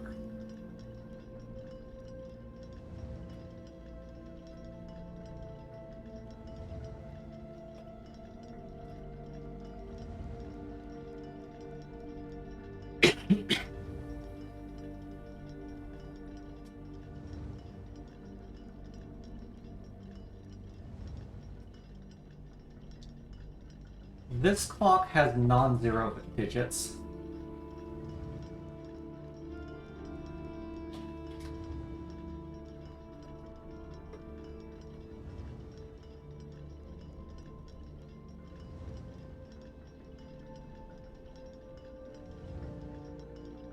We don't know which is the reflection.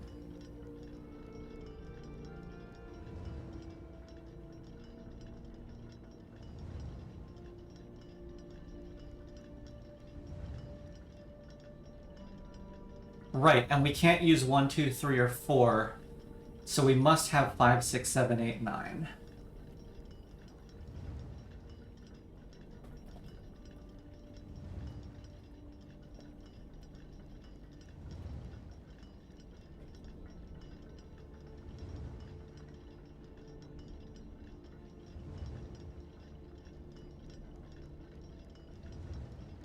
No, it should be ABC.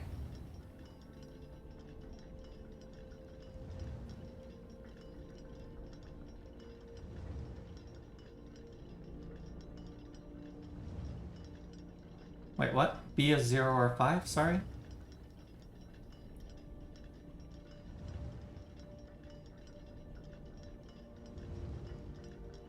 Oh, sorry, the third clock. I see.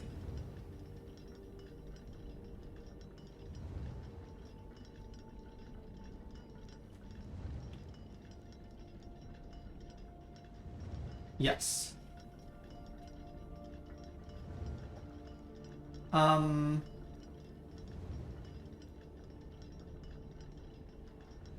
No, this could be 550.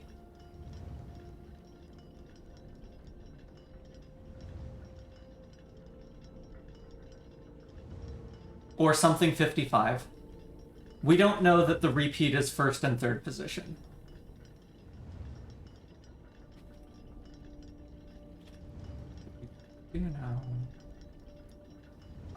No time is less than 5 o'clock. And we need 5 o'clock.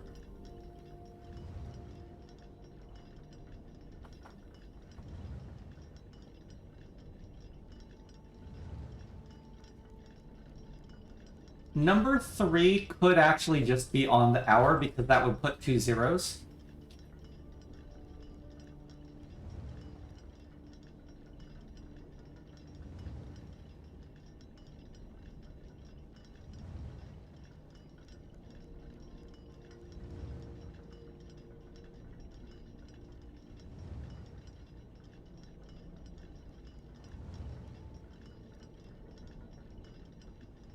Oh, 5th clock is a 7. Yes. And so this clock contains a 7 there.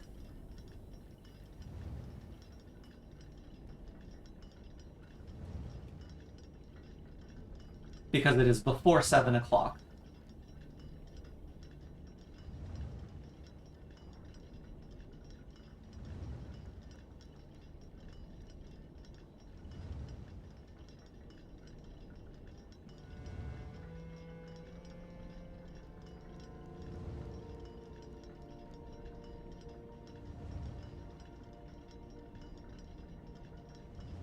No, not 6:57 because there are repeats in here.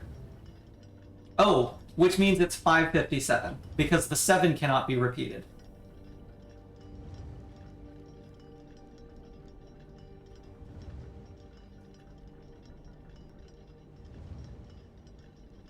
This must start with an 8? Can it not start with a 7? Oh, because we need 8 and 9. So this is 8 o'clock. This is 9 o'clock. One of these two ends in an 8.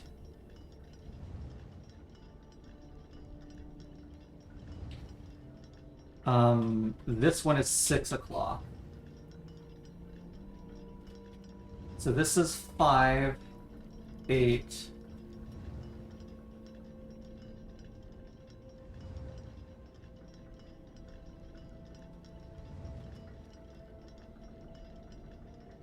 No, that doesn't work.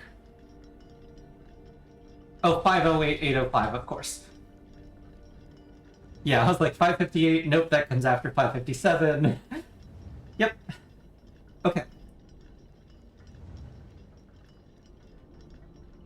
First one, 5 o'clock.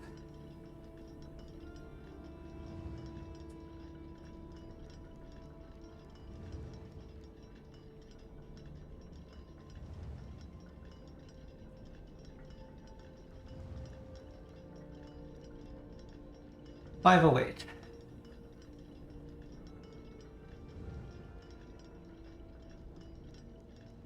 $5.57.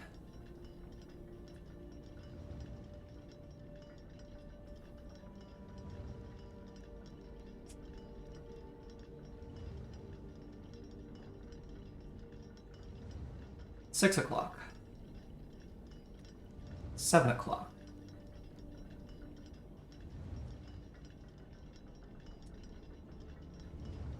8 o'clock.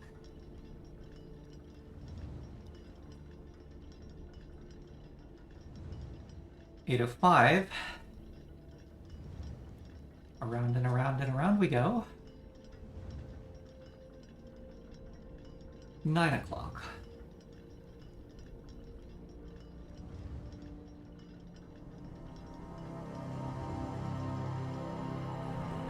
Sanctum key? Sanctum key.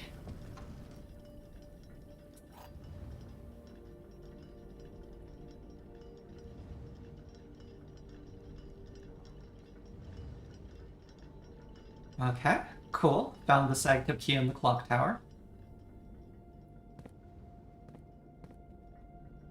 Yeah, why did that turn off the lights? Good question. I was using those.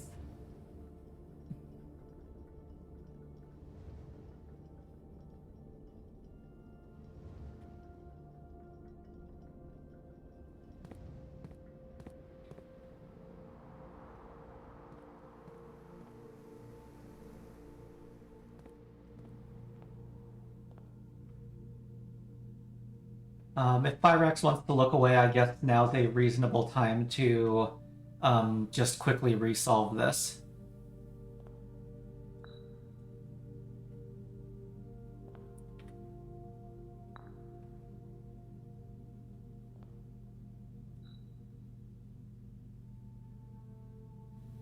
Pyrex did not want to be spoiled on this. So I'm just gonna quickly solve 8.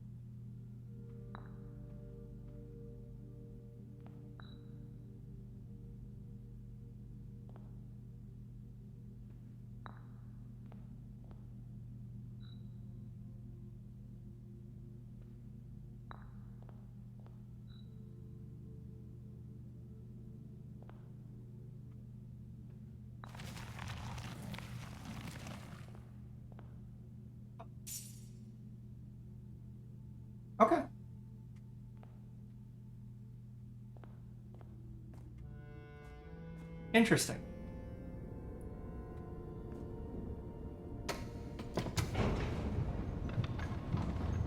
Could be repeated allowance.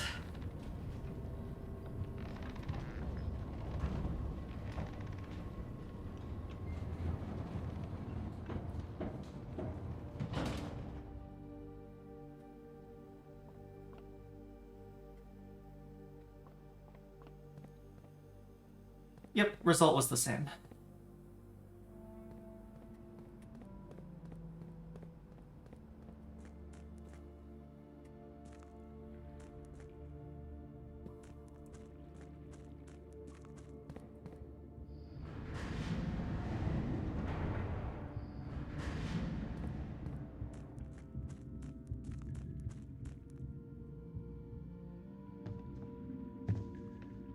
Yep, no problem, Thyrex.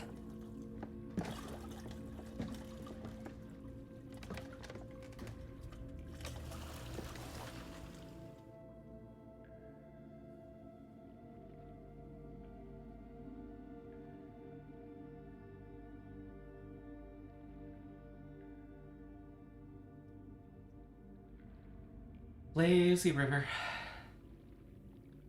I still haven't drained the reservoir.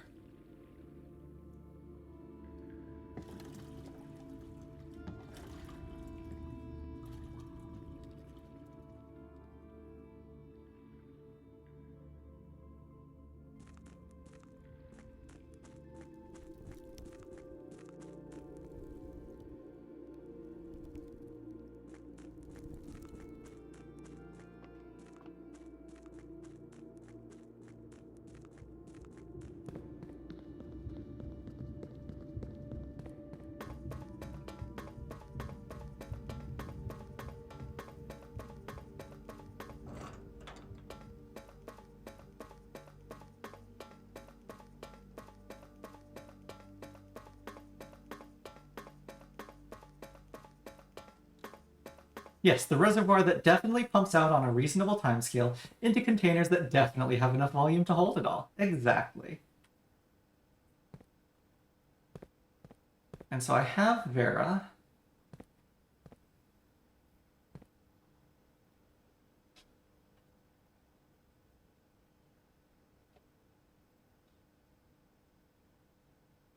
Yeah.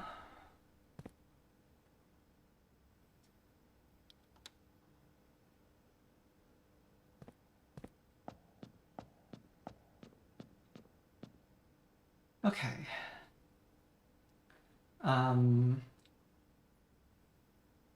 Industrial moats.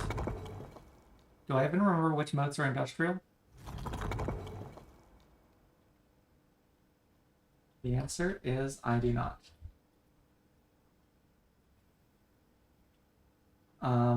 Square plus dot.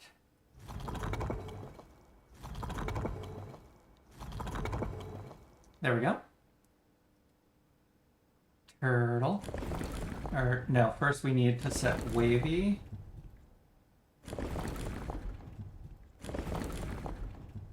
Wavy.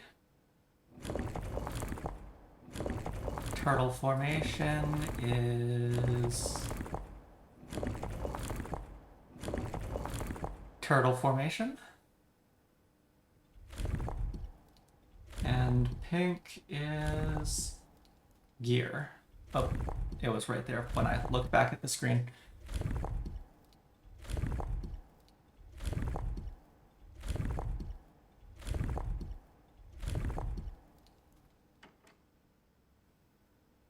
What? What?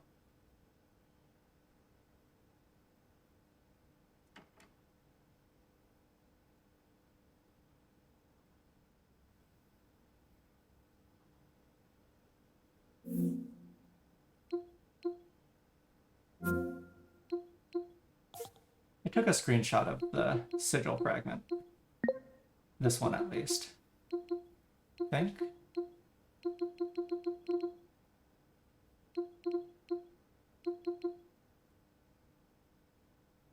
That's not industrial. That's spiritual.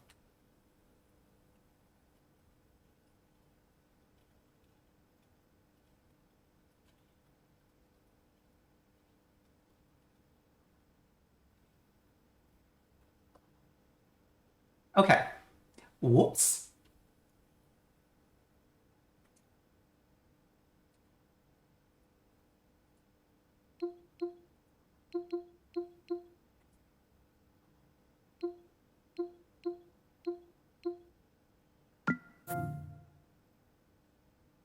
Okay, yeah, makes sense. There we go.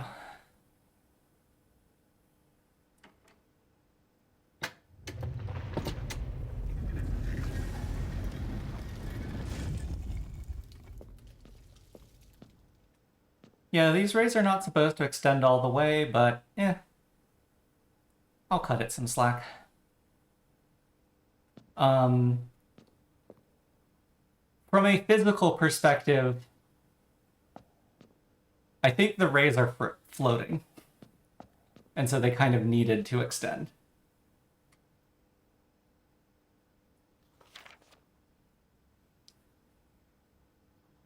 Pink tiles, the devout respect of the sacred circle. Yes. Okay, we have conversion and rotation.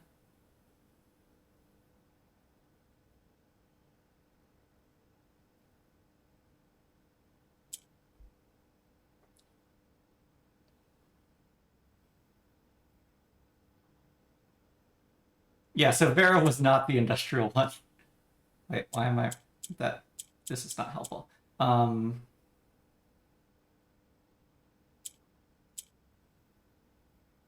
we go.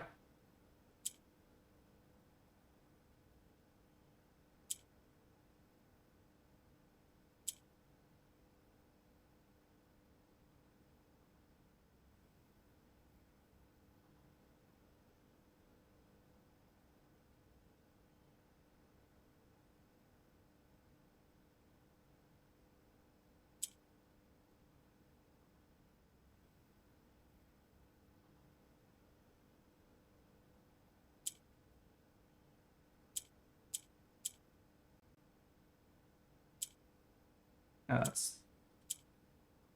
Oh, that gets on.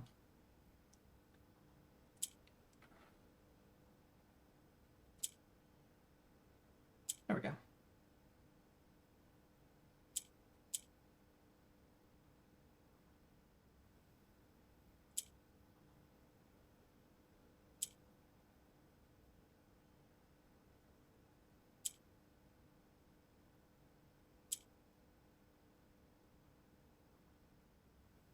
No...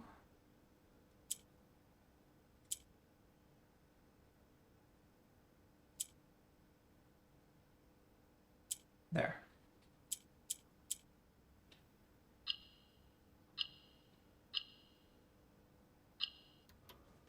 What initiated the thought that it would be the industrial one? That was me misinterpreting the sigil fragment in the Lost and Found.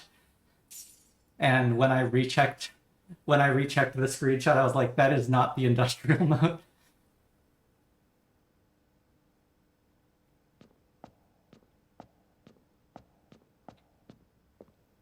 Turtle Rider. Turtle Rider.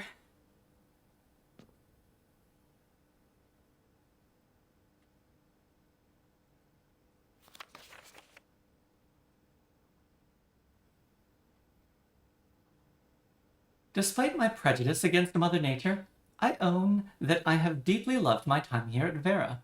The memories of the youthful trip I took here with my brother have been relentless, and as I have gotten older, I find less and less occasion to recollect on such trivial pleasures.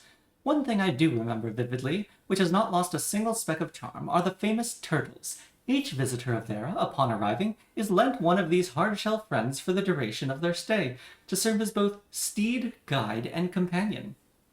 I am still under the spell of island life, even if the weather here is much more severe than it was on Morajai.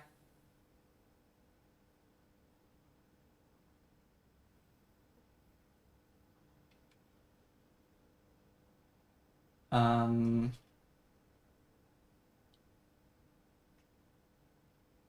Yeah.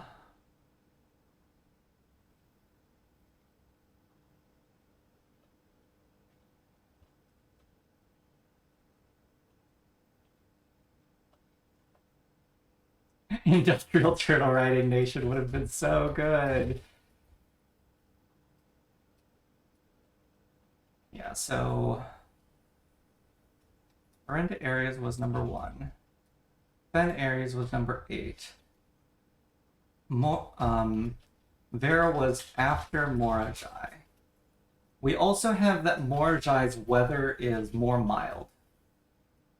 Or rather, Vera's weather, which is heat, is more severe than Morajai's.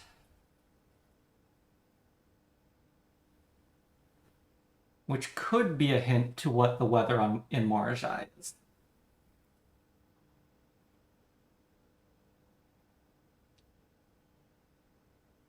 Yeah, I'm wondering if it means normal weather there. I agree.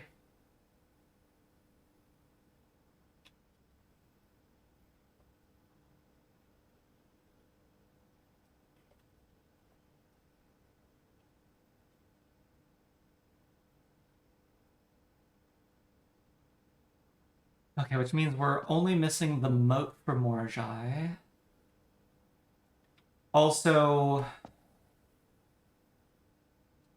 Moraven? Huh.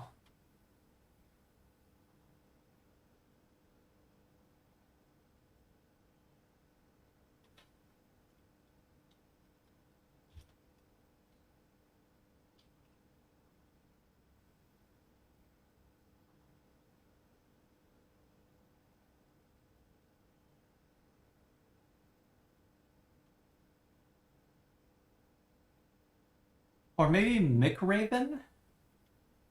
That might be a C.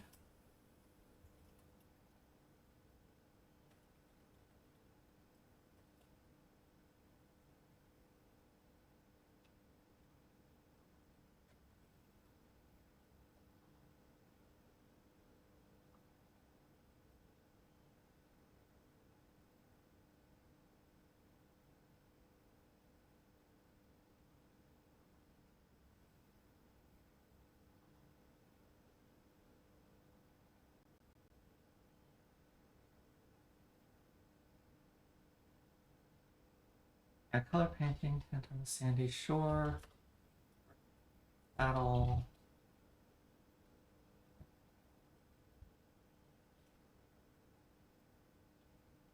Oh, was Jai a substring in the lady's letter? No. No, it was not.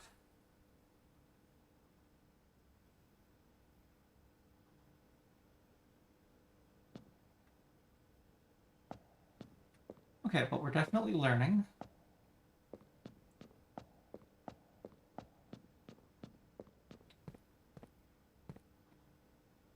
Also, now that we've seen room 8,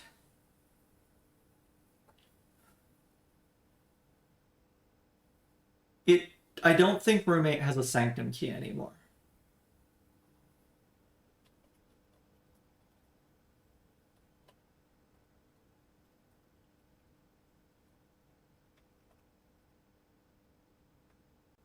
Because we have the last key is waiting behind the last door of 8. It does not seem to be the room 8 puzzle.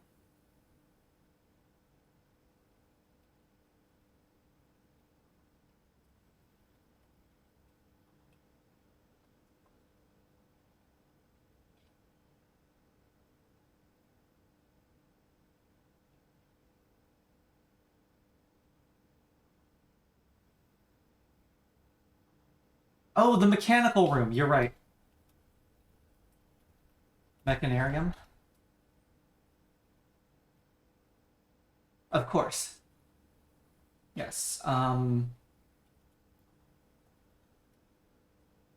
We have now gotten clocks.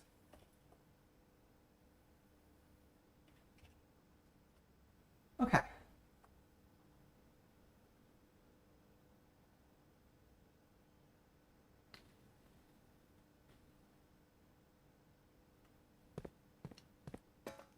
Yeah. I am hoping my bonus workshops can help get the mechanarium maxed out.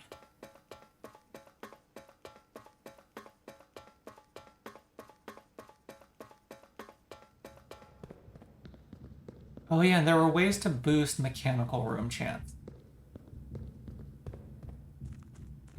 I think that was a workshop item. What am I doing? I need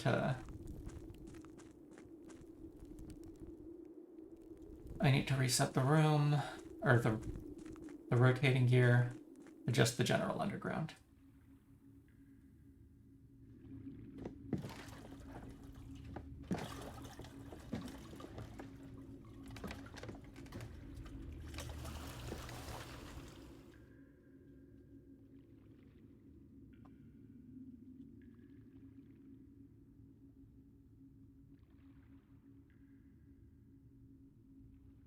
Compass plus battery pack, electromagnet, makes it more likely to draw mechanical rooms.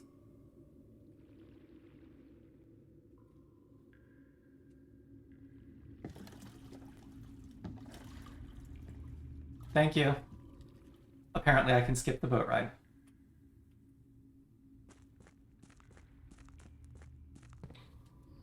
I was so sure I couldn't.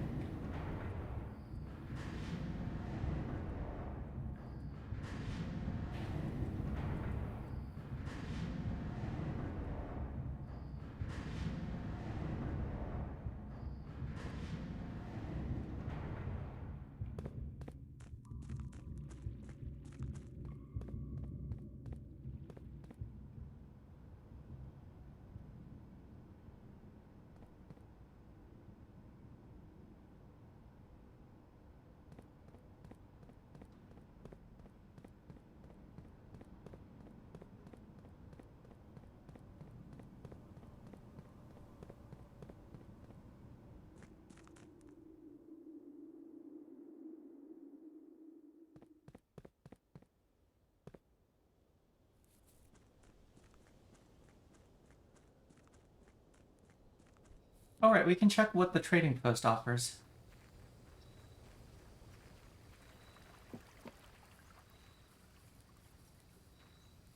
I've got a lot of items.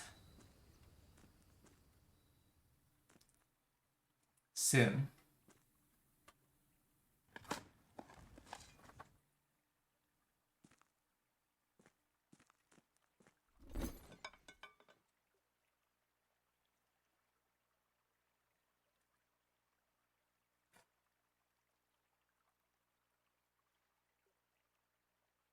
There we go.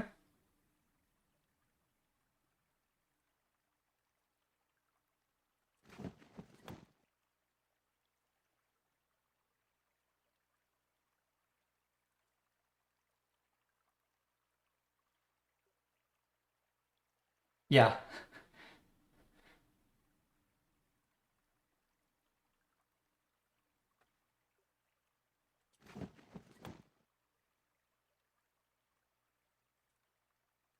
Broken lever for battery pack is exactly wrong.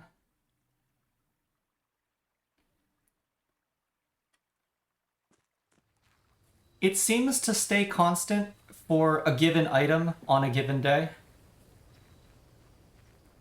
If you already have the item you would be trading for, then it instead gives you a resource like 2 dice.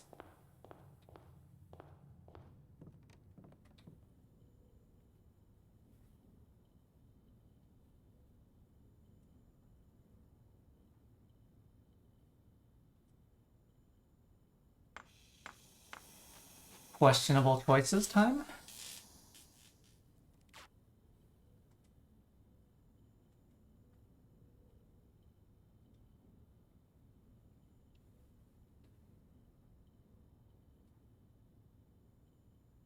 And the dowsing rod is another item we were missing. I don't think I've ever had a contraption and the trading post at the same time, so we're going to find out.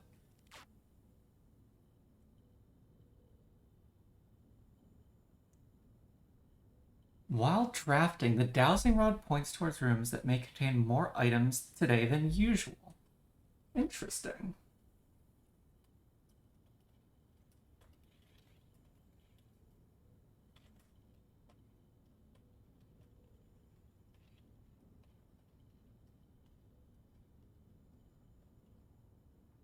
Yeah, light dynamite fuse. Get a game over screen. You died.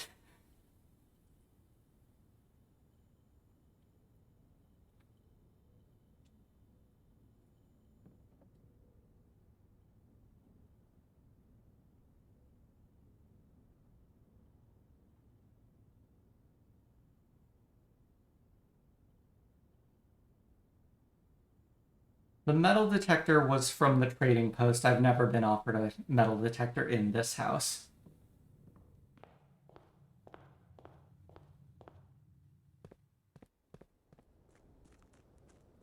Because the last contraption also involves the metal detector. If I got a choice about the... Actually, 1 second.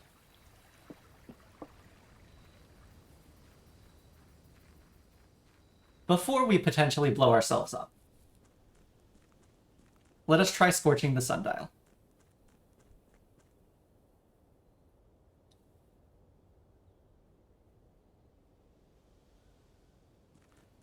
What would I blow up with the dynamite if I got to choose? I have no idea what effect blowing up the dynamite would have.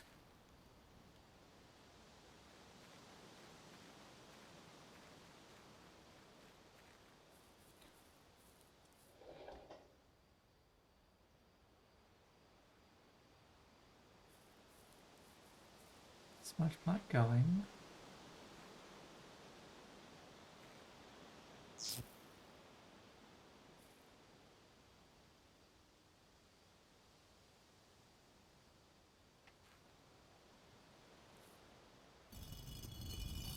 Interesting.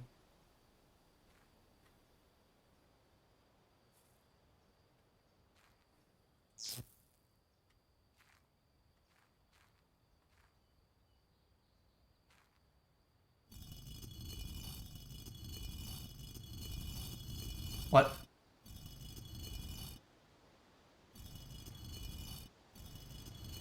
Eh.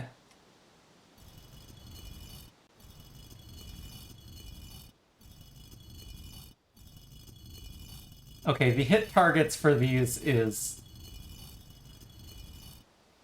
annoying.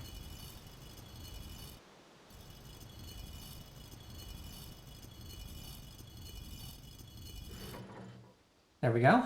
What we get? Oh. Oh.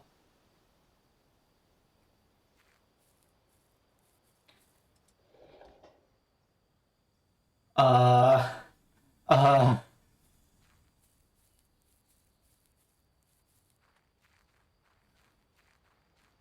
Well then.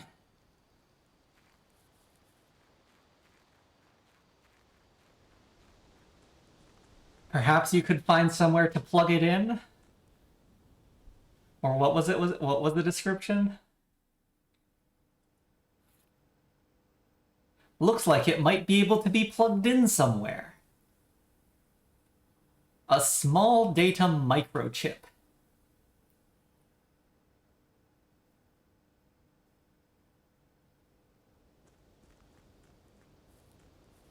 Okay, time to download the data from the orchard or something?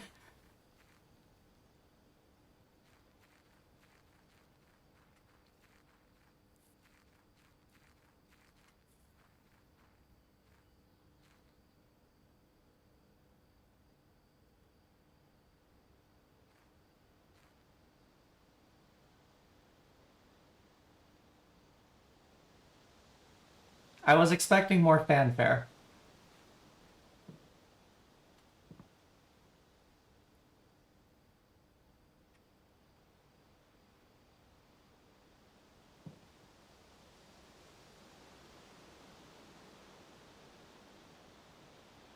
So Alstadian is saying, oh no, and I just noticed something completely independent of that.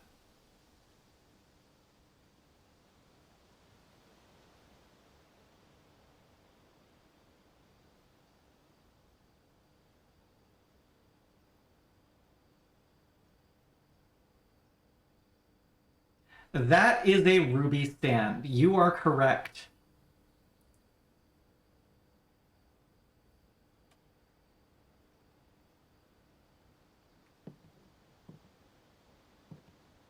Probably left here by Denny Ravane.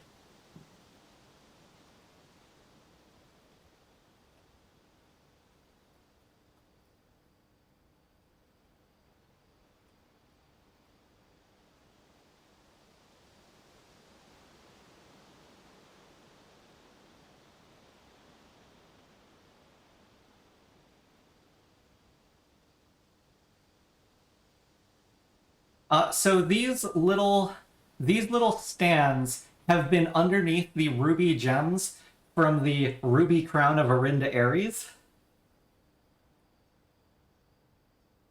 Oh, there was no ruby. There was no ruby in the drafting studio. That's true.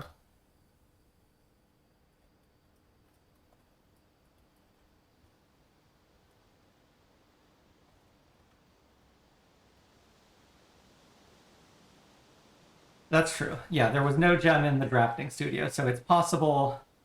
It's possible this is that ruby, or this was from that ruby.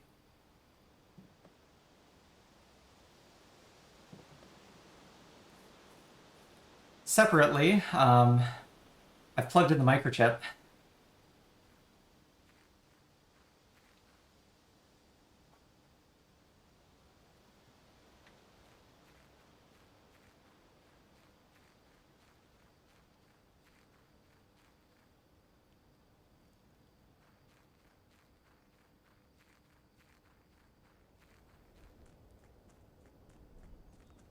Yeah, stand for a ruby, not a stand that is ruby.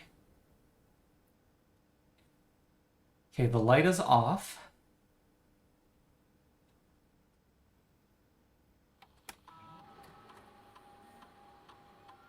Oh.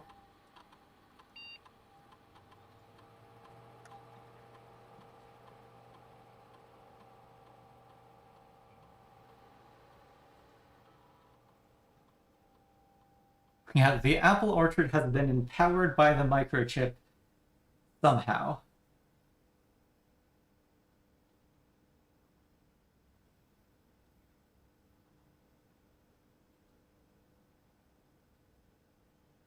Okay.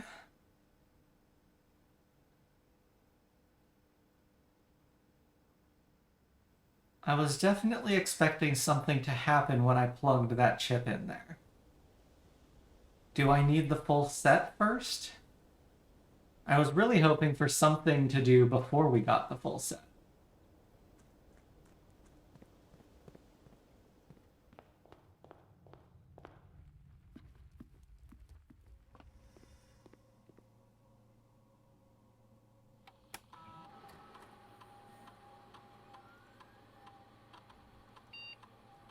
Yeah, we're missing archive level permissions.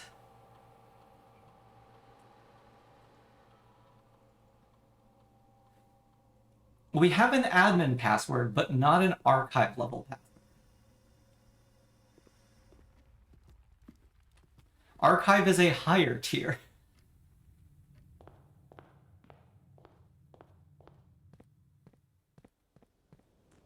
Well, I guess I'm gonna leave that chip over there for now. We can see if the chip stays there.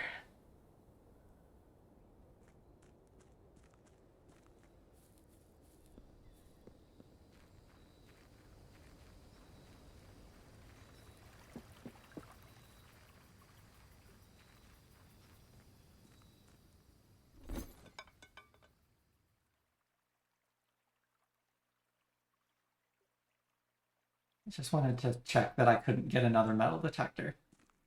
Yep, time to blow up the trading post. Oh no.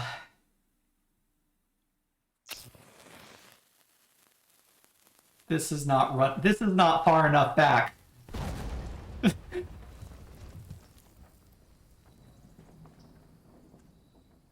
Hello.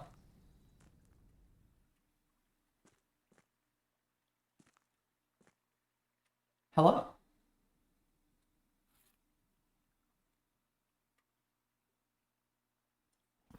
Denny.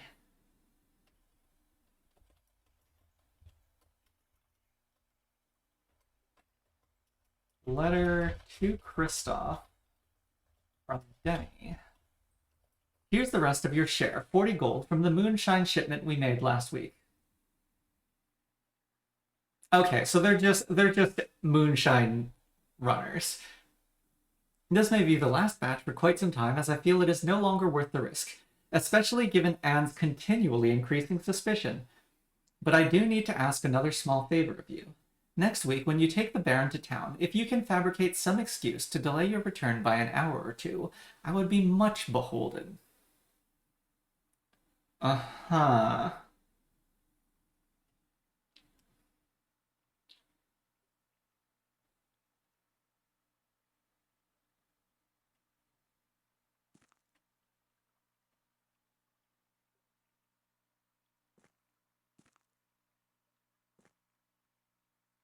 Yeah, I'm hoping that if I don't pick up this gold, it might stay there.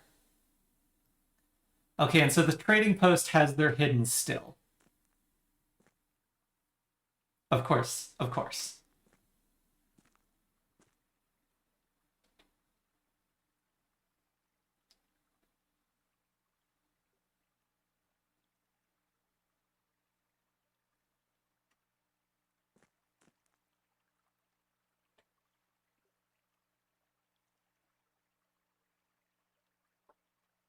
Let's see. The tomb had a secret passage. The trading post has a still. Depending on how you count things, the hovel and the schoolhouse have gas lines. The shelter has a safe. The shrine has curse stuff. And so tool shed, and root cellar are the odd ones out so far.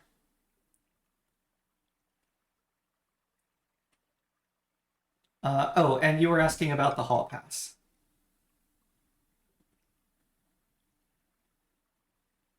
Hovel had one of the no,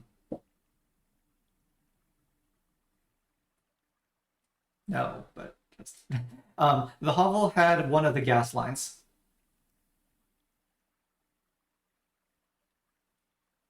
Oh yeah, basement key might be tradable.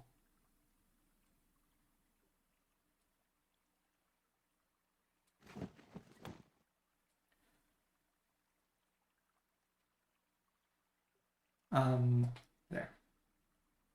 So the hall pass, you do not lose steps traveling between adjoining hallways, and hallways drafted from hallways do not cost gems.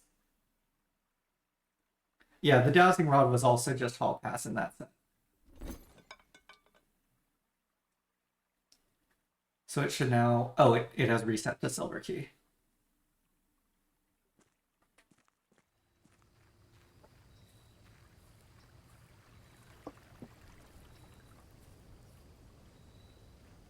Upgrade disc, I think, was silver key. I'm not doing that. I'm very much not doing that.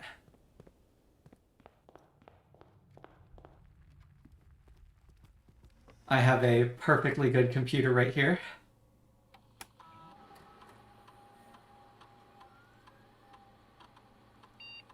Parlor.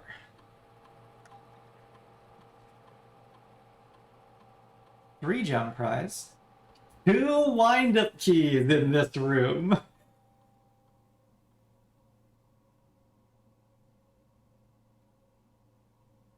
And the funeral parlor.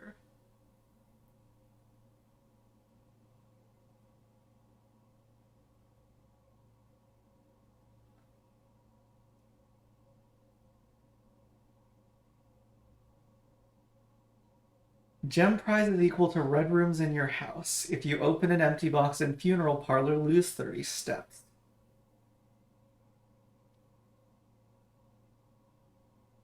I'm not worried about that negative effect.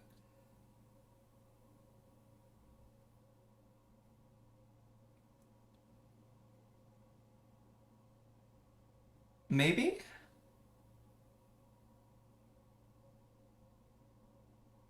No, the depending on what you consider a name change, the cloisters were name changed. Yeah, I think I just go for 3 gem. Because Parlor, I'm pretty sure, is a common room. And so it appears very early, and I just want those gems early. I don't want to wait until I've drafted a pile of red rooms. Yeah, surely I won't go above 3 red rooms, at least not early enough for that to matter.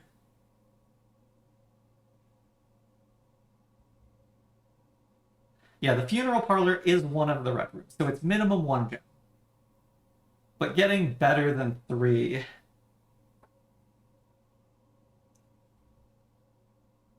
Like, chapel and lavatory, I think, are the only easy to draft red rooms. Oh, chapel, dark room, and lavatory. Yeah, I think this is just parlor. Or this is just 3 gems. Yeah, and waste shelter charges. Yep.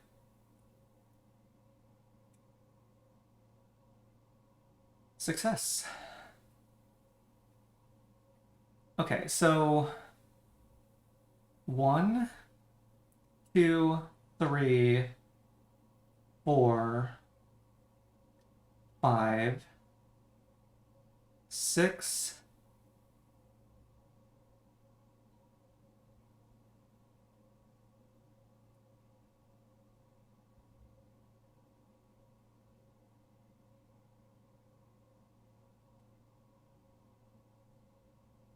7,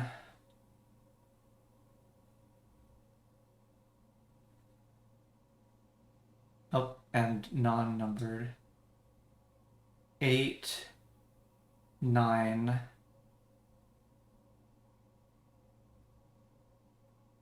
10,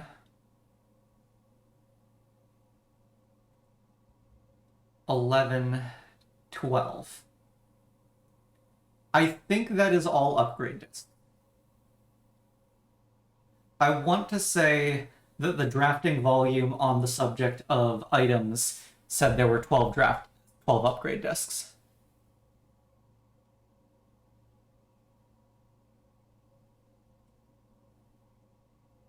Oh, we need to go back to the book.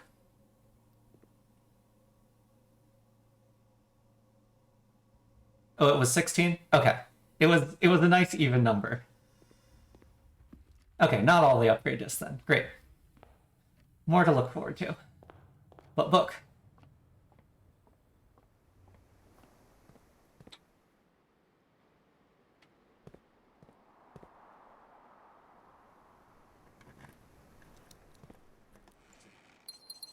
Hooray.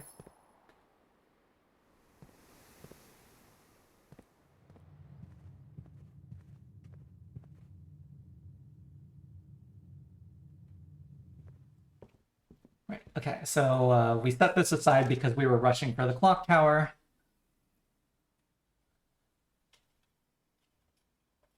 Okay, reset my note to the books area.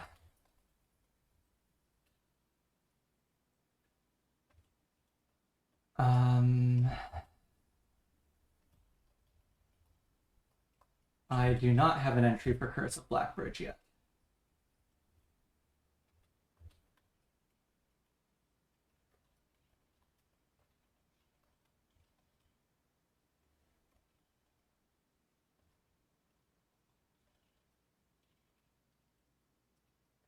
Bradford Ewing.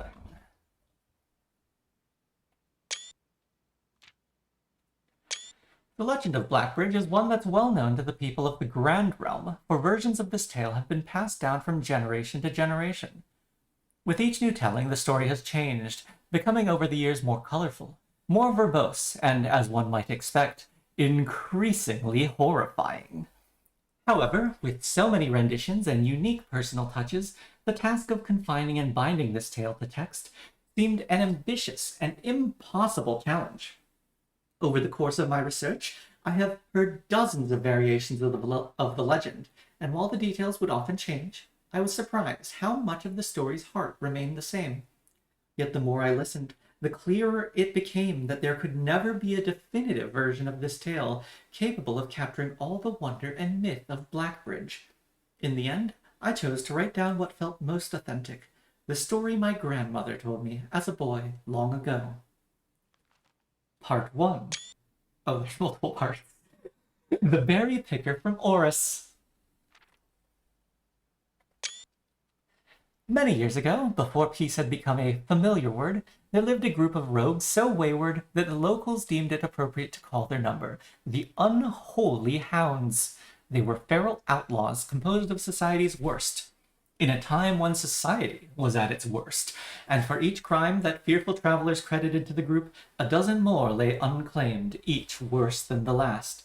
For the gentry, however, who often value their coffers more than their companions, no crime could measure more wicked than the group's primary enterprise, high-road robbery. One such member of this so-called band of rogues was a boy of 13 years, Jesper, who had not been lucky in life, having lost 2 brothers to war and parents to famine. In the years of hunger that followed, Jesper lived in a gutter behind a churchyard, relying on the nourishment of scurrying bugs and weeds harvested from the cracks of the alleyway to sustain his pitiful existence. It is not surprising that a child aiming to escape such hardships would take any easy road out. An easy and well-traveled road, paved with temptations, leading out of the city and into the gentry lands where loose purse strings entwine with the strands of salvation and glisten equally with the hope of opportunity. It was this road that eventually led Jesper to the end of his youth, a hidden cave at the bottom of Blackbridge Canyon. It was here that he met his surrogate family and saviors, the notorious gang of godless outlaws known as the Unholy Hounds.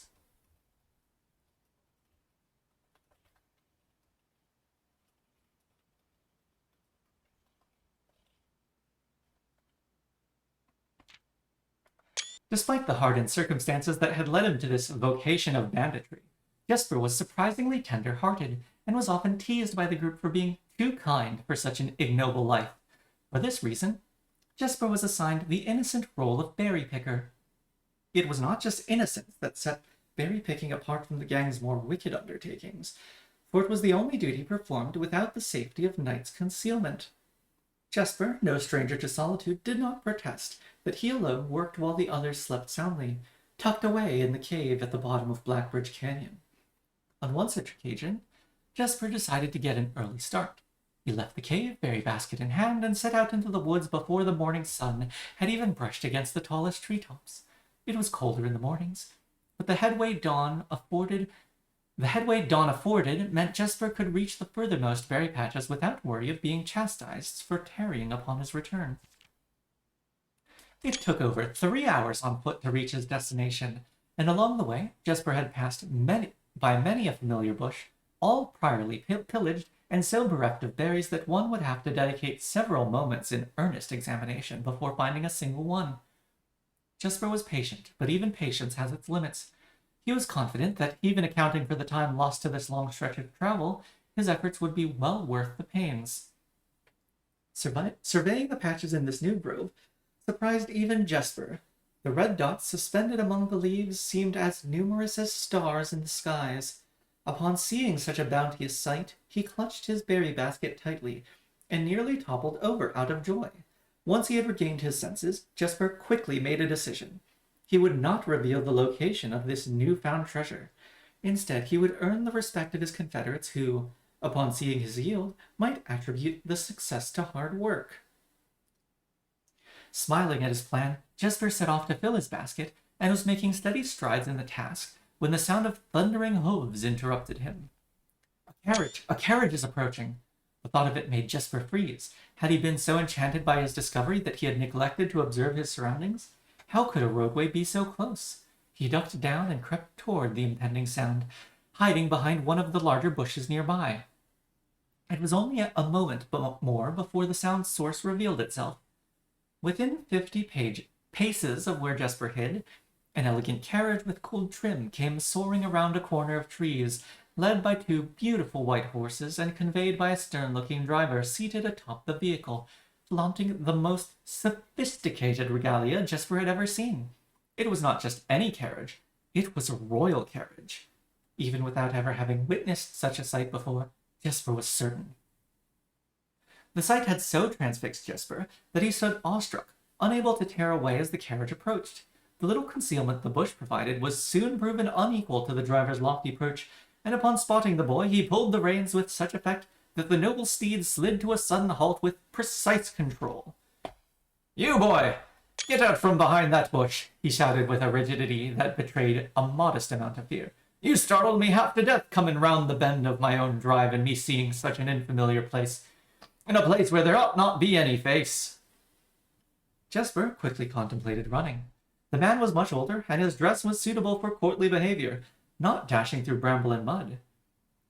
I was picking berries." Jesper raised the half-filled basket up to allow the driver to see the proof of his words. The demeanor of the man suddenly changed.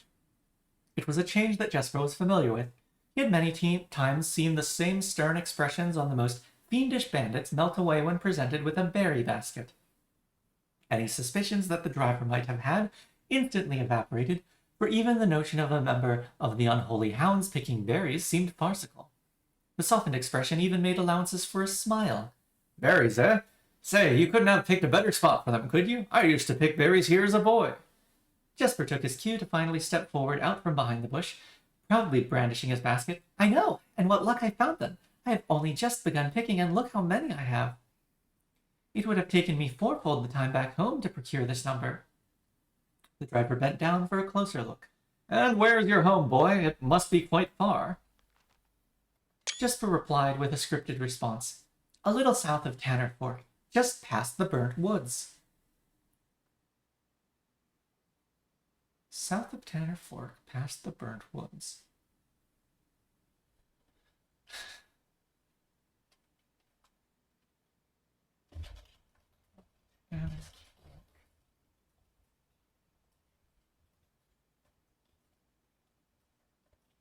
My God, that is far. You couldn't have come all that way only this morning.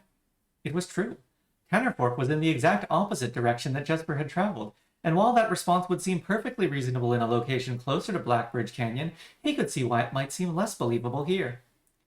"Sir, I have traveled much farther for much less profit. I dare say there is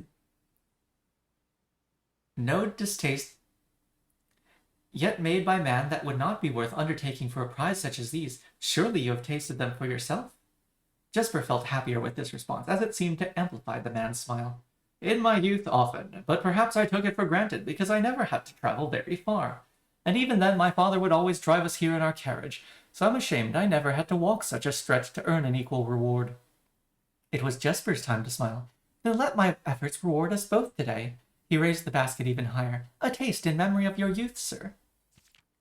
The driver chuckled and removed one glove, bending over the seat to reach down to the basket, and at the moment his fingers touched the first berry, the dagger in turn met his throat, cutting through a superficial layer of skin and drawing blood. Jesper caught the man's startled eyes. "And for that taste, I will have your purse, sir, in memory of my youth."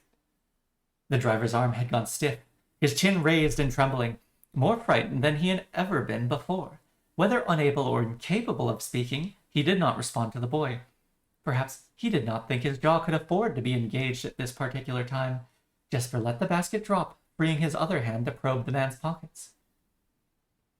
"Do not mistake me, sir. I will not kill you if you give me no cause, though I will admit the thought of taking your carriage and leaving you the indignity of walking appeals to me." Unable to find a purse in the man's coat, Jesper pivoted to search the seat under him. "Why have you no purse upon your person?" The driver slowly raised his hand cautiously, pointing toward the carriage door behind him. Jesper lowered the knife's edge a small degree to allow the man to speak, which he did in turn softly. "There's a lockbox in the carriage." "Well, come down then and grant me the courtesy of sparing your life and binding your hands, a concession I assure you of my tender heart, for it would be much easier to slit your throat." The man started to comply, slowly lowering himself from the driver's seat of the carriage. Once down, Jesper guided him away from the carriage to a nearby tree, where he instructed him to get on his knees and put his hands behind his back.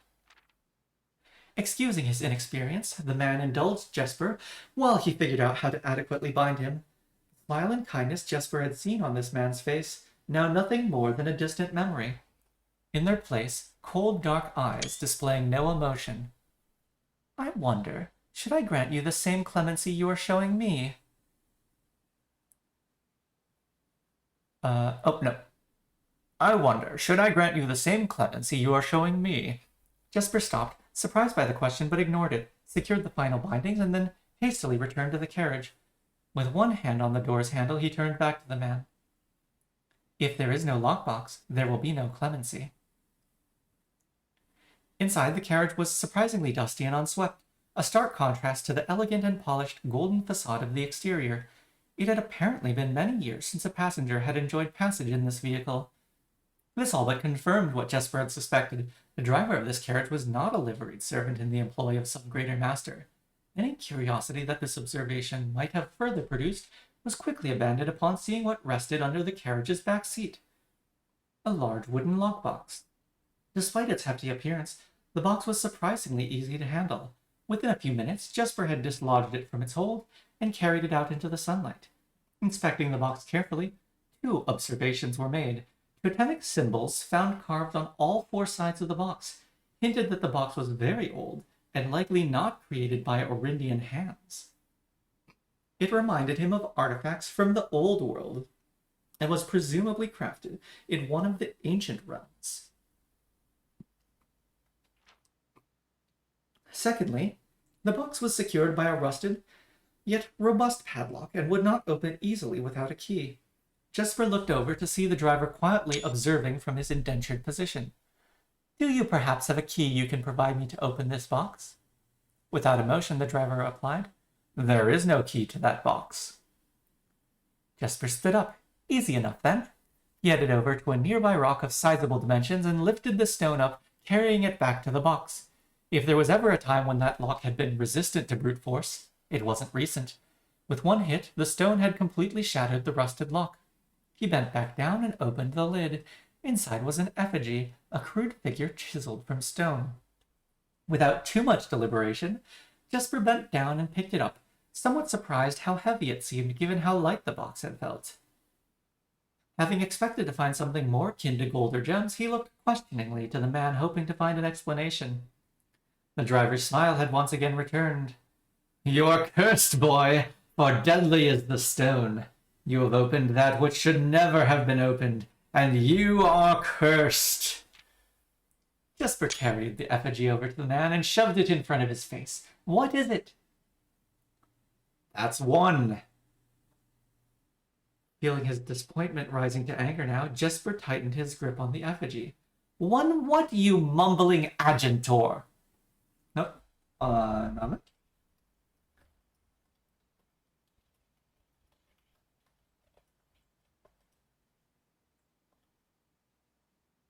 Yeah, I'm curious how to decompose that. Oh, first clockwise, or first counterclockwise something?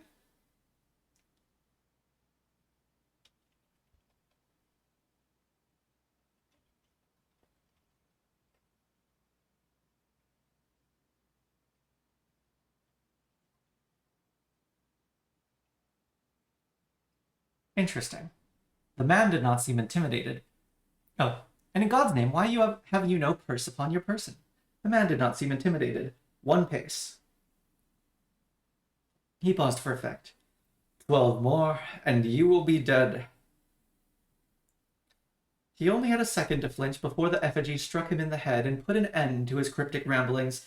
If there was ever a time when the old man had been resistant to brute force, it wasn't recent. Jesper looked down at the sculpted stone figure, now splattered red. Was it cursed? Was he cursed? He had of course heard stories of curses and had never doubted their validity in the past, but now that he was standing face to face with the possibility of being cursed, his mind pleaded with him to be skeptical. And if he was cursed, what difference would the knowledge make? A dozen more paces would not be enough to find another living soul, to say nothing of the chances of procuring a remedy. If he did not move from where he now stood, he could live maybe another 3 or 4 days, maybe more given the abundance of nearby berries. A plan that if we ignore its obvious faults, might provide additional opportunities for help to come along. But what good would that do? To be discovered here, beside a body, stolen goods in hand, bloated from berries and raving about a curse that could very well not be real? No, it would most certainly be better to face one's fate now, take a dozen paces and see if life goes on. But Jesper found his legs unable to make that first step. His mind was unable to convince his limb to waste away 1/12 of his life in a single motion. Feeling the desperation sink in, he hopelessly looked about him for a solution. And if, by some stroke of luck, the gods had heard his plea, a miracle materialized before him as if he found himself suddenly at the end of a fairy tale.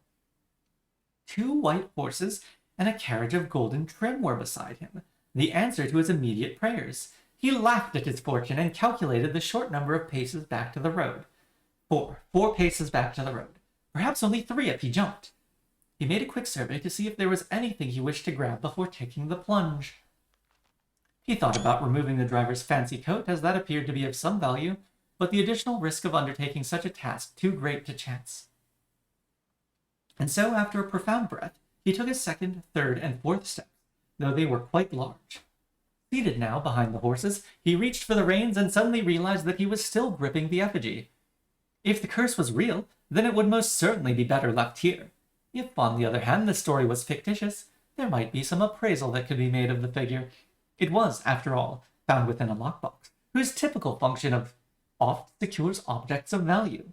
Having witnessed firsthand the horrors of destitution, Jesper found his mind equally reluctant to allow his hand to let go. If it is cursed, I die. If not today, then tomorrow. And if I die, what care have I? And with that statement said aloud, to the horses seemingly, Jesper took up the reins with confidence. Part 2. Below the Black Bridge. Miller awoke to some light nudging from a familiar foot. Only one person would have the cheek to awaken her in such ill-mannered fashion. Shaking the sleep from her eyes, she glared up at him in the darkness, but did not say a word. He nudged her again, teasingly, then stepped back into the dim. After taking a moment for her eyes to adjust to the darkness of the cave, Miller remembered. She was on 3rd watch today, quietly collecting her things and wits. Miller turned as she left, waving to her young friend, who was more than likely already asleep. She crept through the cavern's main passage, careful to not wake the sleeping bandits around her. Like a hero in a book, she often mused. Quietly, she grabbed a bow from the haphazardly formed pile of weapons, shaking the accompanying quiver in the darkness to assess how many arrows it held. She then walked toward the sun-drenched mouth of the cavern, ready to start her shift. Above her, in one of the few trees found in the canyon, Miller could see that Ravia was already posted. She waved, and Ravia waved back. Calling out to each other was strictly forbidden. Anything louder than a gesture in the canyon was forbidden. When Miller reached the tree, Ravia lowered a braided rope and pointed to the ground behind her. Miller turned, following the finger, and saw a pail of water resting beside a nearby log. She turned back to Ravia, nodded, and secured the pail to the rope. The pail went up first, and in turn Miller followed.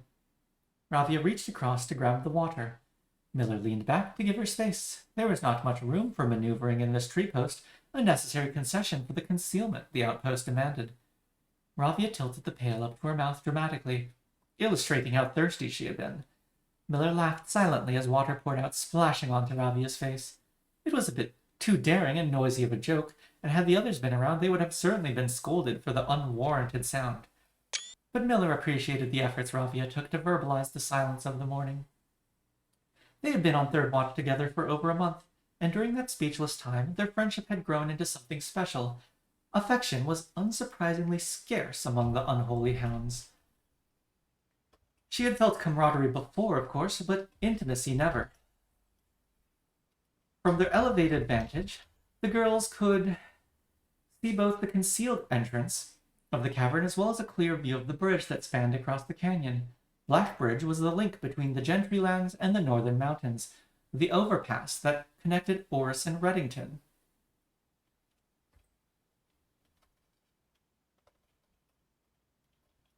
Okay, so the bridge connects Orris and Reddington. To the city-faring travelers of the realm, the bridge was an unavoidable crossing. In the day, the task was to ensure that travelers passed by without stopping. At night, the task was to ensure that they do. Like most of her band, Miller preferred the night. The biting glare of the sun might be tolerable to farmhands and bricklayers, but to a cavern-housed bandit it was a source of constant annoyance. In the day, there was no shroud to conceal her expressions, nor to hide her thoughts. She felt exposed. Rabia touched her elbow and pointed up. Miller, striving to suppress a budding smile, subtly shook her head in response. There were many signs that the unholy hounds used in lieu of words, but the two of them had developed an extended vocabulary, gestures quietly forged in the shared solitude of their month among the branches. She watched as Rabia shifted, placing her palms flat on the floorboards beneath them. Miller knew what she was trying to say, but shook her head a second time. It was often more fun to pretend not to understand. Rabia rolled her eyes and turned away, looking back to the canyon. Squinting through the leaves, the two girls held still, watching and listening. It was not long until Miller too heard the sounds of approach. Rabia held up two bent fingers, and a few moments later, two men emerged from the bridge's southern end. They were dressed in a familiar uniform, long gray coats with black facings, white waistcoats, and black tricorn hats. They belonged to the local patrol, the Black Guard. Although not an everyday occurrence, their presence at Blackbridge wasn't an unusual sight. It typically indicated an important traveler's impending passage across the bridge, information that the girls would promptly relay to their leaders as soon as the coast was clear. But this report, while exciting, was rarely acted upon. In Miller's 5 years in the Unholy Hounds, she had never once seen a carriage taken in open daylight when the Blackguard was nearby. The men had nearly reached the bridge's north end when Miller heard the horses, faintly at first, but growing louder with each passing moment. Ravia's eyes met Miller's, the same concern mirrored in each other's expression. This did not sound like the typical carriage, cautiously approaching the bridge to cross. Instead of the familiar crunch of the highroad's gravel, they heard the harsh clattering of hoofbeats against stone. Both girls quickly redirected their attention downwards, looking through the foliage. The sounds were not coming from the highroad, but from the canyon itself. The horses were coming from below the bridge. In an instant, Miller had knocked an arrow and drawn her bow. Go! Rabia was gone before the whisper had even left Miller's mouth. The young scout was already sliding down the bank below, racing toward the cave. There was no road that ran below the canyon. There was no reason for numerous horses to be approaching their cave. There was only one reasonable conclusion, and both girls had reached it instantly. The base had been compromised. This was a Blackguard attack.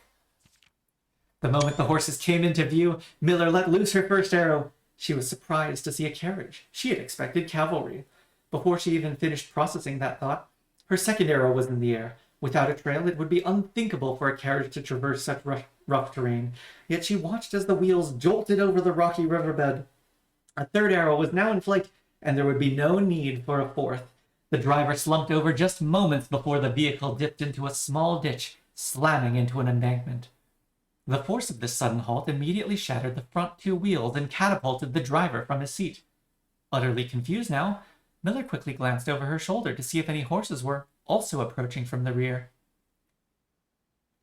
Down in the canyon, the entire horde of the Unholy Hounds came spilling forth from the earth, as if hell itself had suddenly sprung open. The group seemed even more bewildered than Miller, half asleep and tripping over one another in a desperate attempt to engage an unseen enemy in combat. Miller could see Rabia among their number, the only one looking up at her. Her expression was chilling. There would be no need for a silent gesture to convey what they both now realized. They had made a mistake. Also, it sounds like Jesper didn't get 12 cases. Oops, didn't mean to take a screenshot again. The gang's chieftain, Jeffrey Heartslasher, led the others, cautiously approaching the crashed carriage like a suspicious fox would near a baited trap. There were no words exchanged as the group crept forward in customary silence. A dozen or so paces in front of the wreckage lay the far-flung driver, an arrow protruding from his broken body, and beside him, a blood-stained effigy carved from stone. Miller was inconsolable. Jesper had always been her favorite.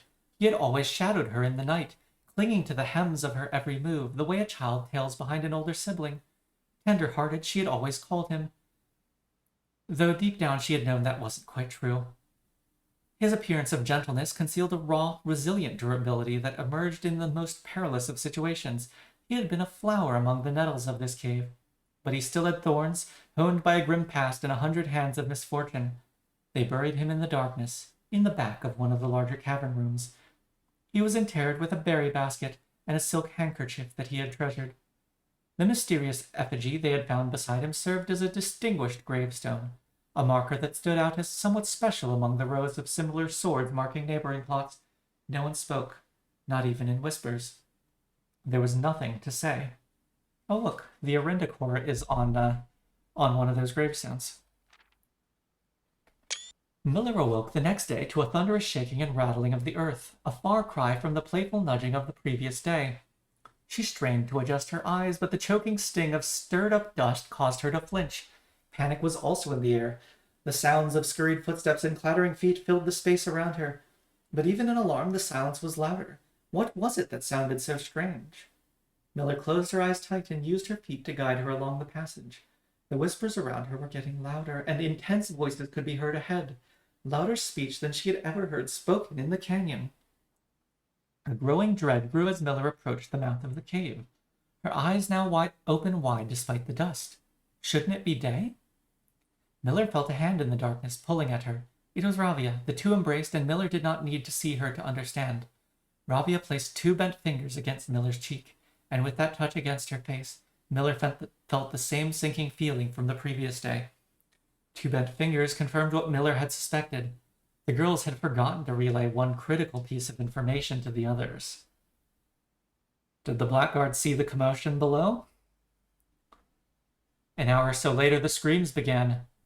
Blood-curdling cries of hopeless desperation. Captain Fodrick Lee of the Blackguard looked down from the ridge of the canyon to the collapsed entrance of the cave. Ah, he grinned. Now they speak.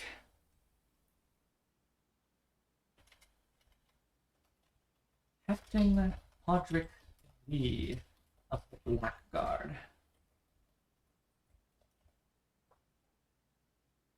Oh, and that's the end of this tale.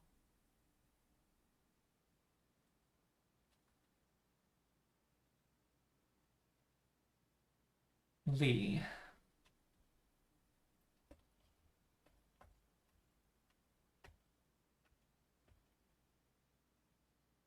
Bowley?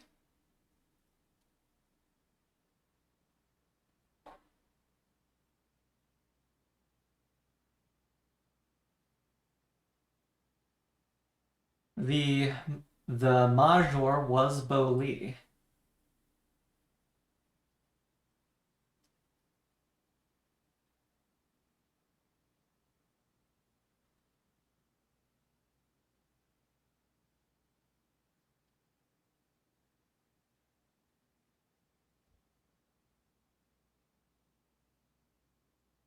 Lee is only 3 letters.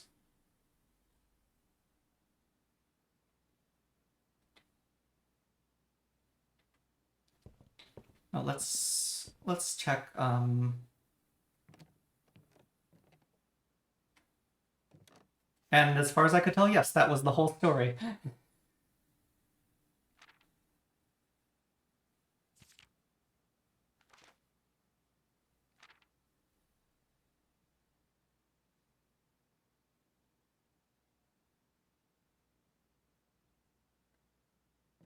Oh, I've got 13, not 12 upgrade discs.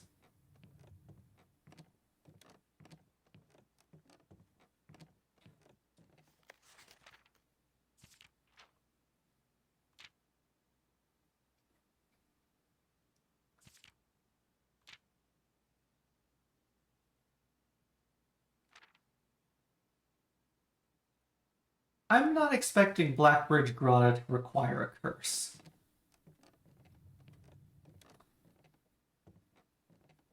I am, however,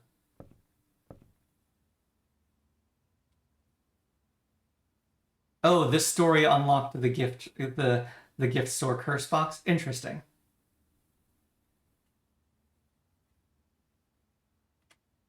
Interesting.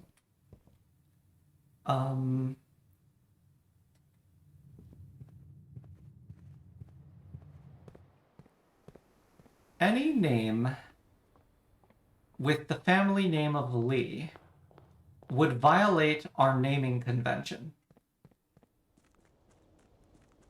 of 4 letters from your last name, 1 letter from your first name.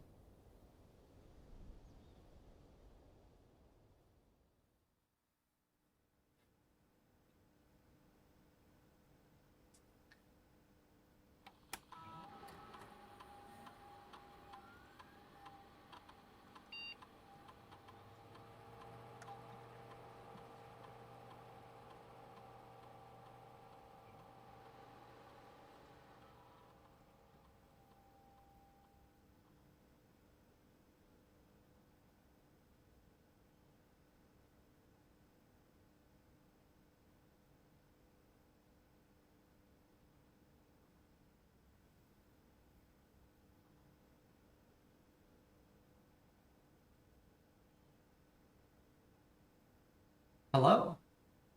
Welcome, Bo Lee.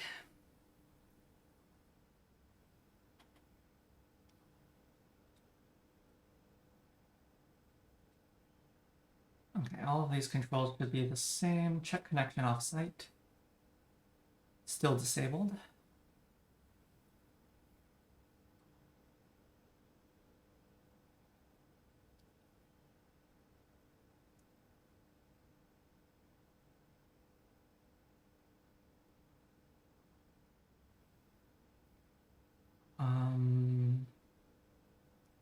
Does not have access to the save entries.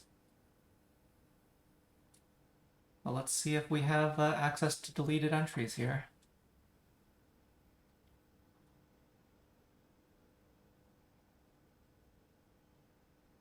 Hello. Lee B. 12C. Unholy Hounds. Who is C. Prov? Hound U is Unholy Hounds.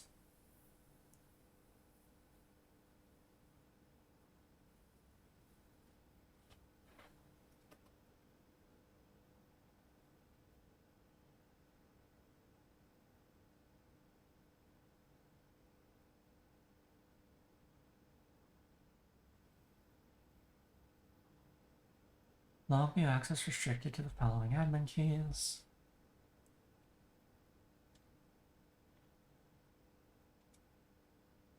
Lee, we are planning something later this year and need to make sure communicate.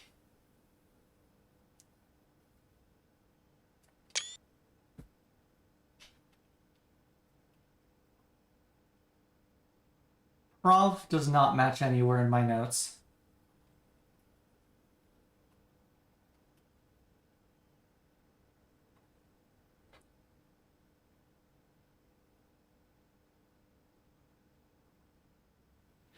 Lee, we are planning something later this year. Need to make sure communication on here is not being archived. Are there additional steps we can take to ensure privacy? Already taken care of. We are now bypassing archiving.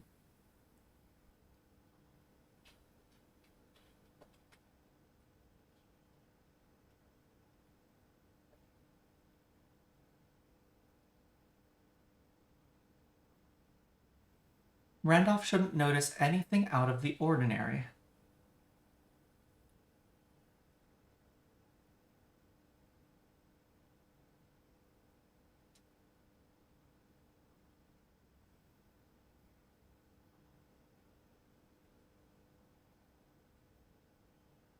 This is before the entry about a key that is outside of the naming convention, I think.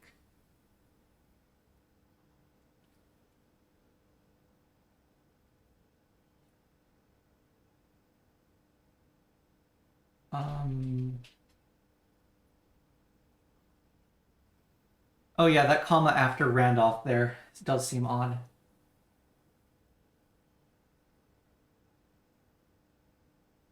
The only name in the suspect list that started with C was Charles Riskel and Christoph Clark.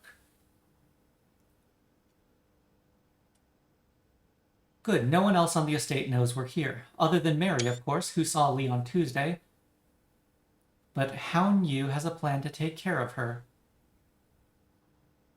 What?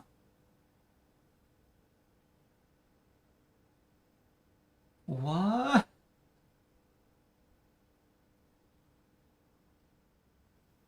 What? These are... February 22nd was Mary's disappearance. If it must be done, it must be done. Just see to it that the body is not discovered. The last thing we need is for the Red Guard to be snooping around here. She won't be found, rest assured. Let's disperse for now. I'll meet you all at the safe house in Reddington in 4 days. Then, once the inquiry is over, we will proceed with our plans for the museum. What?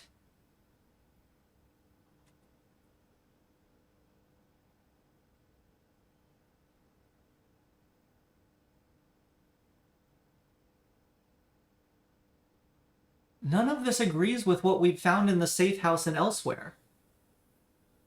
At least on my initial attempt at reading what this is doing. Okay, and then in June, resuming operations. Welcome back. I've been camping out of the old schoolhouse for the past month, waiting for your return. Spacious, quiet, and should prove to be an effective base of operations outside of the purview of the staff and the Baron. We should have an opening on the first day of September. Can we be ready by then? I don't see why not. Negotiations for transportation are in the final stages. If all goes well, we will have air passage to Nuance secured for that date. I think Moore is planning a scheduled maintenance soon, so we should likely wrap things up here. I'd say it's time to scrub these logs. They might fall under some scrutiny in the near future. Prophecy, Hound, Yu, and Li be delisted and deleted from user database. This is the temporary access.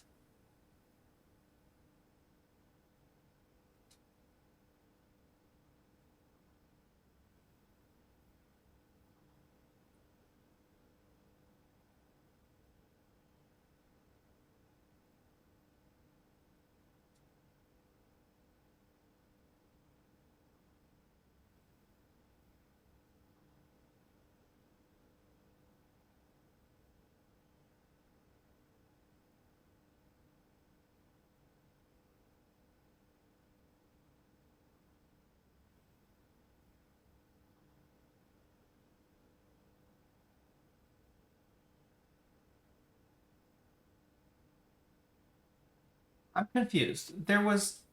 Wasn't there an entry that talked about adding a key that didn't conform to the naming scheme?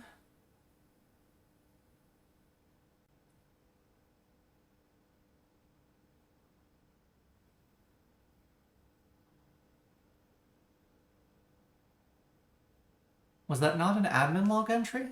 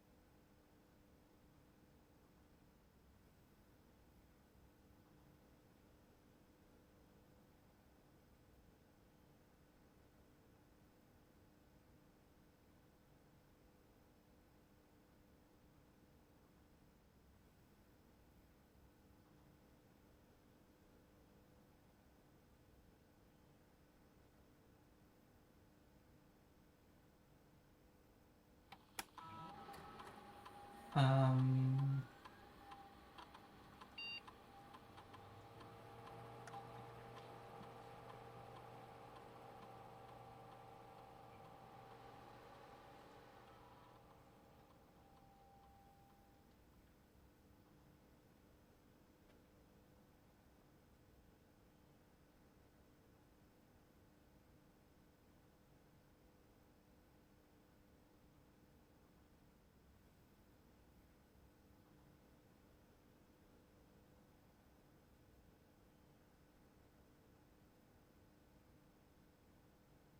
Oh, was the thing about the the short name, maybe that was in an email, because I distinctly recall we didn't see that until after we had confirmed the naming convention on the Blackbridge terminal.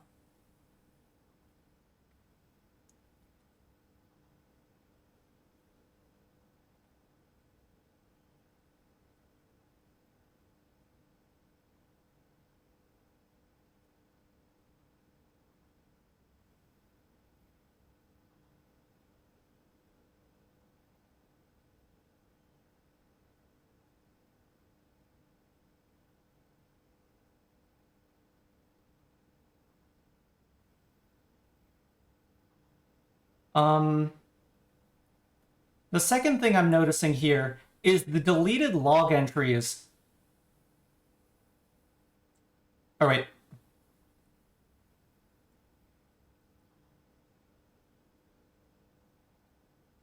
Oh, yeah, there. Okay, there's that message. The deleted log entries don't match. The deleted log entries do not match the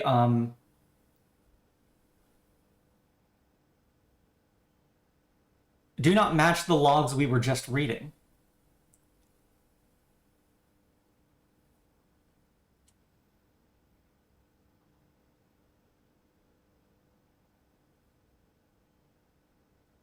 Because those logs started on 2/17/87.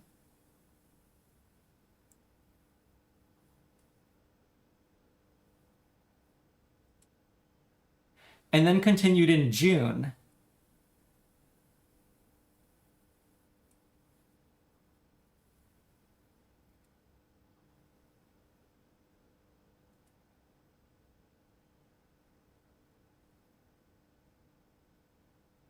It's like there's an entire fork of the admin logs just separate from these logs. Because some of these logs that our normal admins can see in the range of Mary hiding in, well, I'm pretty sure Mary hiding in the safe house.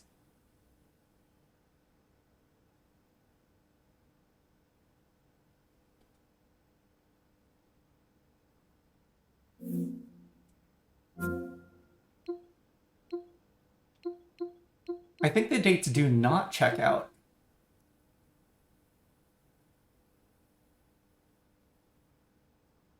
Two 1087, 2/16/87. There is nothing.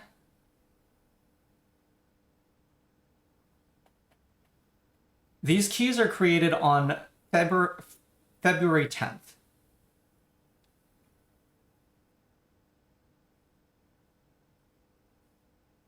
Yeah, it seems like there's another layer as well then.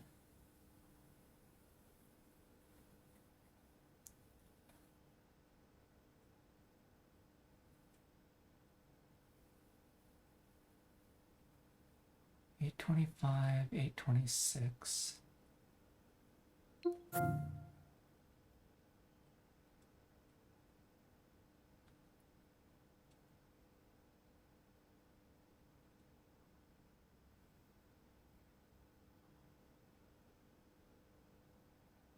Yeah, none of those logs are not these deleted logs.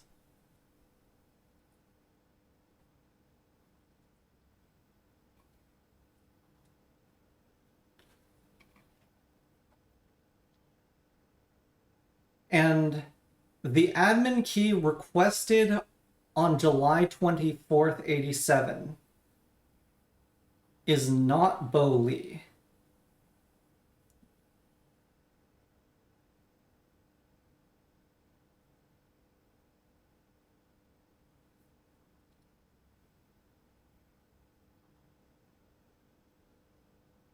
Seemingly.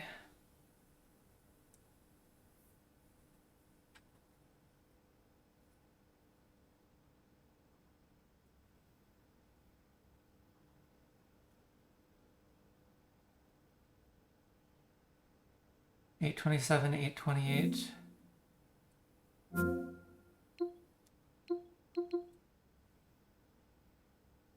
No, the last message was 8:26.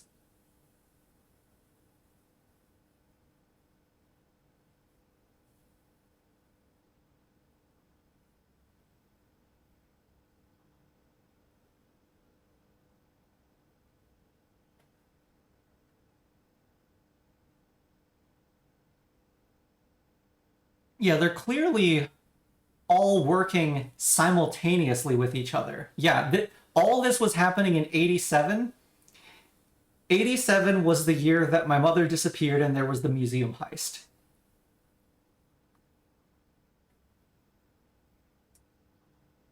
Sounds like they were living in the schoolhouse. Maybe I need to check the schoolhouse out again?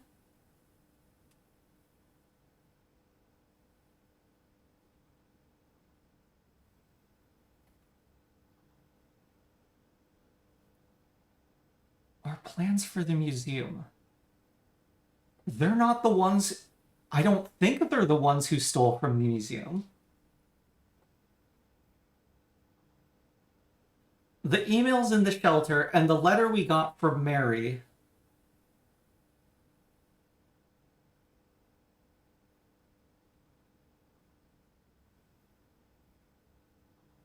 confirm that Mary successfully hid after her disappearance and then was part of the museum raid and then escaped the realm.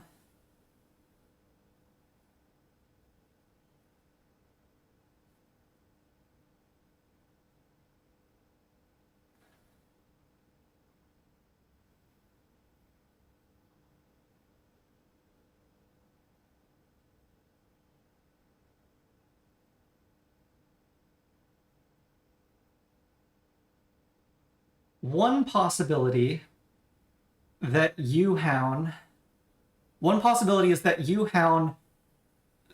told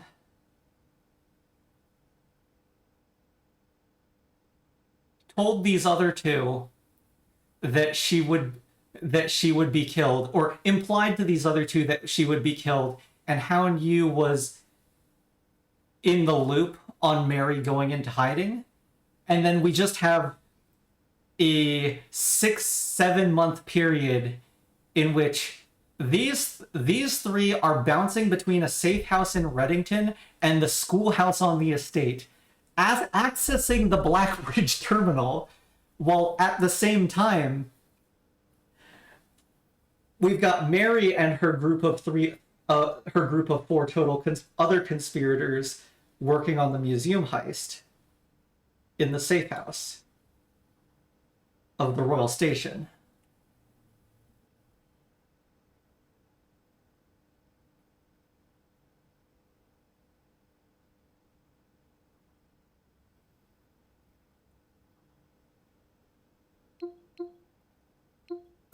Yeah, possibly in collab.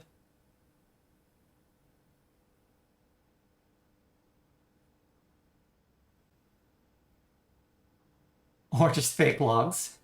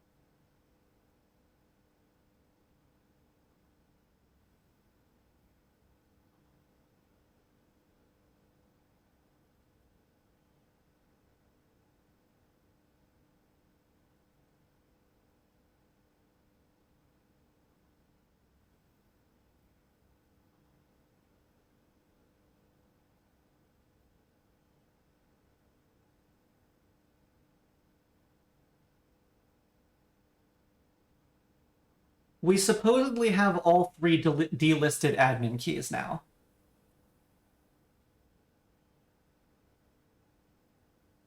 I guess at this point I need to try those to make sure they see the same thing.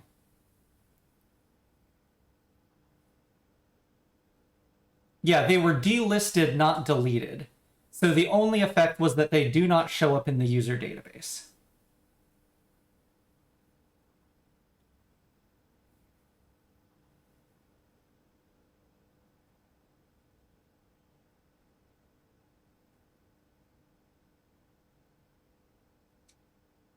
If we suppose that the three unholy hounds conspirator logs are fake logs, then that could be Randolph and Herbert laying a false trail to throw off Bon Margul. But I can't imagine a circumstance that would have gotten Bon Margul to actually figure out Bo Lee.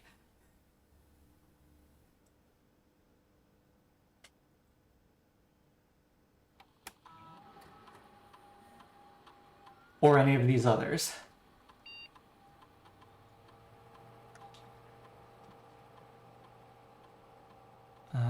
You.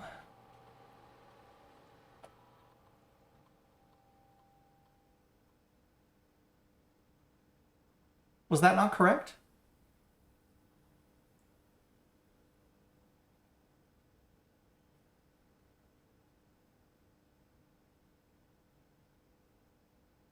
I thought that's what I just tried.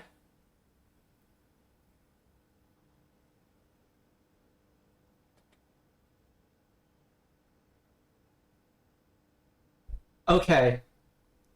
Okay. I like it. I like it. So I think this is a possible argument in favor of Bo Lee, Hound Yu, and Prov C are a false trail led to throw the Red Guard off and make the Red Guard think they have found the secret.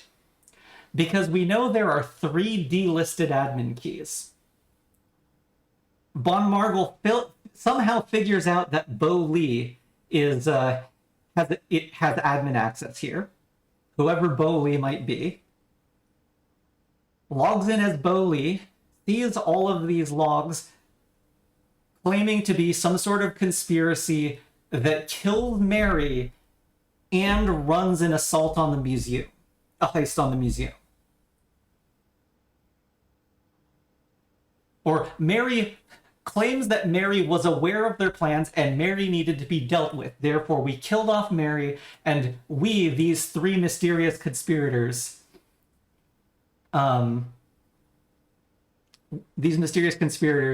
were responsible for the heist on the museum. That gives Bon Margul an explanation for how Mary disappeared. A new clue was published later. Bookshop. A new clue was published 14 months later.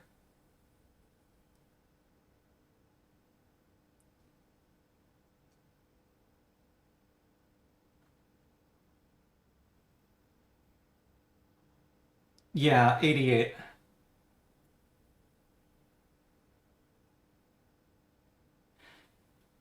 Yeah, Randolph stated that only 1 key was created. So Bo Lee was created.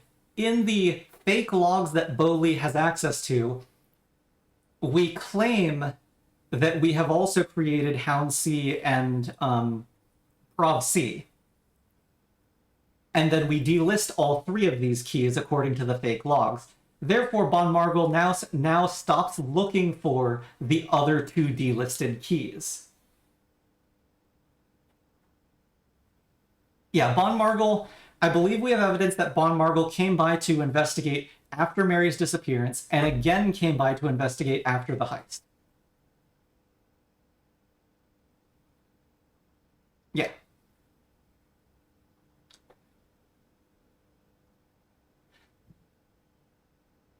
Yeah, and so this gives her a delisted key that she can figure out that makes her feel very, very proud of herself. Actually, I I feel like I've been assuming Detective Von Markle is female, but I'm not actually sure I have gender. Whatever. Um, Detective Von Markle feels very proud of himself. We don't know much about anything about Von Markle other than Detective Von Markle.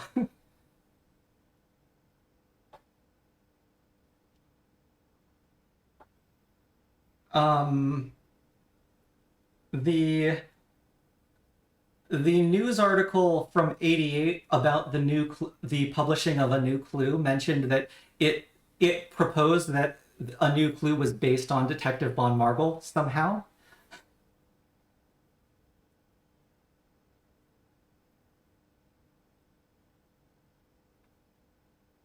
At this point, I find it equally likely that Mary wrote a new clue specifically to be about me. But if the reviewers got the impression that it could be about Von Margle, then probably Von Margle is male. So he. Yeah, so Von Margle feels very proud of himself because he figured out the hidden delisted admin key to Herbert's master network, computer network. Finds the quote unquote deleted logs and sees in those deleted logs 3 admin keys that all are claimed to go delisted at the same time. And now Von Margle no longer needs to look for the other 2 delisted admin keys. Yeah, Mary is dead.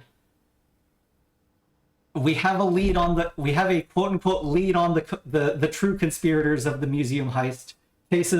Mary's case is closed, and we can go search elsewhere for the museum case.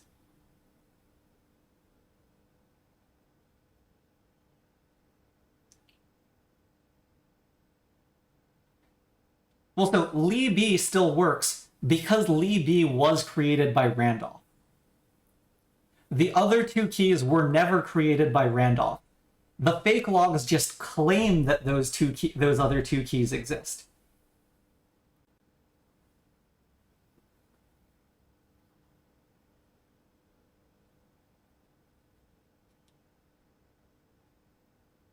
I'm guessing we laid a bet that Von Margle wouldn't bother checking the other 2.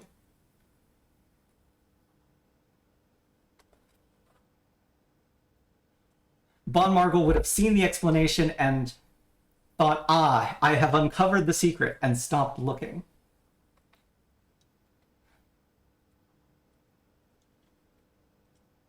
Because Von Margle would have seen there are 3 delisted admin keys. He finds one key, and that key points him to, here are the other delisted keys, they have the same access.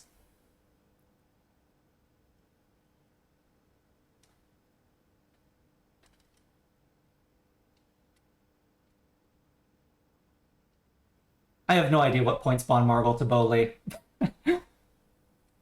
But it feels like the most coherent story I can assemble right now.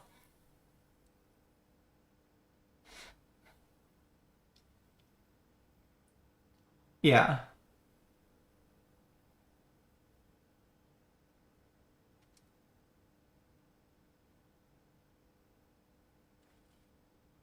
It also feels like this list is incorrect. We have admin access, personal access, ghost root access, which is what I'm going to call what Bo Lee supposedly has, and then the real archive access is at least one of the other 2 true delisted keys, which we just haven't found yet.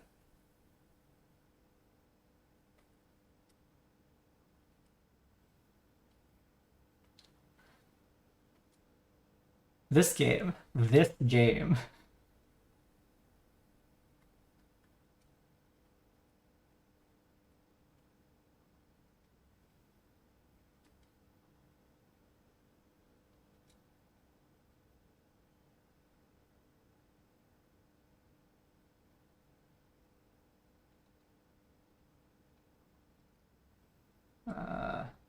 I think it did.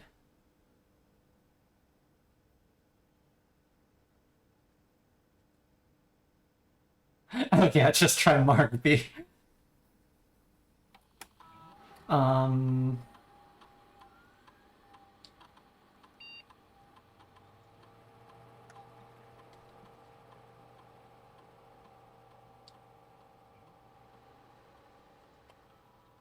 No. What was I trying? Bab.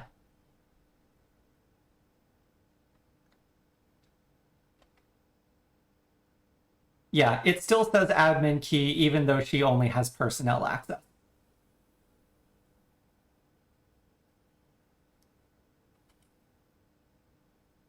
Which really is not a reasonable level of access to give somebody, because if you have access to the passwords file, you can log in as the admin.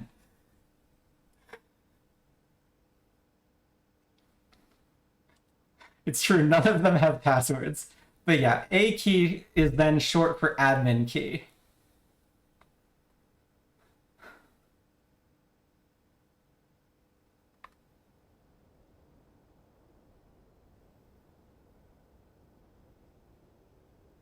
Yeah, Myth Babbage would never abuse her privilege. Not like Denny and Kristoff.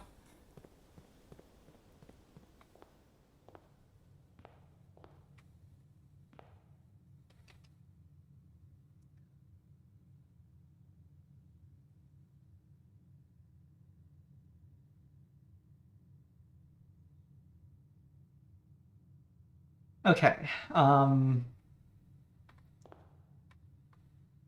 Yeah. So that's what we've accomplished. Whose bedroom is the plain bedroom?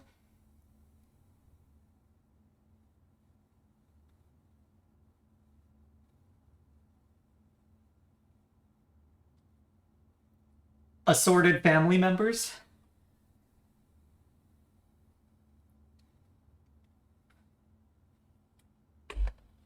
So the quick schedule update. I am not streaming tomorrow, and I am probably not streaming at least the next week or two. The bedroom has a photo of Baroness Orville, my great-grandmother.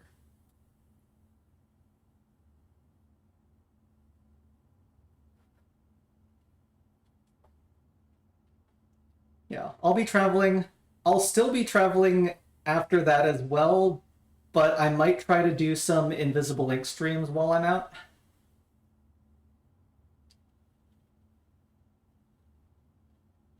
I don't think I'm gonna try to. I don't think I'm gonna try. Yeah, we'll have to do about a new clue.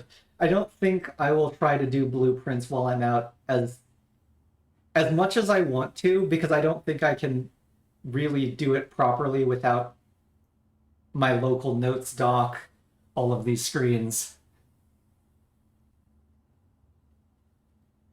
We'll have to stew about a new clue. That's all we can do. But yeah,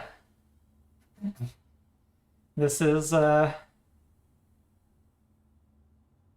we had a good session today. We got roommate. We got the roommate trophy even. We got the clock tower sanctum key. We got one more of the workshop contraptions. We just need the sound amplifying lockpicks.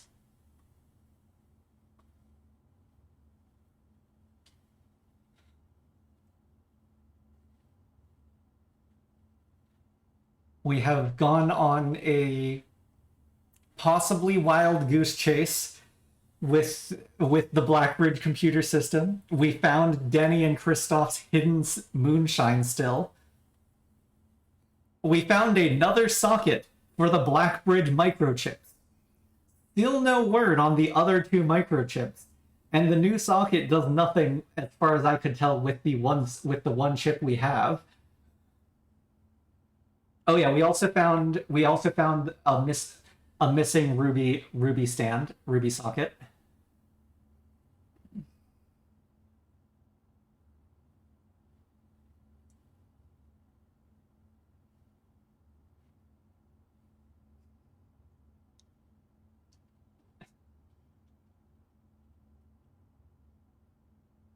see, we did not do any of the power hammer checks. We did do the gallery. Yeah, I'm sure we are missing a lot of hints from a new clue. That book is not a new clue. There are many clues in that book, as far as I can tell.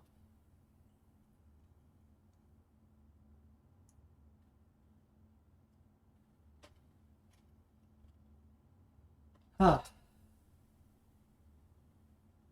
But yeah. I think that's where we're gonna call it.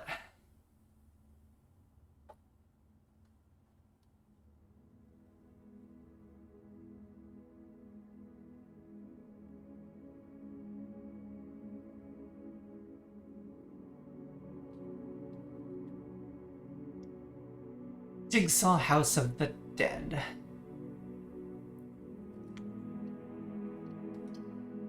Yeah. I had fun. I hope you all did too. And I will see you all sometime next year.